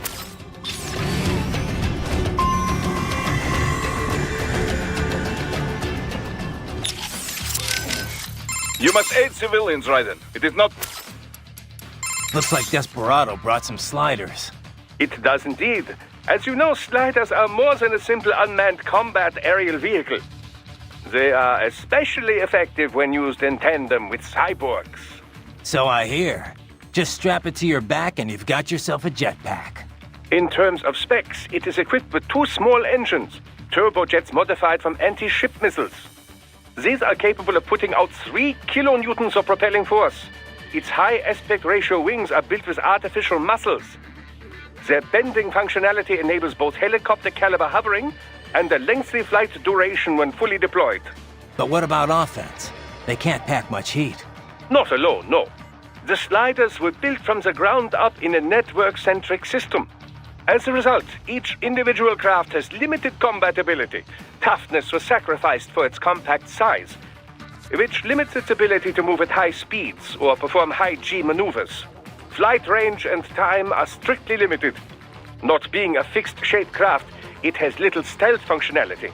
As for weaponry, it is restrained to one of two options: semi-active laser-guided rockets, or a combination of 30-kilogram class unguided bombs and 5.56mm mounted gun pods.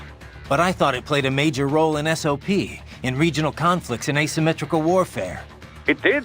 When all connected in a networked mesh, they enjoy extraordinary situational awareness. Such a group can search a wide range without missing a single millimeter. Not to mention, saturate a hot spot with gunfire from multiple angles. Snake had trouble with them in Eastern Europe. But their most attractive feature? How inexpensive they are to manufacture. Unthinkably so, in fact, back in the age of manned fighter jets. It's no surprise PMCs use them so often. Yeah? Well, they're gonna have to spend a lot more than that to stop me. With your legs, you can probably reach a slider even when it's up in the air. They have nearly no armor at all. Get close enough, and chopping them down should be simple. Looks like Desperado. But what? Not a which fly as. But it did such a snap. But Come on, save him! He's gonna get killed! You gotta be pretty stupid to try and hide here. Looks to me like a fresh spot. We are just... well...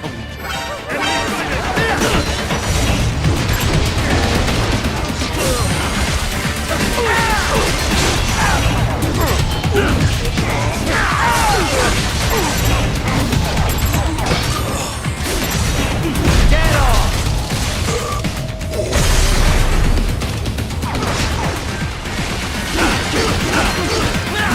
Oh god, I'm stranding.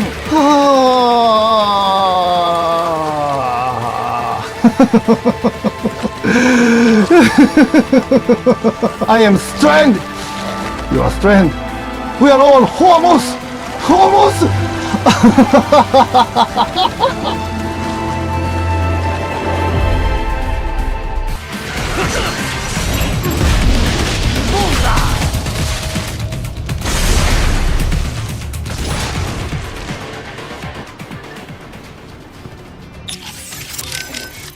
So you could not stop them. Well, so be it. Perhaps you've got enough to worry about. Right. These rifles Desperado's using. Mac 200s, right? Same as Maverick's standard issue. Nice weapon. Not that any gun is much use against a cyborg. Duh. The 200 is a thing of beauty. We were one of the first to adopt them 3 years ago. It has minimal muzzle flash and report when firing, and little recoil. Plus, the ejection port near the muzzle makes it good in both left and right hand. Rare for bullpup rifle. Easy maintenance, tough enough to take some dirt without jamming every shot, and it takes standard NATO magazine, so you can find ammo on almost any mission, anywhere in the world. Sounds like somebody's in love. Well, it reminds me of the good old days. Most Soviet gear was trash, yes, but the rifles... the rifles. The best in the world. And it seems I'm not the only one to appreciate them. Apparently not. I see Macs everywhere these days. They've spread all over the world, and so quickly. Still, I am sad to see Desperado using them against us. Well, not much we can do about it now. Such an elegant weapon, waved around Stado Pridurkov. Что вы столи? Okay, Boris, okay. Just calm down. These rifles Desperado's using. Nice. Duh, it has blast, easy, and... well... That sucks. I know it's not part of our mission, but I don't like seeing innocent civilians die for no reason. Yeah. What was that civilian doing here, anyway? No idea. Maybe he's just curious. Or maybe he's with the refinery. That plant's the biggest thing this city's got going. There's practically nothing more important. If he works there, he is probably losing it right about now. Either way, he's either foolish or crazy running around here by himself. Well, he's not your problem anymore. Better get back to the mission. Raiden. Did they... Life signs are nil. Guess I was too late. Copy that. Back to the mission, I guess. What's up? No?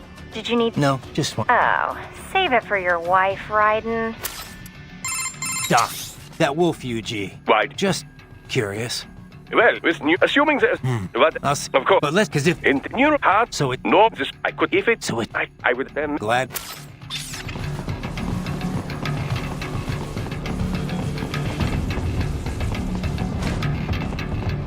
So that's where they're holed up.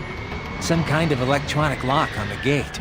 Most likely it opens only if you have the right ID data stored in your left hand.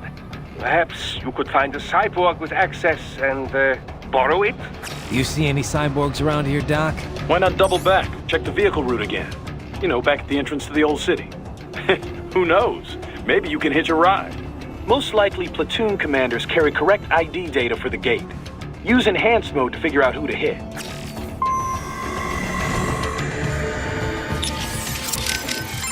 So I get past the gate and into the hotel. Then what? This road ends at the hotel. Enter and you should be able to reach a hill from the roof. That hotel was used by the Nomenklatura, high-ranking Communist Party bureaucrats. All destroyed now, of course, but in Soviet days, full of luxury. Anyway, you should be able to reach a hill from hotel roof. There are more Soviet ruins past that hill. Get through there and you will reach the rear of the refinery. Head for the hotel roof. Got it. So I get past the gate. You'll need to score an ID if you want to get through that gate. Head back to the old town entrance. You'll need to head back. What's up? No? Did you need... No, just one. The enemy cyborg's ID information is embedded into the memories in their left hands. Most likely that's what the gate is scanning for. Depending on your ID, you would only have clearance for certain gates. Convenient. No more fumbling around with a pocket full of card keys. But you must cut off a left hand before it explodes, or else the ID will be erased. And then it's back to square one. The enemy cyborg's ID information is embedded into the memories in their left hands. Most likely that's what the gate, depending on your... Convenient. No more, but... And then...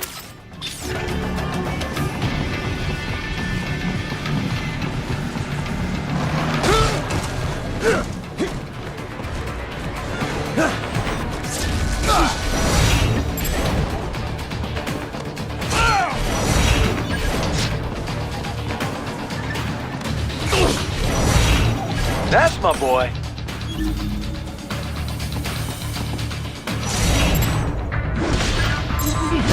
Get on! Bravo! Excellent work! There was classified data embedded in that hand. It appears that man underwent modification at the Patriot facility, just as you did. So I get past the... Head... Check your destination on...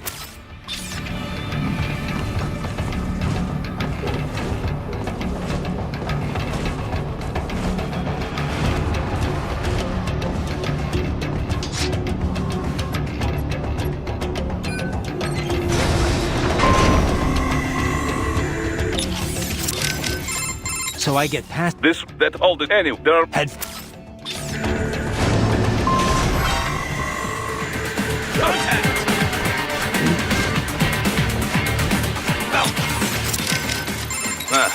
It looks like they've deployed upgraded cyborgs, and equipped with blades, no less. I'm sure they've been trained well with them. Be careful, Raiden. Parrying a single strike means nothing if they land a combo attack on you after. You can also string attacks together to keep your enemies off balance, yes? Sorry, buddy. I got nothing right now. Maybe try asking Doctor or Boris. You okay, No? Just be careful. It is a high-frequency blade, Raiden, not a plasma sword. There are limits to what it can cut. The HF waves strengthen the metallic bonds in the blade, improving its cutting ability. But in terms of pure physics, no blade can cut it in every situation. Theoretically speaking, an HF blade can damage anything, no matter how tough. But thick ceramic or carbon nanotube armor does not simply split open like butter with a hot knife. You need to chip away at it first, before you can destroy such material. It appears they have sent in specially enhanced cyborgs. That armor is quite a bit tougher. It will take more than a single strike in blade mode to dismember them. Start with a barrage of attacks. If you can weaken them sufficiently, eventually you can cut them open. It appears they have sent in specially... It will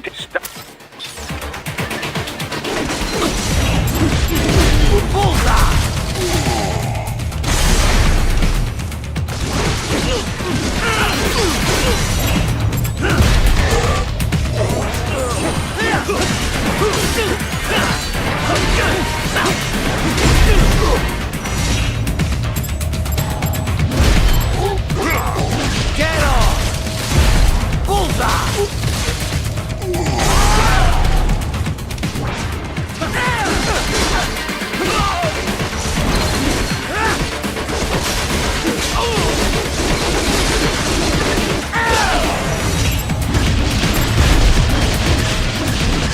Get off!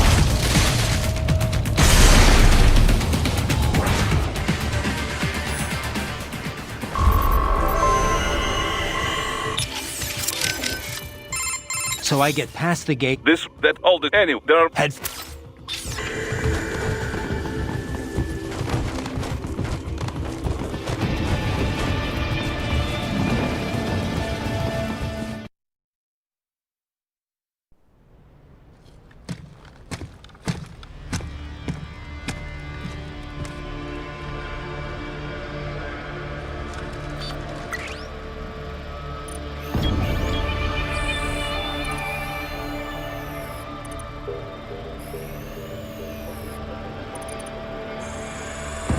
Dozaev. That woman.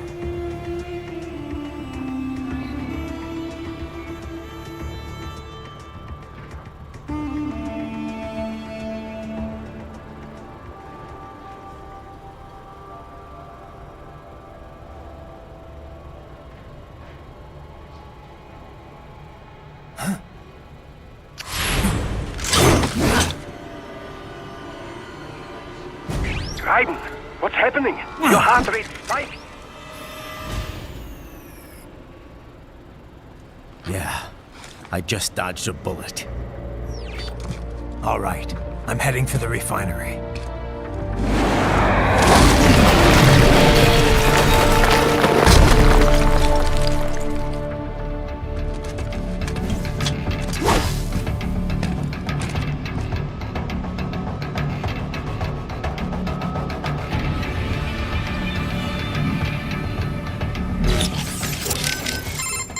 Boris, I got a visual on Dozaev and Mistral. Looked like they were arguing over something. Mistral's heading up the force at the refinery, correct? We're sure on that? Yes, but I'm not sure how good a commander she is. As a fighter, talented, yes, I know, but... Well, neither one looked very happy. Maybe she'll withdraw. Oh, I doubt that. She may not like him, but she will follow her orders. She is just the leader on the ground here, I think. Someone else is calling the shots behind cover. All right. But what's the end game here? Say I die and we can't stop them. Then what? Are they even capable of forming a real government? Do they think the people here would support Dozaev? Good questions, Tovarich. History shows it is a much easier thing to take a government than to keep it. An unpopular regime can only ignore the will of the people for so long before they rise up. And trying to do all this with PMC soldiers? Difficult. And very, very expensive.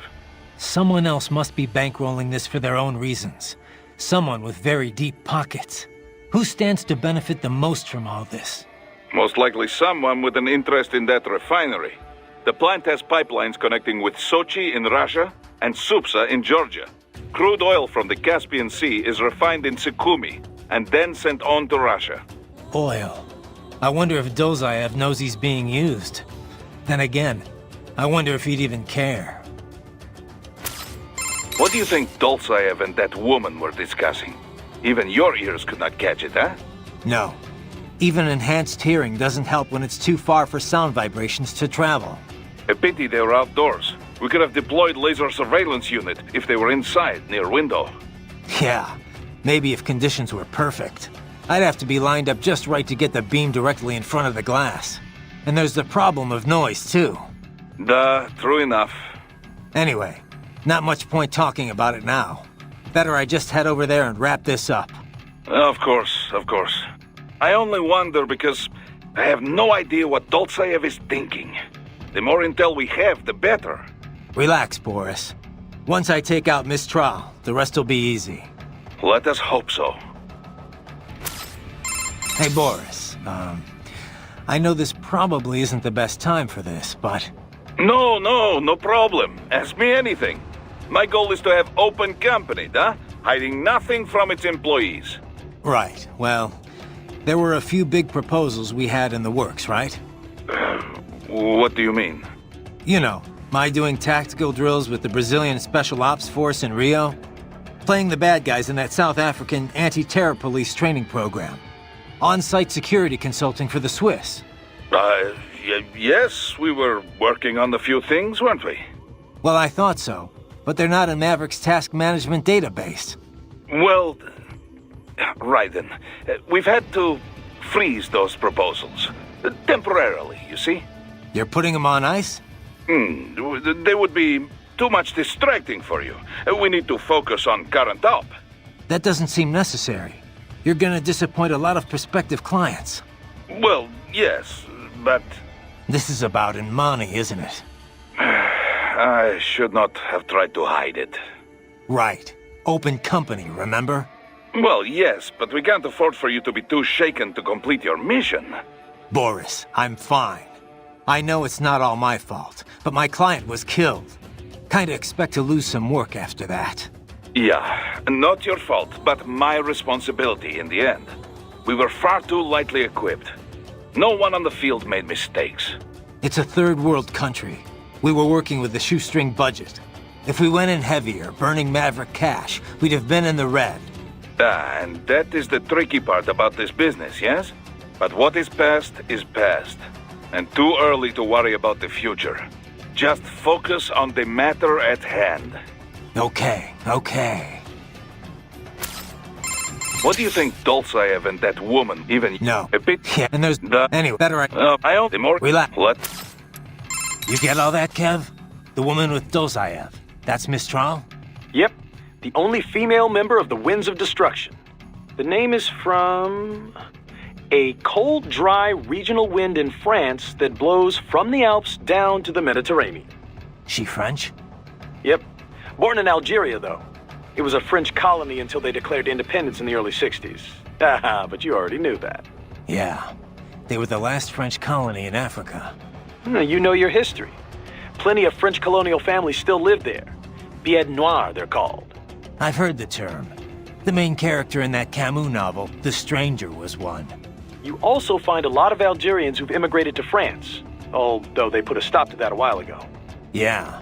A lot of European countries seem to be clamping down on immigration lately. Mistral joined the Foreign Legion to get her citizenship. A woman legionnaire? And not the first. There was one that served in the North Africa campaign during World War II. Anyway, Mistral's been doing PMC work ever since her Legion discharge. We're not sure why she went cyborg. She's officially leading the force at the refinery, but she is also a combatant. I don't have anything on her combat style, but do not underestimate her. The Winds of Destruction are trained killers, all of them. They didn't let her in because of her looks. I don't need a reminder. I won't let my guard down. Yeah, but, speaking of her looks, she's got, well, I mean, a couple of huge... Look, just don't get distracted, okay? Sounds like you should take your own advice there, Kev. Good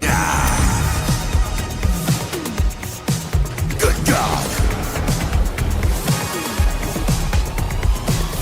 Good God! So, Kev, what exactly goes on here anyway? I mean, obviously refining oil, but what else involved with that? How careful do I need to be? Skip that week in science class, huh? All right, how much do you know already? Just the basics. They take crude and refine it into gas and stuff. Other usable fuels, right? Well, yeah, and stuff. Kerosene, liquefied petroleum gas, naphtha, jet fuel. Naphtha? The raw material for ethylene, which is then the raw material for polyethylene and other plastics.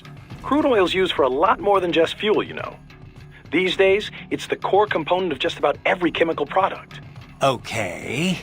Crude contains a lot of molecular hydrocarbons and impurities. The refinery distills and extracts these hydrocarbons at their different boiling points. Once the impurities are removed, what's left can be used to make gasoline and so on. Right. So, pretty much exactly what I said in the first place. Oh, well, if you know all this already, I guess we're done here. I could use a bit more detail on... All right, cool then. Kevin out. Hey, Kev. You have anything on that sword Sam was using? Didn't seem like your garden variety high-frequency blade. It's not. It's a samurai sword. The real deal. 16th century make, handed down in his family ever since. Sam had it recast as a high-frequency blade. Doesn't say by who. Is this something I need to worry about?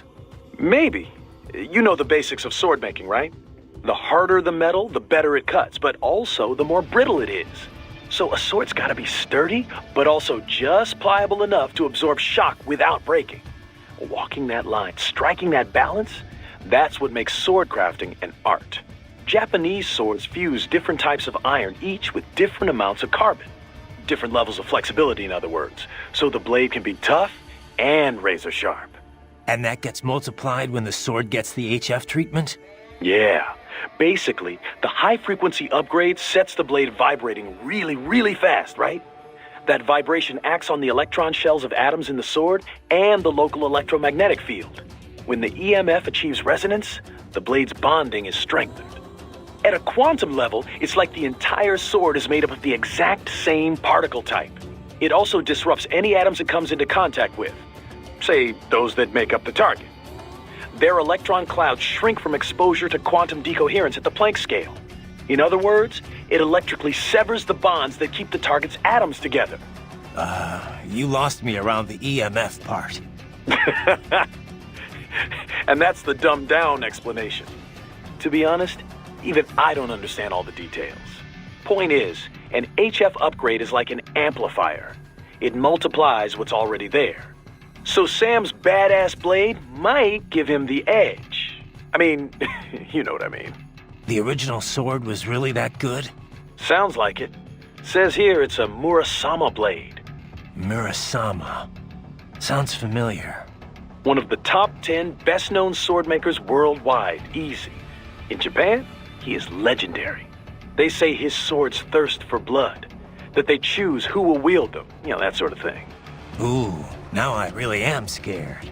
I know, right? Raiden. Right. You need to save? Did you catch all that with Dulzaev and Mistral? Yeah, I was monitoring the whole time. Dulzaev's not really what I expected. I've seen his file, plenty of photos, but I guess I expected someone more, I don't know, threatening? Didn't seem too friendly to me. No, I mean, you hear terrorist, you think of some cold, calculating professional. Dulzaev looks more like some guy off the street. Cold, calculating professional types don't usually bother with terrorism. It's too risky. Most terrorists are ordinary people, radicalized one way or another. Yeah, I guess so. Of course, that doesn't make what they do any easier to forgive. What about Mistral? What'd you think? Well, she's certainly attractive. Probably an artificial face, though. I'm guessing most of her is artificial. Roger that. So Mistral's from Algeria. Have you ever been? No. You? Once, for a consulting job. Pretty short trip, though. I hear it's pretty safe there now, compared to how things were at the start of this decade. Yeah, I was able to slip a little sightseeing in. Pretty nice spot for a vacation. Kind of hot, though. 80% of it's the Saharan desert, and wow, it was just like you'd imagine. So much sand. You could easily imagine camel caravans trekking beneath the early evening moon. It was like something from another world. Yeah? I thought only a sixth of the Sahara was sandy like that.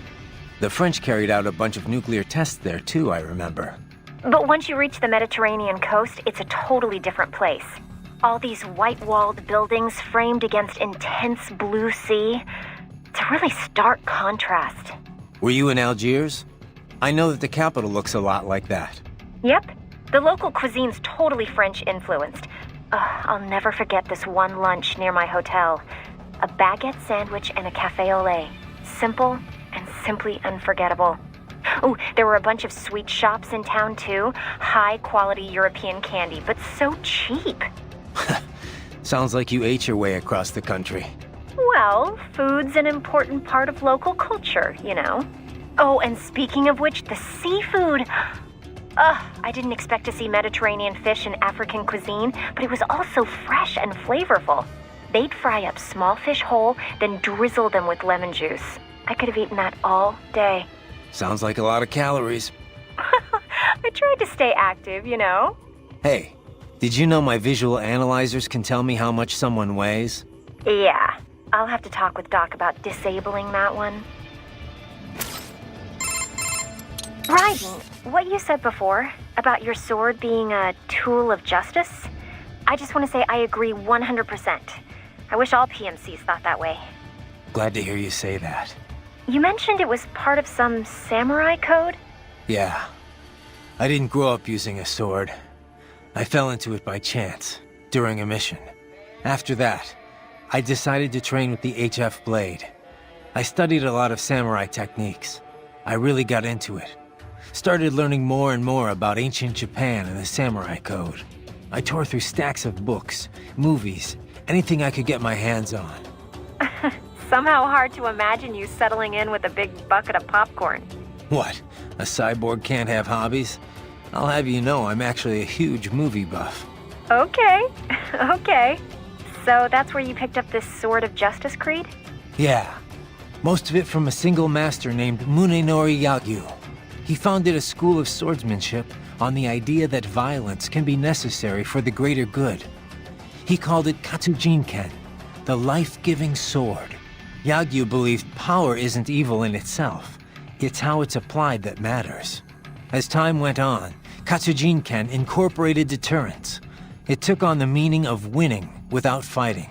Or as I like to say, one sword keeps another in the sheath. That's from George Herbert. He was an English priest, 17th century, almost the same era as Yagyu. Huh. It's a universal idea, I guess. You could frame the same message as use of a necessary evil, but I think it's a good mindset for any PMC. At least as long as there's fighting that requires us in the first place. Which doesn't seem likely to change anytime soon. Died. Huh. Riggin, you're a fucking weeaboo. What's up? No? Did you need— No, just one. Oh. Raiden, the Mistral woman. Is she truly a full-body cyborg? That's what the intel says, at least. Why? You noticed something? Indeed. Two somethings, in fact. Based on their movements, her chest region did not appear to be artificial. You can tell that just from what I saw? Indeed. After some detailed image analysis, I am 80% certain that is her own natural torso. If it is indeed a cyborg chassis, it is the most advanced I've ever seen. Such technology would not come cheap. It would mean whoever is backing Desperado is likely quite wealthy. Probably so. As far as Mistral goes, it really doesn't matter to me. Natural, synthetic, man, woman, an enemy is an enemy. Ah, are you not even the least bit curious?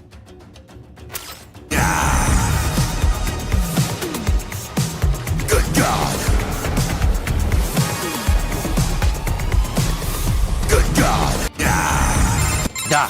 I'm seeing Desperado cyborgs explode here after I take them down. For security purposes, I would imagine. Cyborgs often use classified tech from suppliers who take great pains to maintain their trade secrets.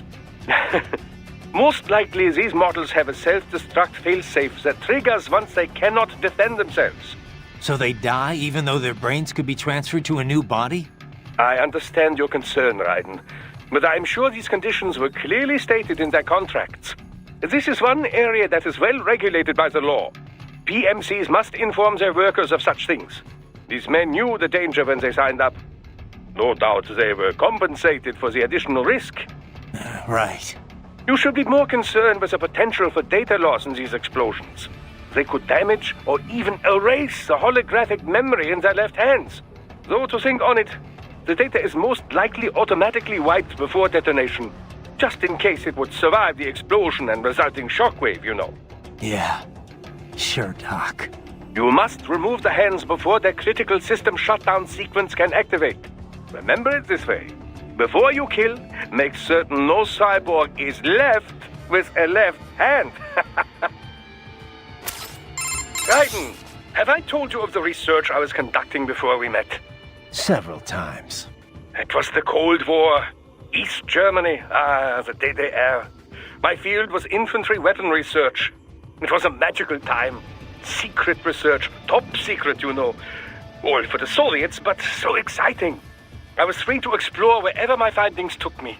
I never had a budget request refused. Not once. I was young then. Working, always working. Most nights I would sleep under my desk, you know. Call it nostalgie, but East Germany wasn't so bad. Nostalgie being German for East nostalgia, of course. Of course. Yes, the bureaucracy had its problems. But my colleagues, the discoveries. Well, in any case, after unification, they suddenly shut down our entire facility. Everything I'd worked for, my job, my research, poof, gone just like that. Sounds rough. I've often said I would be a homeless vagrant if myoelectric prosthesis hadn't lent me a hand. Artificial limbs were crude props then, you know, designed only for appearances. They were hardly functional. If you lost an arm or leg, you were disabled, and that was that. The key was running actuators based on electromyography signals from the skin's surface, of course. This enabled a great range of movement, even more so than a natural limb. It was then I realized my knowledge of robotics and engineering could come in handy. So, I contacted a prosthesis laboratory in Dortmund, and I was hired immediately. Patents filed in my name made quite a bit of money, you know. Soon I was made the head of my own lab. And that's when you started filling orders from PMCs. Indeed. From contractors who'd been referred by their employers, to be exact. Workers from your industry quickly became our best customers. We were flooded with orders. But my field was never full body conversions. You can imagine my surprise when Boris contacted me. Yeah. Our previous cybernetics maintenance guy went into hiding. But I built on my knowledge and now consider myself an expert on all cyborgs, both partial and full body. Glad I could help with your on-the-job training. Seriously, though, we're lucky to have you on board. Yes, I should think we have both benefited from our arrangement. Which reminds me, do not forget our other arrangement. The cyborg's left hands, if you would. Got it. Raiden, the Mistral woman. Is she truly a full body? That's what the intel... Why? Indeed. Two somethings, in fact. Waste... And if it's such problems... Good job! Good job! Bullseye!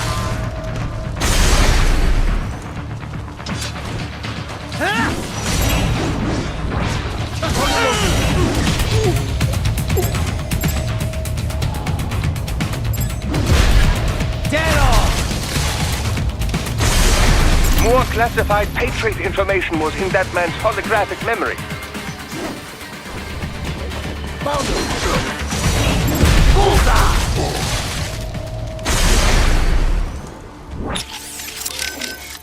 Raiden, what was your strategy for fighting the geckos? You said to beware the long legs? Yeah, When they're standing straight up, they've got a longer reach than you'd expect. Once it lifts that leg, you better be ready to get the hell out of the way. Boris, what have we got on that recoilless looks... Agree. You it used so not that what did you they got hell even any it so stake you yeah they got copy. Sorry, buddy. I got nothing right now. Maybe I imagine you already know this, but the defenses on the leg...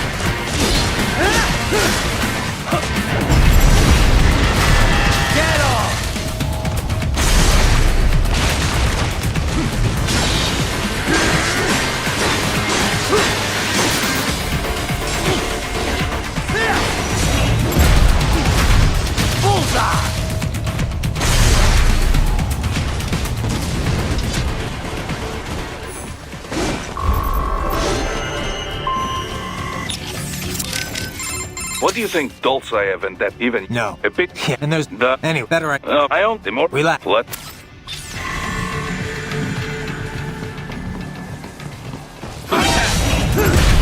Get off!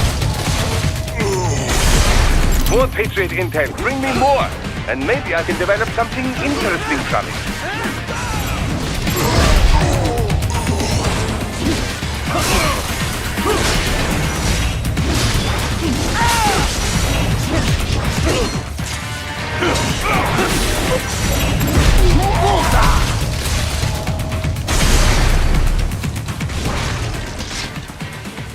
We intercepted call for backup during your last fight. The caller's position is on your Soliton radar. You can engage if you wish. It is your choice. Raiden, the cliff is just ahead at the end of the old city. Beyond that is the refinery's backyard. So what? It's a sheer drop? The refinery's not connected to the city at all? No, it was only built 2 years ago. There should be a narrow path around there that leads to the plant. It is protected by a fence, but probably you can cut your way through. Probably. Don't get cocky. Most likely it is Desperado running security down there. Good. That's the back of the refinery. I see a door there, but it probably has an alarm. Can you use the ventilation duct? You mean that huge fan? Just cut off the blades as it spins. Easy, yes? We got anything on that ray I went up against? We analyzed the wreckage. Its musculature had been replaced with CNT muscle fiber. The same type as you, or most any cyborg. This improved its power output and left more room in the chassis for other equipment. It seems they filled this space with Vetronics and extra weapons. Like that heat blade and plasma gun. Plasma loses effectiveness in the air pretty quickly, but it's still a hell of a close-range weapon. Large-scale UGs have a growing problem fighting smaller, more agile opponents like you, Raiden. This is why we now see UGs armed with new countermeasures, such as this Ray had. Good. That's... I see it. Can you... You mean...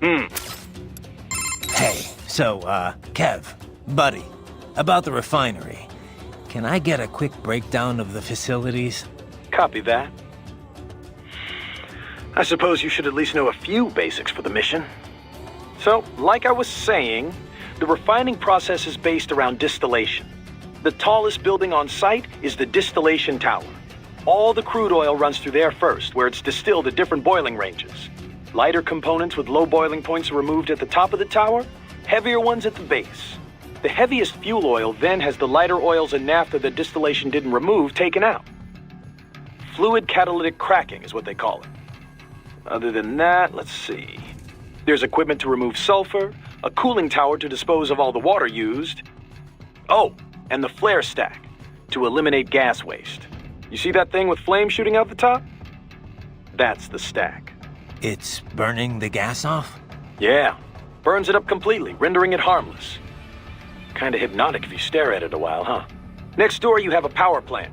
It's pretty typical for this type of facility. And of course, the gas tanks. Liquefied petroleum gas, LPG, is pressurized and stored in those round tanks. It's also artificial, but it's got a certain charm, you know? Like the ultimate in utilitarian beauty. A solitary distillation tower, all lit up and set against the setting sun. It's an amazing sight. Kev, you still with me there? What? You don't appreciate this kind of stuff? Places like Germany and Japan, people get really into it. Factory sightseeing tours and everything. Yeah. No, not so much.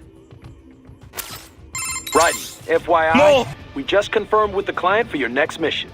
Great. How about we finish this one first, though? I'd like to see my family again someday, you know? My son's going to forget he even has a father. 90-day contracting tour, buddy. We're all in the same boat. Man, feels like ages since I was back in Virginia. I don't know about in the same boat. These guys are out to tear me limb from limb. Worst you our EMF desk jockeys have to worry about are paper cuts. All right. Guess you don't want to hear what your old friends are up to then. Who is it? Desperado. Where is it this time? Mexico. Apparently they've got some kind of lab in Guadalajara. You're going in to investigate claims of human trafficking and illegal dumping. And our client? Who's picking up the tab? If we're planning to play police all of a sudden, we're gonna need some kind of budget. No worries there. It's a human rights group we've worked with a few times before. They were conducting their own trafficking investigation when Desperado came up. Understood. You can brief me when I get back. Roger that. Where the hell did Desperado get all these cyborgs anyway, Kev? Hard to say. They're not as rare as they once were, but still. Of all registered PMC troops, we're still talking, what, 3% have enhancements? Maybe 5% tops. Mostly career military who got hurt on the battlefield one way or another. Getting their arms or legs back lets them keep earning a living. But most able-bodied soldiers are still reluctant to sacrifice their own healthy body parts. Plus, the surgery is highly specialized. Expensive as hell. Not to mention maintenance costs after that. Unless insurance is footing the bill, most guys couldn't afford enhancements even if they wanted to. Maverick's got some cyborgs. What's their story? They all wounded in action? Mostly. I heard a few saved up and paid for it themselves, but just a few. There is this one crazy blonde guy, though. I heard he asked for a full body conversion. The Patriots didn't leave me much of a body to begin with. I just had Herr Doctor finish what they started. You know I'm just giving you shit, man. Anyway, yeah. Looking at the numbers, cyborg soldiers are still a pretty small minority. Not really surprising when only contractors in developed countries are offered insurance. Third world soldiers get hurt out on the field, and that's all she wrote. They can't work as a merc anymore. Most times, they can't really work at all. Well, Desperado's up to something, because cyborgs are definitely not in the minority here. I've heard of some PMCs covering the cost of the surgery for their disabled. The mercs get their career back, sure, but the PMCs aren't exactly running a charity. These guys have to work to pay it off until the company at least breaks even on them. Any cyborg breaks his contract early would probably be in debt for the rest of his life. You think that's Desperado's MO? I can't prove it, but sure as hell wouldn't surprise me. So what kind of deal does Maverick offer its contractors? Oh yeah, I forgot you're full-time too. You never contracted with us? Nope. Boris invited me on board the first time we talked about it. We've known each other since Area 51. Didn't have any reason to turn him down, so yeah. Never really considered the contract route. Right. Well, it's actually pretty rare for guys on the ground like you to be full-timers. Most of Maverick soldiers are contractors, just like with any other PMC. It just makes sense. After all, it's never the same job twice in this business. Each mission has its own requirements. Force size, skill set, all that crap. So generally, we contract out on a per-mission basis, or a fixed schedule for longer jobs. A lot of US companies are doing it that way lately, not just PMCs. Besides, a good contractor can earn more than most regular full-time employees. Definitely a hell of a lot more than regular military. And if they want to quit, can they get out of their contract? Yep. Of course, just up and quitting right in the middle of a mission would cause problems. Just like any other job, you know? We'd want some notice to settle on a new end date, but hold up. You're not thinking of leaving us, are you? Just curious. You still busy with all that other work, Kev? You know me, man. Kev of all trades. I got a lot on my plate. Briefing prep, arms procurement, client negotiation, HR, biz dev, accounting, you name it. Lately, though, I've been focusing more on sales and on-site coordination. Oh, and advisor work like this. Never sleep, do you? Things have been better since Courtney joined up, at least. You still busy with all that other work, Kev? You know, briefing lately. Never. You know, I have to hand it to you guys. Cyborgs are just amazing to me. So much power and speed. It's not all gravy. No? How so? Well, things have improved a lot in the past few years. But back when I was modded for the first time, keeping artificial blood free of impurities was a huge hassle. Artificial muscles need a constant flow of oxygen from a blood source, just like the real thing. But it was a challenge getting the kidney units as small as they needed to be. We all had to undergo routine dialysis. Sounds rough. Used to be even worse back when Dr. Clark was still experimenting. Bad nerve connections would screw with the test subject's pain receptors. It was torture. Compared to that, I had it pretty easy. It wasn't until recently that you could eat and drink like normal people, right? That's right. We generally use glucose-based nutrient packs to keep the brain running. But we can absorb nutrients orally now, too. Whatever we eat's broken down by nanomachines, and we have taste sensors as well. It's not exactly like it was before. The difference is, I can turn those sensors off if I don't need them. That's been surprisingly useful. So cyborgs can live pretty much normal lives now? Well, getting there. We still need fuel cells and nutrition packs, not to mention regular maintenance. It's a lot of dough. Of course, another big problem's how other people look at you. How do you mean? There was a time when I wore artificial skin. Tried to look as close to normal as possible. I've still got some now, on my face. The tech at the time wasn't great. You still looked pretty unnatural. Maybe you could fool someone from far away, but up close, even a baby could tell I wasn't human. Going out shopping or whatever, you could feel all those eyes on you. I tried to find something to do other than fight, but looking like I did got me 2 strikes pretty much as soon as I walked through the door. That sounds terrible. Well, you appreciated it when people were honest about it, at least. But when they were too polite to just say so, that was rough. Things are getting better these days, though. Artificial skin's improved a lot. And you don't get so many stares now that the general public knows about cyborgs. Maybe I should look into the cyborg thing, huh? I could eat whatever I want, whenever I want. Probably cheaper just getting lipo, Courtney. Jerk. Courtney, there's something I'd like your opinion on. What's up? It's how I replenish my electrolytes. I'm basically feeding off these cyborgs. Oh, yeah. That. I don't really see any better options, to be honest. I doubt your old body would have stood up against the Desperado Captains or Jetstream Sam.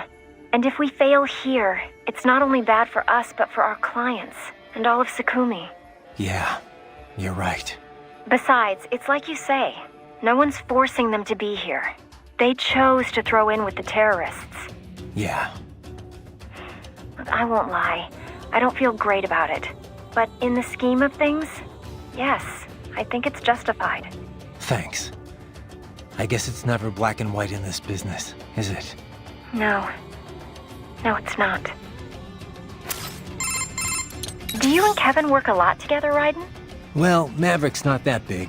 Unless you're a short-term contractor, you tend to work with the same guys. Last job we were on together, I was hired by the Carabinieri to track down 3 Albanian mafiosos. They'd fled Italy for Montenegro, and I had to bring them back. It wasn't easy. All 3 of them had cybernetic upgrades. Without Kev, I could have been in serious trouble. He was with an NGO before Maverick, I think, handling disarmament work for the UN. Yeah. He and Boris met while working together to resolve a conflict in Africa. They hit it off. So when Boris gave him a job opportunity, he took it. I kind of wonder why. We're pretty much the opposite of a disarmament outfit. 3 things are needed after a conflict: disarmament, demobilization, and reintegration into society. That's the way it usually goes. I guess Kevin felt like the process was getting to be a joke. Even if the UN taps the group that caused the conflict for post-war cleanup, there's no way of ensuring their sincere cooperation. There's always a chance they'll underreport the number of soldiers they've got on hand. That, or they only disarm the useless parts of their force. The ones with outdated weapons and gear. Yeah. Meanwhile, they can hide their standing force, the one with all the up-to-date weaponry, from the UN.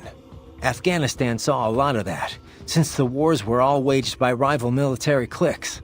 Anyway, Kev saw that happening on a daily basis in Africa. Guess he just wanted a job where he had a firmer grasp on what was going on. And then along comes Boris. Kev had to think it over for a while, sure. But, well, here we all are. PMCs are going to need more people like him. And me too, I guess. You know, civilian viewpoints. Couldn't agree more. What's up? No? Did you— No, just wanted to hear the sound of your voice. Oh, save it for your wife, Raiden. Raiden, are you fully versed in the features of your AR display? It can serve many functions, you know. Do I hear un lecture coming on? A lecture? No, of course not. I'm hardly an expert.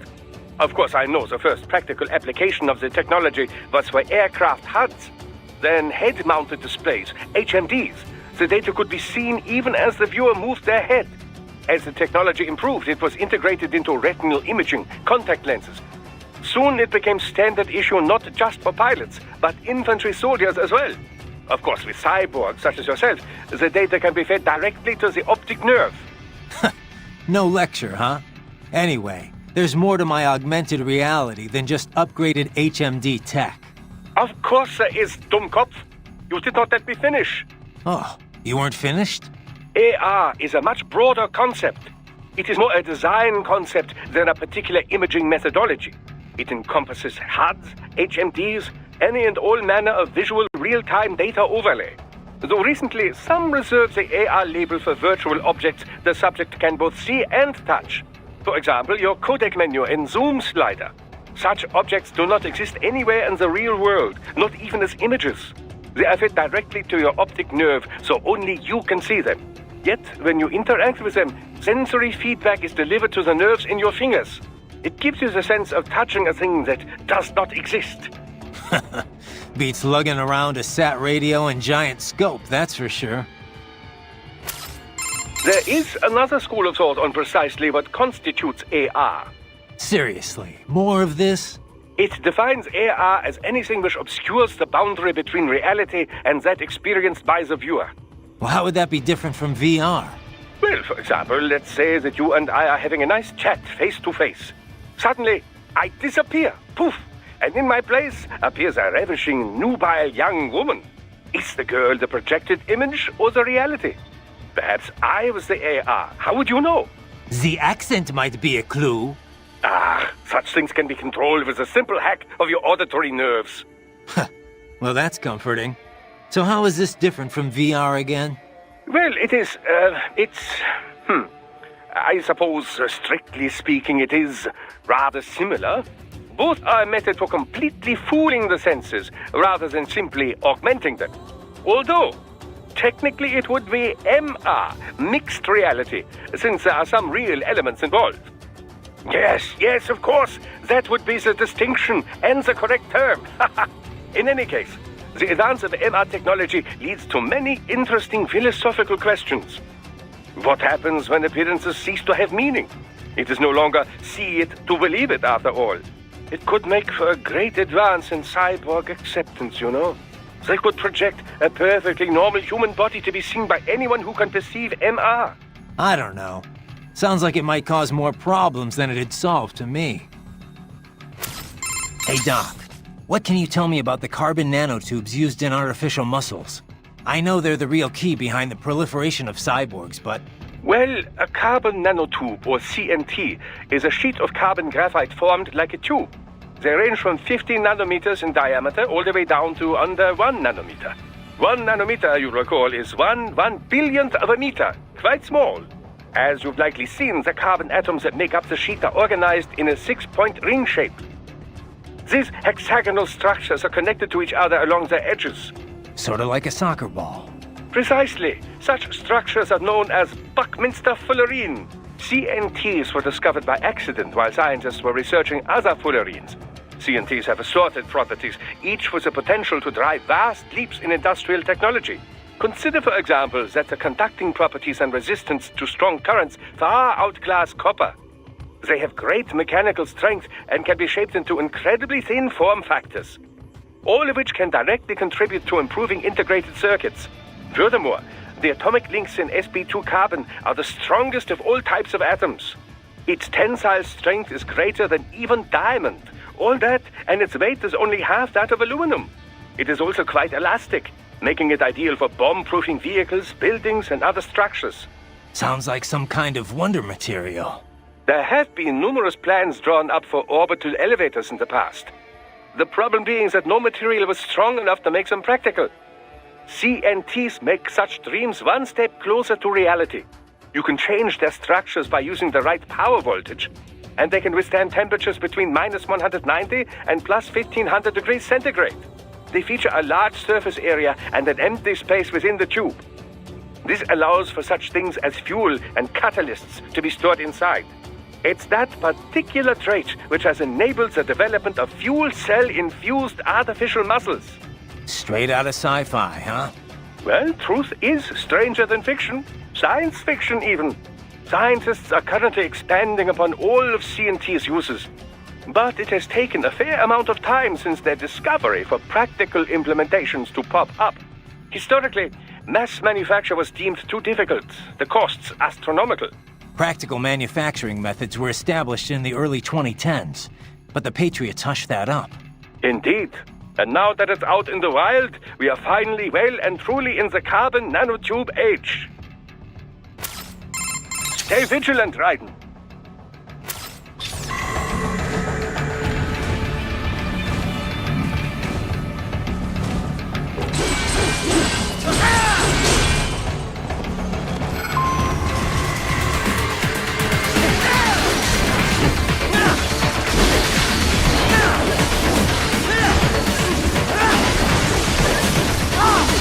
Watch out!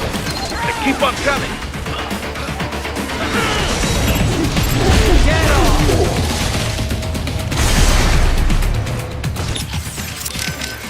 These cyborgs can cycle between machetes, you can...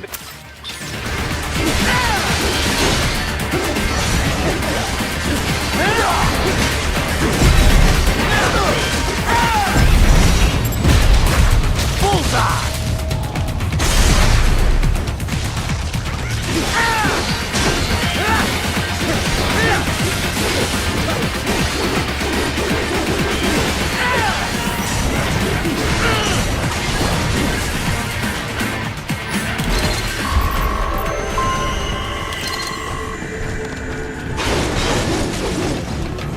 Dolcev and his team must be in here.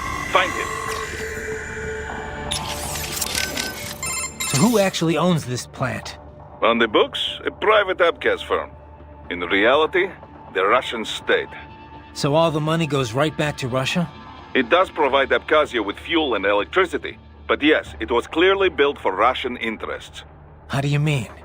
The Caspian Sea is a major source of gas and oil. But these days, most of it never passes through Russia. Not since the Baku-Tbilisi-Ceyhan pipeline was built. With it, the oil flows straight to Europe. But that pipeline runs straight through Georgia. Why did the Georgian government allow it? Money, of course, and power. Having a major pipeline, the South Ossetia War taught Georgia they could not always rely on the West for support. They began working more with their neighbors in the region to build their own power base. So Georgia stands to gain from this coup? It would seem this way. Any scenario that ends with the refinery no longer under Russian control is good for Georgia. Even if they do not retake Abkhazia outright, they benefit if new regime is more friendly to Georgia. Perhaps this is Dolcev's idea, to attract Abkhaz political leaders with a pro-Georgia agenda. And that's why Georgia isn't taking action? I very much doubt Georgian government would be involved in anything so obvious and so reckless. There must be someone else behind all this. And Dozayev's just playing along? Why would he? Revenge, Tovarich. Anything to hurt Russia. Perhaps money as well. Who knows? Yeah, the Russians can't be happy about all this. Let me guess. They contacted you through the FSB, right? There were conversations, yes. But it was the Abkhaz government that enlisted us. We only took this mission because we knew it would help the people there. Besides, we cannot leave Desperado unchecked. Not after what happened. Right. I won't let them profit from this mess. And we need to learn who's backing them. Duh. And the first step to do this is take back that refinery. So who actually owns? On the so how do you get notes? But that so the and is perhaps and that and perhaps yeah. Let me we decide right. The You still busy with all that other work, Kev? You know me, man. Brief it late. Never. What's up? No? Did you? No, just. Oh. You must continue along, Raiden.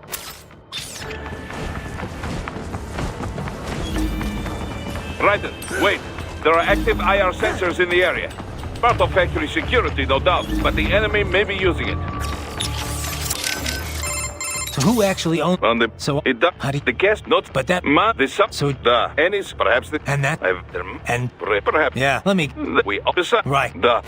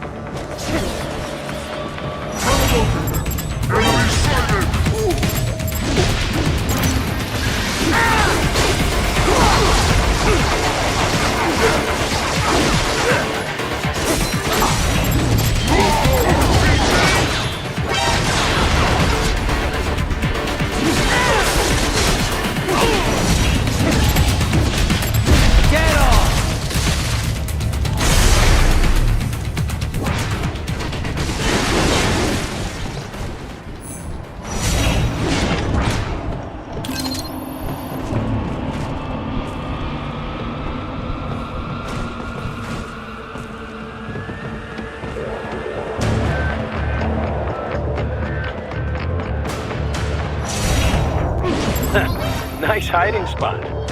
Wonder where he learned that from. You still busy with all that other... You know, brief late. Never.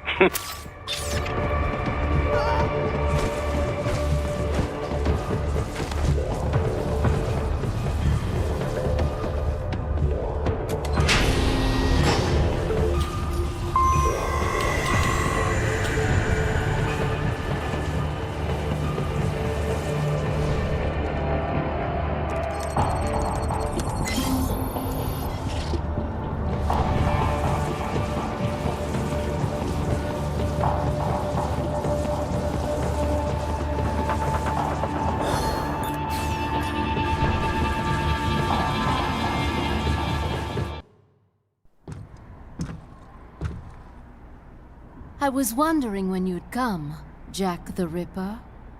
No one calls me that anymore. Dosaev, where is he? I can show you a better time than that crusty old bear. You're in charge here? I am Mistral, the cold wind of France. And your reputation precedes you. Liberian, but white as snow. A natural-born killer, even as a child. That was a long time ago. I was born in Algeria myself, you know? I'm only half French. And? We had our own civil war in the 90s. So you see? Cut from the same cloth, you and I. You don't know me. I lost my whole family. Everything.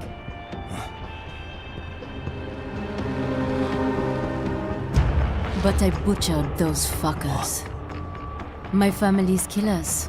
That's when I realized I am a killer too. And a good one at that. I slaughtered dozens in Iraq, in Afghanistan. I'd found my calling. Proud of that, are you? What happened, happened. To be honest, I found it quite dull. My enemies fell like domino, one after another. Not once did I feel threatened. I was adrift, without challenge, without purpose. At times, I even envied my prey. At least they had a cause to die for. And then, I met him. Who? And I knew what I had been missing. His ideals gave my life meaning. Ideals, Jack. What are yours? I protect the weak.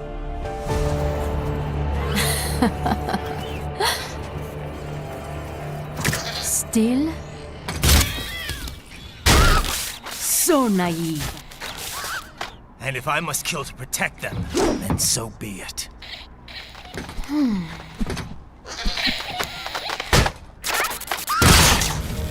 It seems we have less in common than I thought. I'll take that as a compliment. If you would kill for your ideals, then surely you are ready to die for them.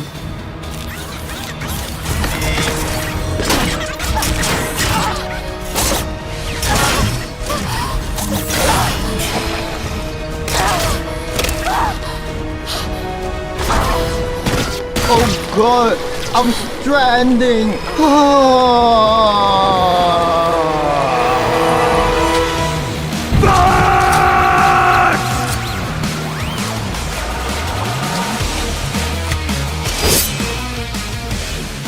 Come, Manga.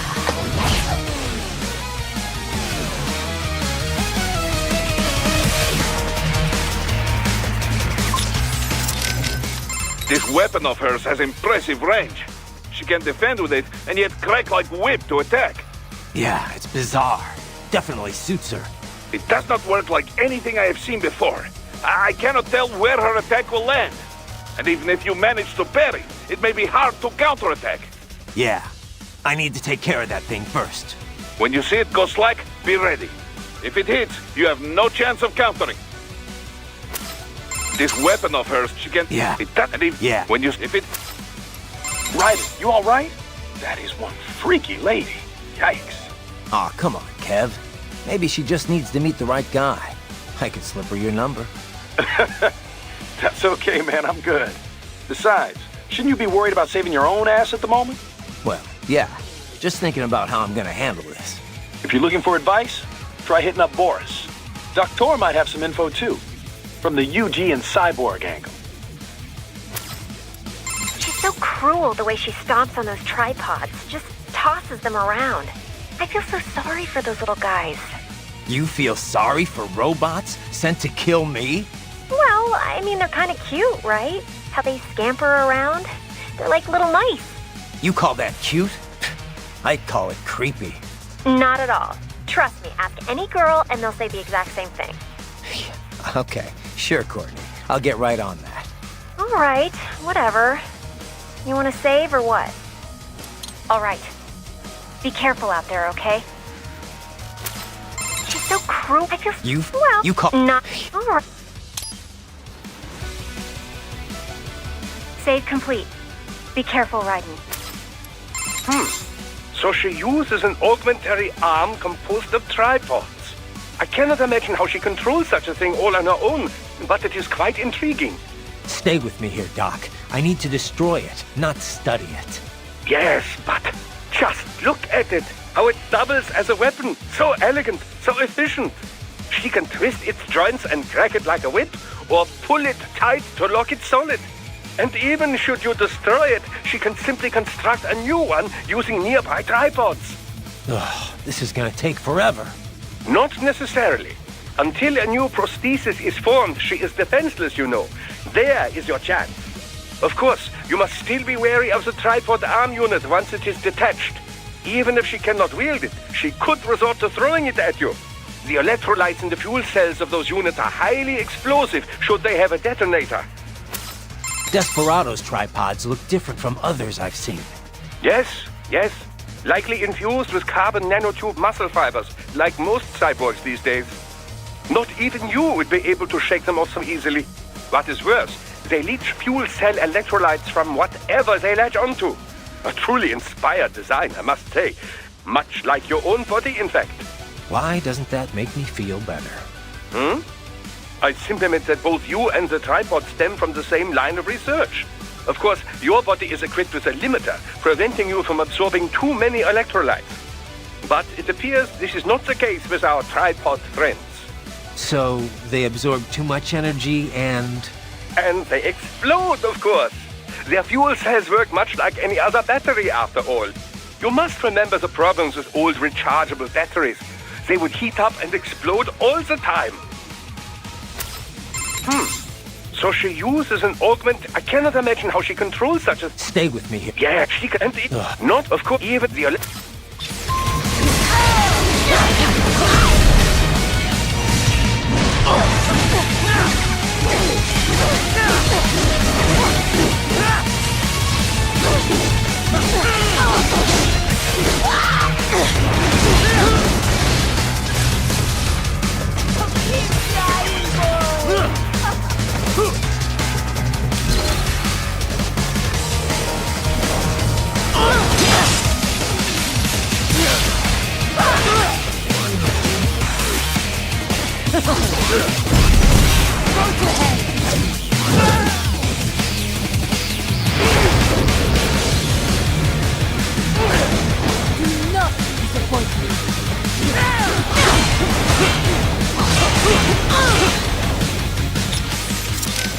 This weapon of hers, she gets... Yeah.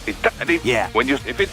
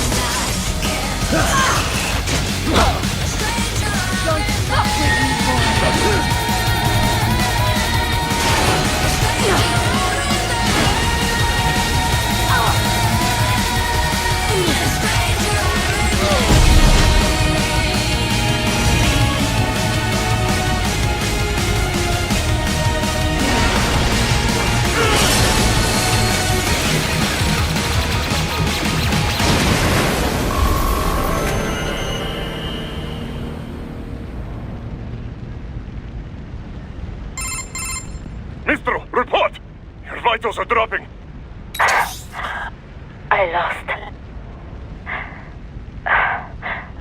So this is how they felt. What? Dying. For a cause. Wait. No. Hold on. I am sorry. He was too much. I do not need apology. I need you alive. But I know you will never fall. What? What is this talk about? Je t'aime. De tout mon corps. Je t'aime. Mister, you never...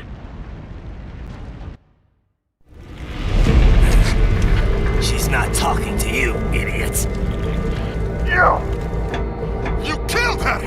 You vile nuts! Murderer! That's rich coming from you. It's overdose, I have. Surrender. Translation? Why would I surrender? You are exactly where I want. Shit. Built with Russian money to make Russian money. It is no plan for Abkhaz. It is their prison.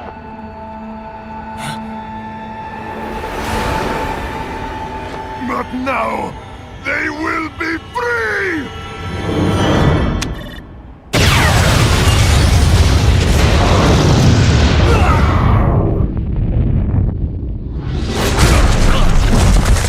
Damn! Crazy son of a bitch! Raiden? Raiden, what happened? Bastard blew himself up! I see.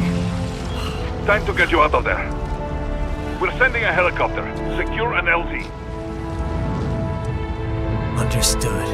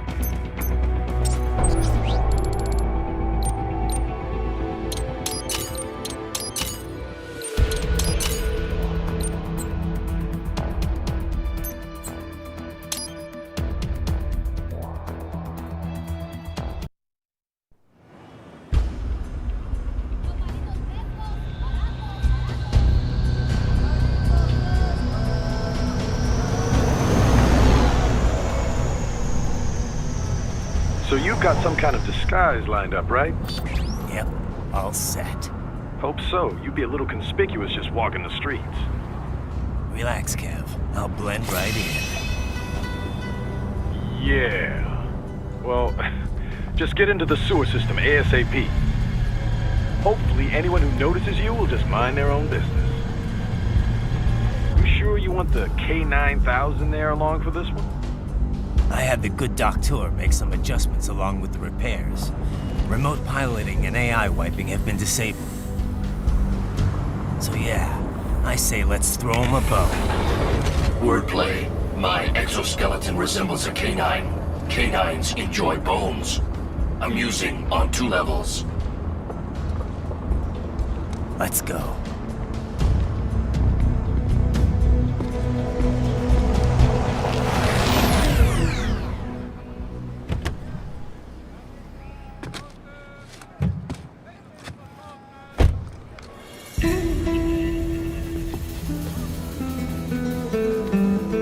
¿Quién es ese güey? ¿Un mariachi? ¿No? ¿Un cyborg? Ese sombrero. ¿Qué?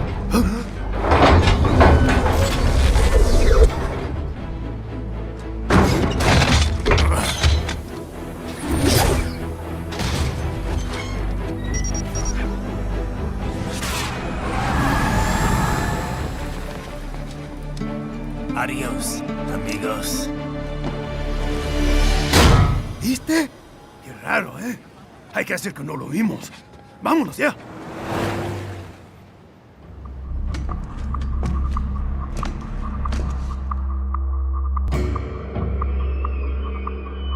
It's Raiden. I'm in the sewer system. All right, let's get started. Your mission's to investigate the Desperado-affiliated research center somewhere in that area. According to the intel from our client, the lab's been dumping illegal waste into those sewers. FYI, they're also involved with the cartels in human trafficking. Allegedly, anyway. This just gets better and better. Tell me about it. We need you to infiltrate the lab and find out everything you can. Of course, you'll have to find it first. We still don't know the exact location. So I'm looking for anywhere the lab might hook up with the sewers? Yep. If they're actually dumping waste, they've got to link up somehow. Find that connection, sneak into the lab, and see if you can find evidence implicating them on anything. No problem. Stealth's my specialty. Right. Well, we'll see. Do we have any idea what kind of research they're doing there? Not really. Maybe something related to all the people they're trafficking. Like experimentation? It's possible. First things first, though. Find a way into that lab. Oh, right. It says here the locals say black crocodiles live in those sewers, so you know, watch out. Black crocodiles? Could they be talking about UGs? Maybe just an urban legend. But still, be careful. I will scout ahead. You will provide backup. Sir, yes, sir. Commence operation. How are things back in Abkhazia? Thanks to the full efforts of the workers, power was restored in just 2 days. Pretty impressive. Only the power plant is back online, though. Refinery itself will likely be out of service for months. Fuel sent from Supsa is being used to power the plant for now. Just wish I could have stopped him. Impossible without a sniper. And in our focus on anti-cyborg combat, we were unprepared. Thankfully, other than financial losses, few Abkhaz citizens were seriously affected. The plant workers had already been evacuated, and most were hired back on to rebuild the refinery. We received payment and are not being blamed for the suicide blast. Good to hear. It should go a long way to help fix our reputation. Duh. And even more good news. Desperado is down one of its top captains. Let's hope they learned a lesson. We can hope, but it is doubtful. We still do not know who is supporting them. Even if we shut Desperado down entirely, their backers could simply hire some other PMC. Whoever it is, you really think they're interested in the pipeline? Who'd benefit besides the Georgians? Hard to say. Whatever the plan was, it went up in flames with Dolzaev's suicide. The problem is that there are countless companies and governments profiting off the BTC pipeline. Whoever is behind it, they may be too big for a simple security firm like us to do anything. Yeah, one thing we do know, though, is that Sundowner's more than just a pawn in all of this. We need to watch him. Trafficking or not, we need to stop their operation here. Find the evidence, and perhaps we can do that. And Tovarich, be careful. Have you ever worked with this client of ours before? Duh. Several active human rights groups engage in non-violent interventions like this one. Typically, they hire firms like ours to provide security and backup. Most serious human rights abuses take place in unstable regions, after all. Legitimate human rights groups, not fakes set up by oil firm or such things, they cannot handle it. Yeah. It's different for private groups working in hostile regions, especially when some of that hostility comes from the local authorities. Indeed. NGOs and security firms play a greater role in peacekeeping, too. You know, DDR business. Disarmament, demobilization, reintegration. Like the UN runs it. Usually, carrying weapons is not permitted for the group involved, for obvious reasons. So outfits like ours run guard duty. If the locals don't like armed peacekeepers, then they pretend to be unarmed observers instead. Duh. It's beneficial for the client if the locals are aware of the firepower backing them, though. I've drank tea with the sort of people my company would normally be pushing back with the butts of our rifles. It's very different from usual. More direct sort of security work, especially at beginning. But I got used to it. Less danger of unexpected conflict, and the pay is pretty good. We've built a good reputation for this kind of work. This is why NGO hired us for this job. How are things back in Abkhazia? Thanks to the full efforts of the workers, power was restored. Pretty only fuel input, and then thanks the plant. We're good. Let's. We can even Whoever. the pro. Whoever. Yeah, we need. Find to. This trial mentioned someone from her past. Any idea who that could have been? None. I checked her file again, couldn't find a thing. Definitely not Dolzaev. Probably not Sundowner either. No. The way she put it, it didn't sound like anyone I've encountered so far. Maybe someone involved in backing Desperado. If so, sounds like they're providing more than just financing. Maybe they share the same philosophy. That'd be bad.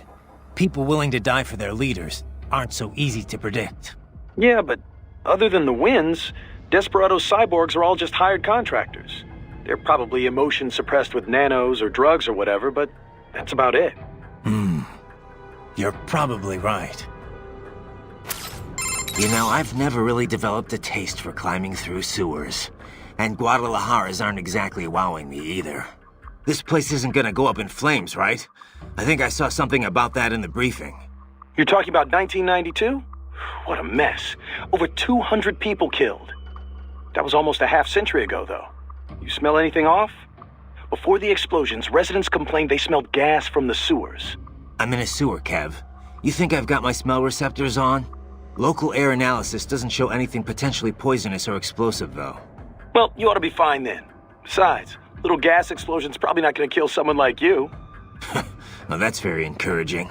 Seriously, though, Guadalajara is not a bad place, at least from what I've seen.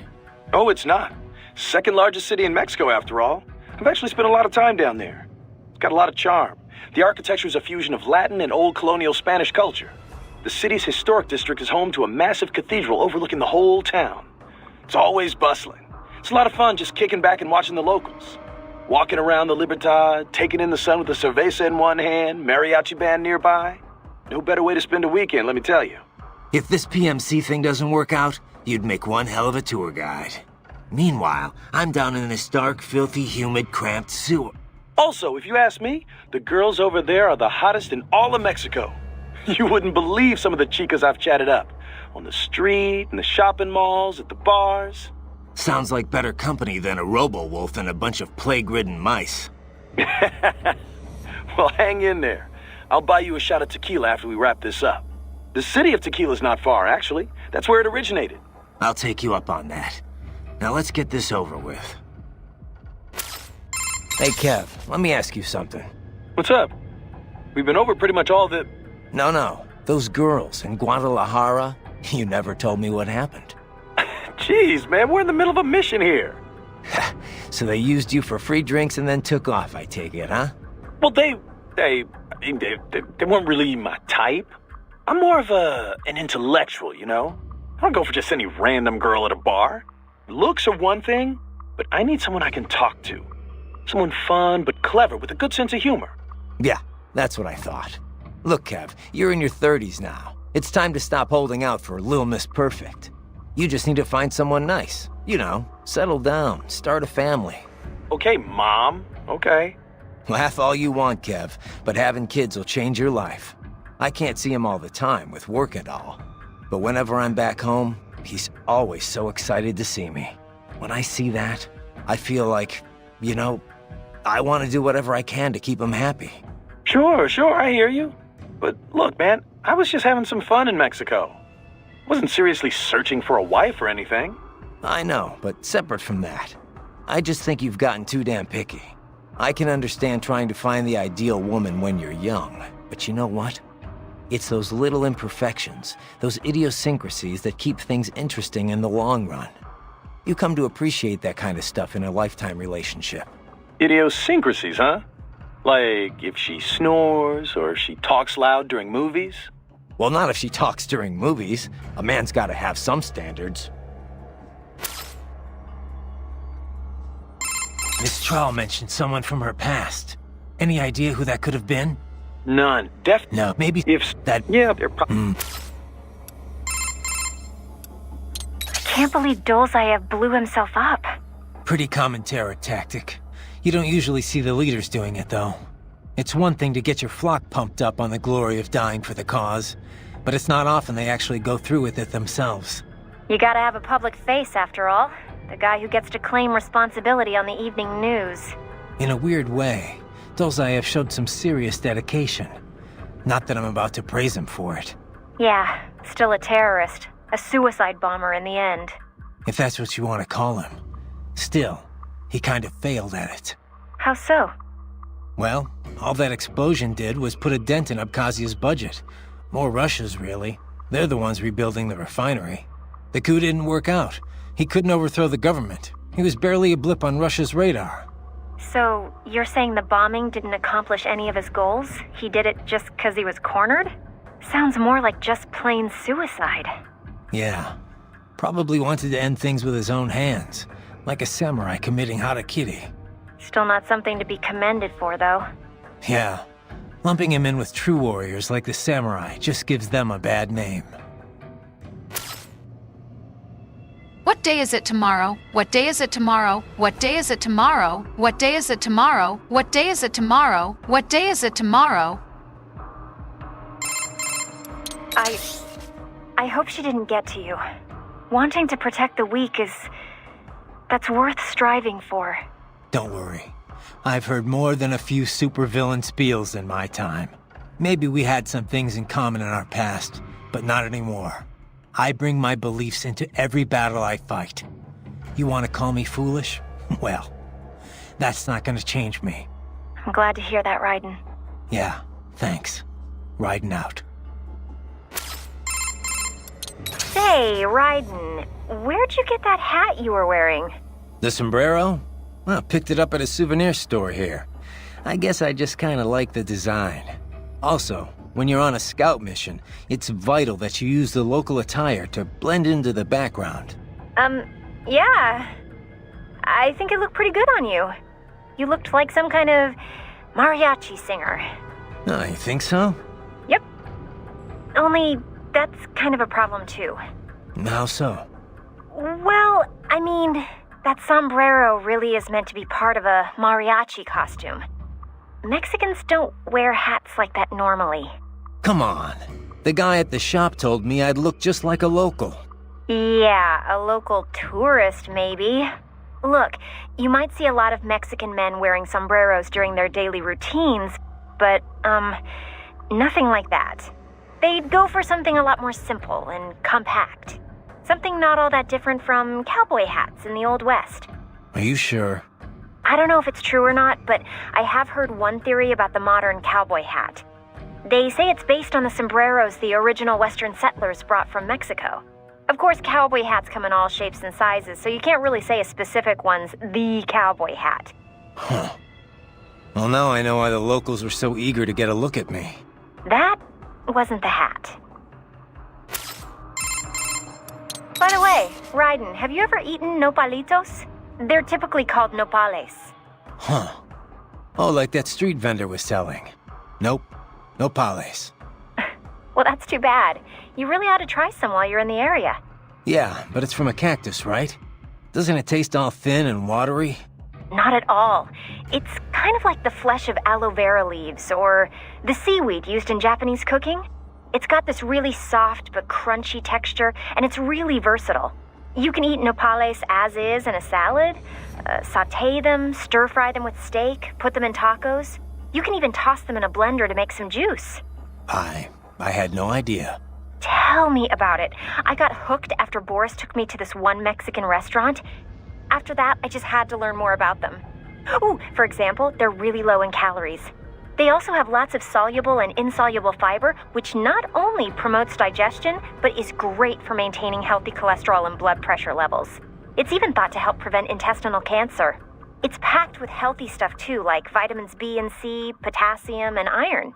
Okay, I get it. It's good for you. So how does it taste?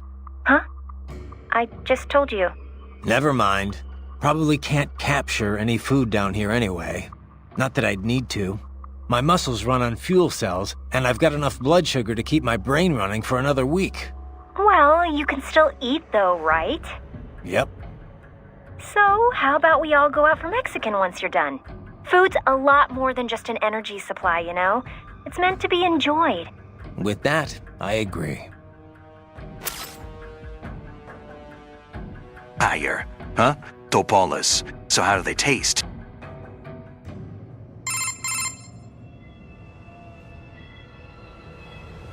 Huh? Oh, nopales. So how do they taste? Raiden, can I ask you something? Sure. What is it? Just wondering, why'd you join Maverick in the first place? Well, Boris and I go way back. Our first time working together was rescuing Sunny. That's Colonel Gerlukovich's granddaughter. He and Boris were good friends back in the USSR. Right. The Patriots were holding her? Yeah. I was mainly working with the PLA, but Boris was a huge help. His Russian military connections paid off big time. All his covert op experience, too. He wasn't working pro bono, of course, but he went above and beyond the call. The Patriots were a threat to everyone, not just America. He got that. And when Paradise Lost disbanded, he formed a new outfit and got them all work. Most of them, anyway, including me. Did you ever consider another line of work? Something non-military, I mean? I'm a cyborg, Courtney. What am I gonna do? Drive an ice cream truck? I can pass as normal from a distance, but up close, anyone can tell it's artificial skin. Good jobs aren't easy to come by these days, even for non-cyborgs, and I've got a family to feed. Besides, I've been fighting my whole life.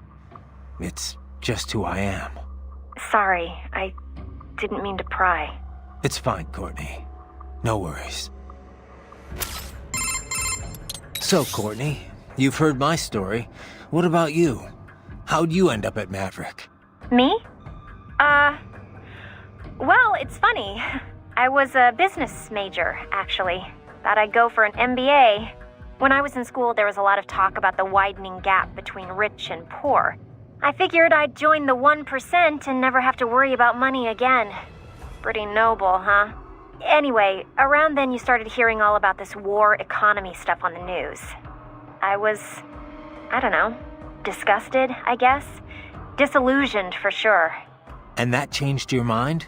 It wasn't just the war stuff that bothered me. It's everything it represented. How so much of what the First World enjoys comes at the expense of Third World people. The more I researched, the more I realized how bad things are. Underreported, too. After that, money wasn't such a priority anymore. I know how trite that sounds, but it's true. I wasn't naive, though. I knew living in some hippie commune or going Amish wouldn't change anything. So I started looking for a career where I felt I might actually have an impact. You didn't worry about working at a PMC? Becoming part of the problem? Well, I wasn't going to sign up with just anybody. But not all PMCs are bad, you know? Some of them, sure. They'll do anything for a buck, no questions asked. That's why someone has to stand up to them. Protect the innocent from those guys. That's us in a nutshell. So you did your homework and found Maverick. Honestly, it was more dumb luck than anything else. I had a friend who knew I was interested in this kind of work who was also friends with Kevin. They introduced us, we set up a meeting, and here I am. That's right. I always forget you and Kev went to the same school. Huh. Definitely not your typical path to joining a PMC, that's for sure. I really am here to fix the world. I know it's a cliché, but there it is. Well, I for one am glad to hear it. So how's it been since you joined Maverick, Courtney? About what you expected? Not even close. I had no idea what I was signing up for. You deal in a lot of expensive weapons and equipment that can save people's lives. But at the same time, you can't just ignore the bottom line. You catch yourself measuring lives in dollars and cents. Yeah, the business side can get pretty messy. Messy is right. But I won't just ignore it.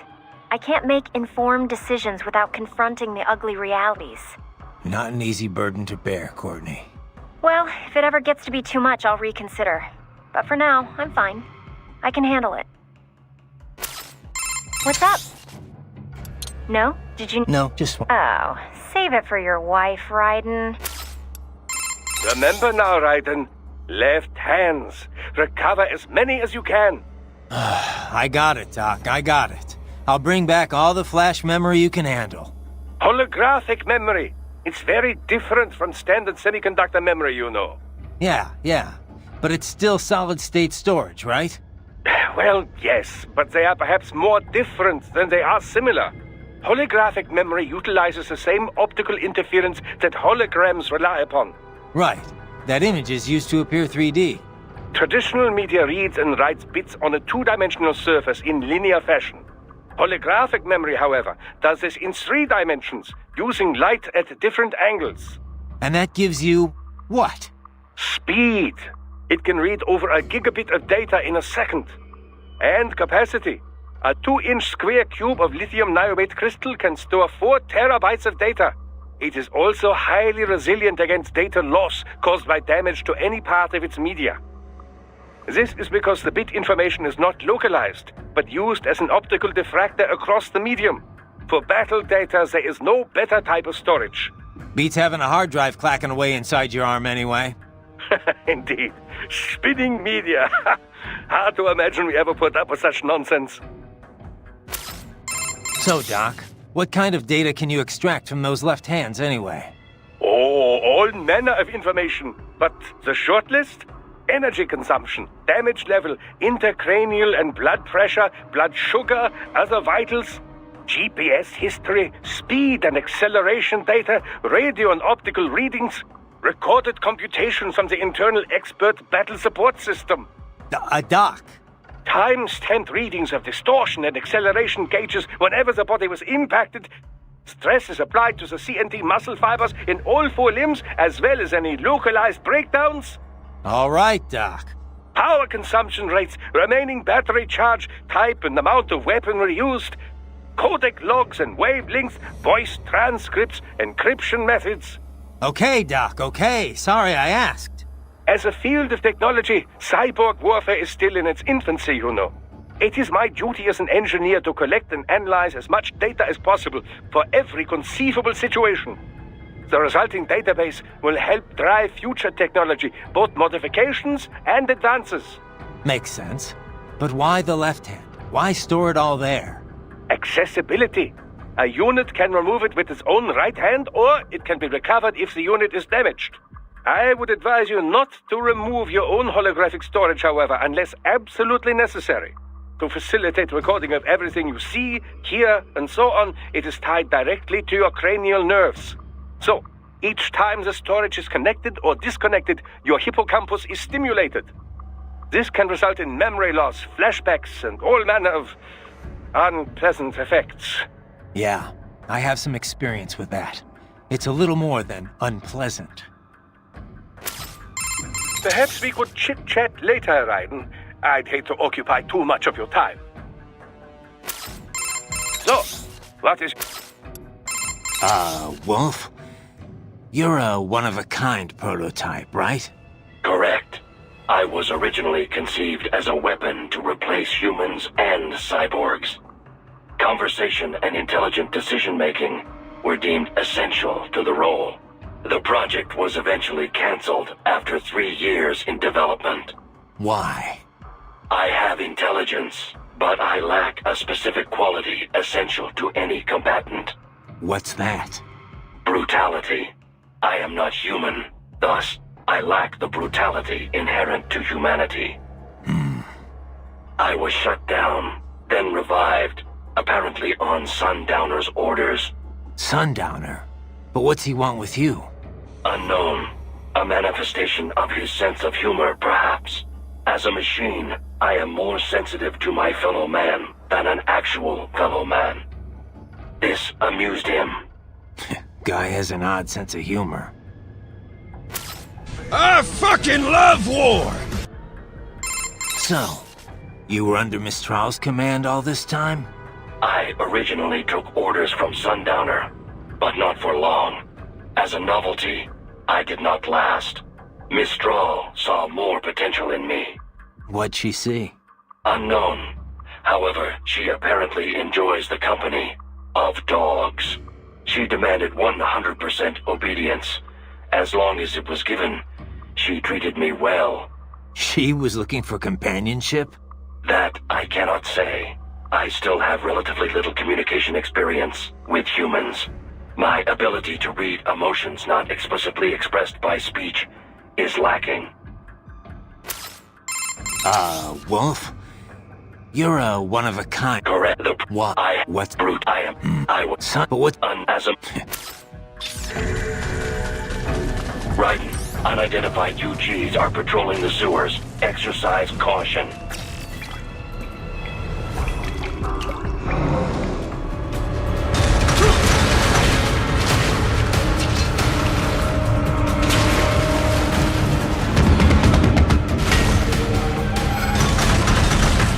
Better take out that UG quick. Don't want to attract too much attention down there.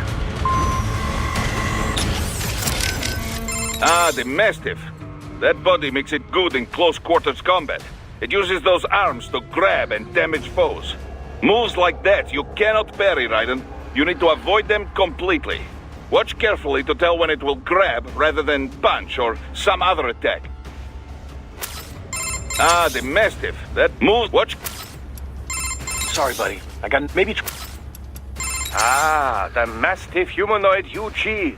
In all the industry, its proportions are the closest to a regular human being's. It's not a cyborg? Not at all. It may be styled after one, but its behavioral patterns are relatively quite basic. It's still quite a way off from believable human behavior, you know. With a stronger AI, I could see Mastiffs taking the place of common infantry perhaps, but no more. Regardless, do not underestimate their strength or their armor. Weaken them with standard attacks before entering blade mode for the final strikes. Land a flurry of strikes, make a soup no matter. Raiden, ambulatory unmanned gears detected in sewer network. What? Desperados already spotted us? Negative. These UGs are not engaged in proper perimeter security. Even were the lab anticipating our assault, they would not set up patrols down here. It is too far from the lab to be effectively guarded. So what are they doing down here? Judging by their behavior, I believe they are gathering AI behavioral learning data. Meaning? With Neuro AI, there is no delineation between hardware and software. You cannot simply extract the learning data from one AI and insert it into another. In order to prepare a UG's AI for deployment, each must learn its duties on an individual basis. So they're using a Mexican sewer as their training ground? No, it would be impractical to implement on-the-field training for every AI in their force. In most cases, AIs are fed simulated data sets, plus feedback based on their chosen actions. Put another way, they engage in VR training. So then why are they here? I believe they are collecting data to improve upon their VR training code. To build a better VR regimen, they must go out in the field to experiment and gather data. It is probable they are using the sewers to help improve their AI's behavior in enclosed spaces. That's the sort of subcontracting work this lab does? It appears likely. Oh, great. And here I was hoping the worst we'd have to deal with is toxic waste. Unfortunately, not. Your only option is to fight.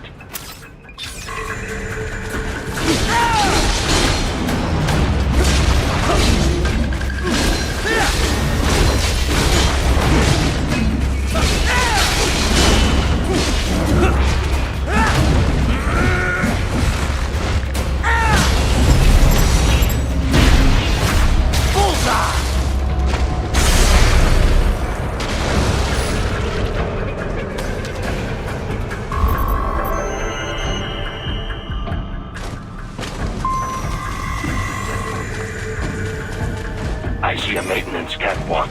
Use it to conceal yourself if necessary. Have you ever worked with this The typical most. Yeah. And you. So if the it's we've been. Wolf?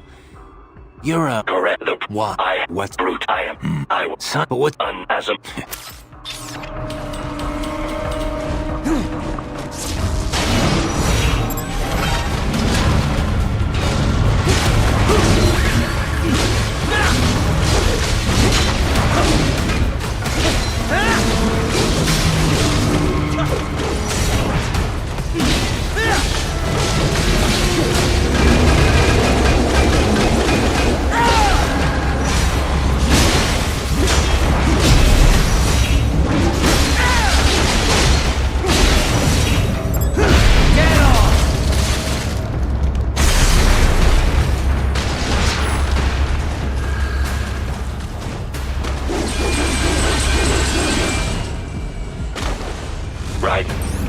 was a boy in these sewers. How are things back in Abkhazia? Thanks to the full efforts of the only fuel input, and then thanks the plan, we're Good day. Let's... we can even What? the pro web. Yeah, we need... Fine and to There's a boy down here? Are you sure? An AI never lies. What? Well, that's a lie right there. You think the Patriot AIs told nothing but the truth? I have yet to see evidence to the contrary.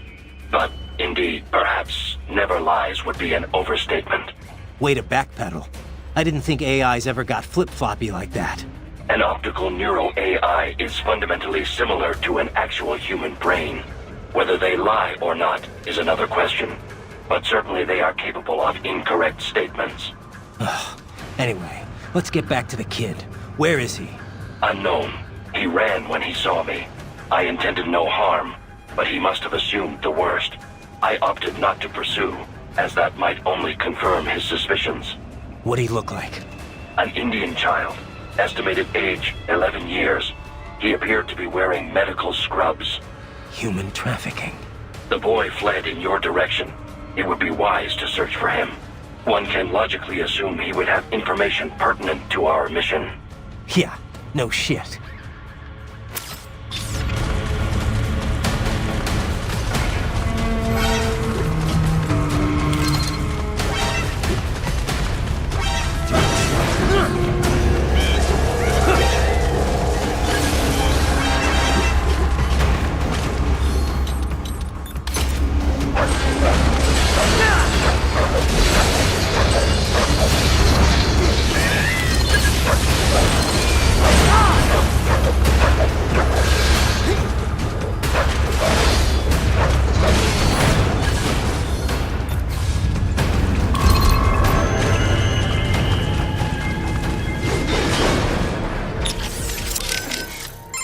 This trial mentioned someone. Any? No, No, maybe if that. Yeah, they're probably.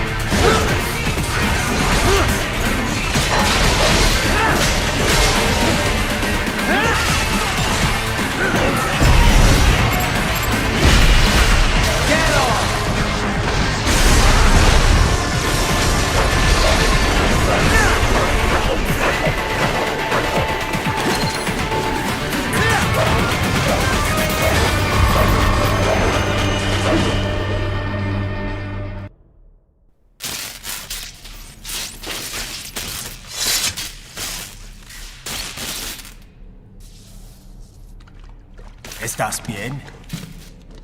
What you say? Oh. Me a Guyanese from Guyana. You speak English? Yeah, I'm from America. Call me Raiden. Me name George, like Georgetown. George. And just like all damn America president. Yeah. So what are you doing here? Me? What the rest of you do here? You lose the map of Ninja Hideout, Ninja Man?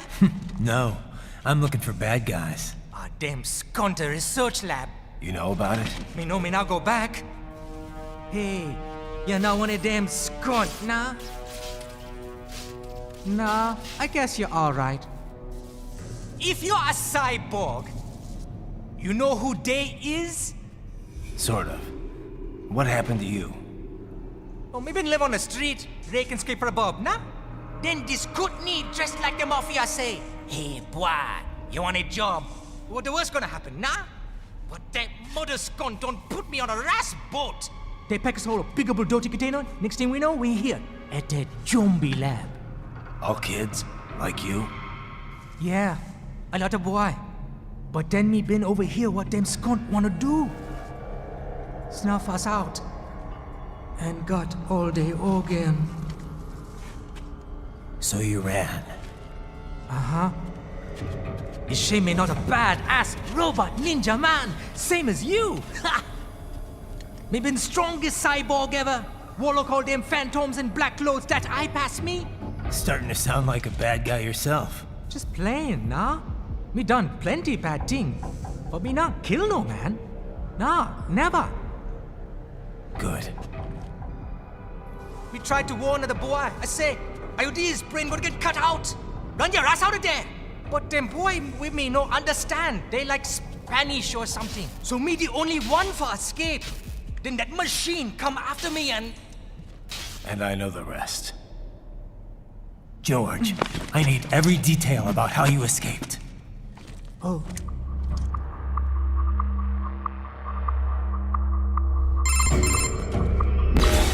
So the kid got into the sewers through a drainage channel? Yeah, he says the channel is super tight, but there's some kind of shutter next to it. Got it. That must be where they dumped the waste. There's something else. It sounds like a Desperado exec was on site yesterday. If a Sentry cyborg was on hand for the meeting... You should be able to review their video log, provided you can find a server access terminal. That would give us the evidence we need, as well as a little peek at the level of their technology.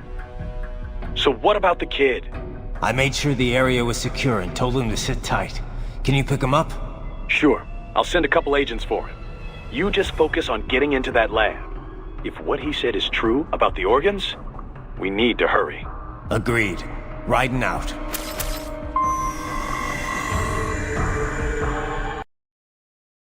Hey, okay, listen, chat. The kid named George in Metal Gear Rising? That is not the George streaming this broadcast right now. That George is a random NPC with bad luck, not a man who wakes up at midnight to play my games for 12 hours straight. Stop typing George cameo in chat. It's different people. This George, your George, is currently halfway through a 12-hour Metal Gear Rising marathon. 12 hours! And he's not a cyborg child rescued by Raiden. He's a human being who needs to stop now, rest, and drink some water before his fingers fall off from too much Zandatsu. So no, there is no secret lore connection. There is no Kojima-confirmed streamer George is canon in MGR. There is just George, the streamer, and George, the random kid in my game. And if this George does go sleep soon, he's gonna turn into Armstrong's protein milkshake powder by morning. Sayonara, bitches. What's your game, Armstrong? Making the mother of all omelets.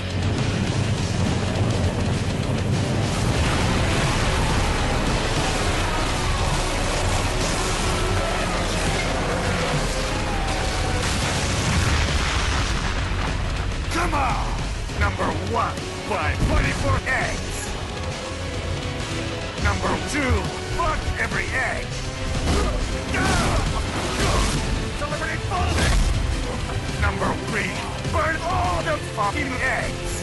Die, you piece of shit!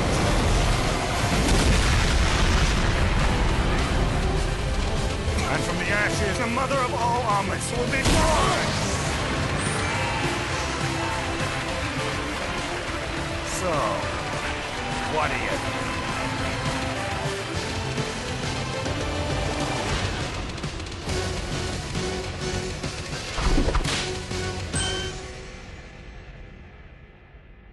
Oh god, I'm stranding.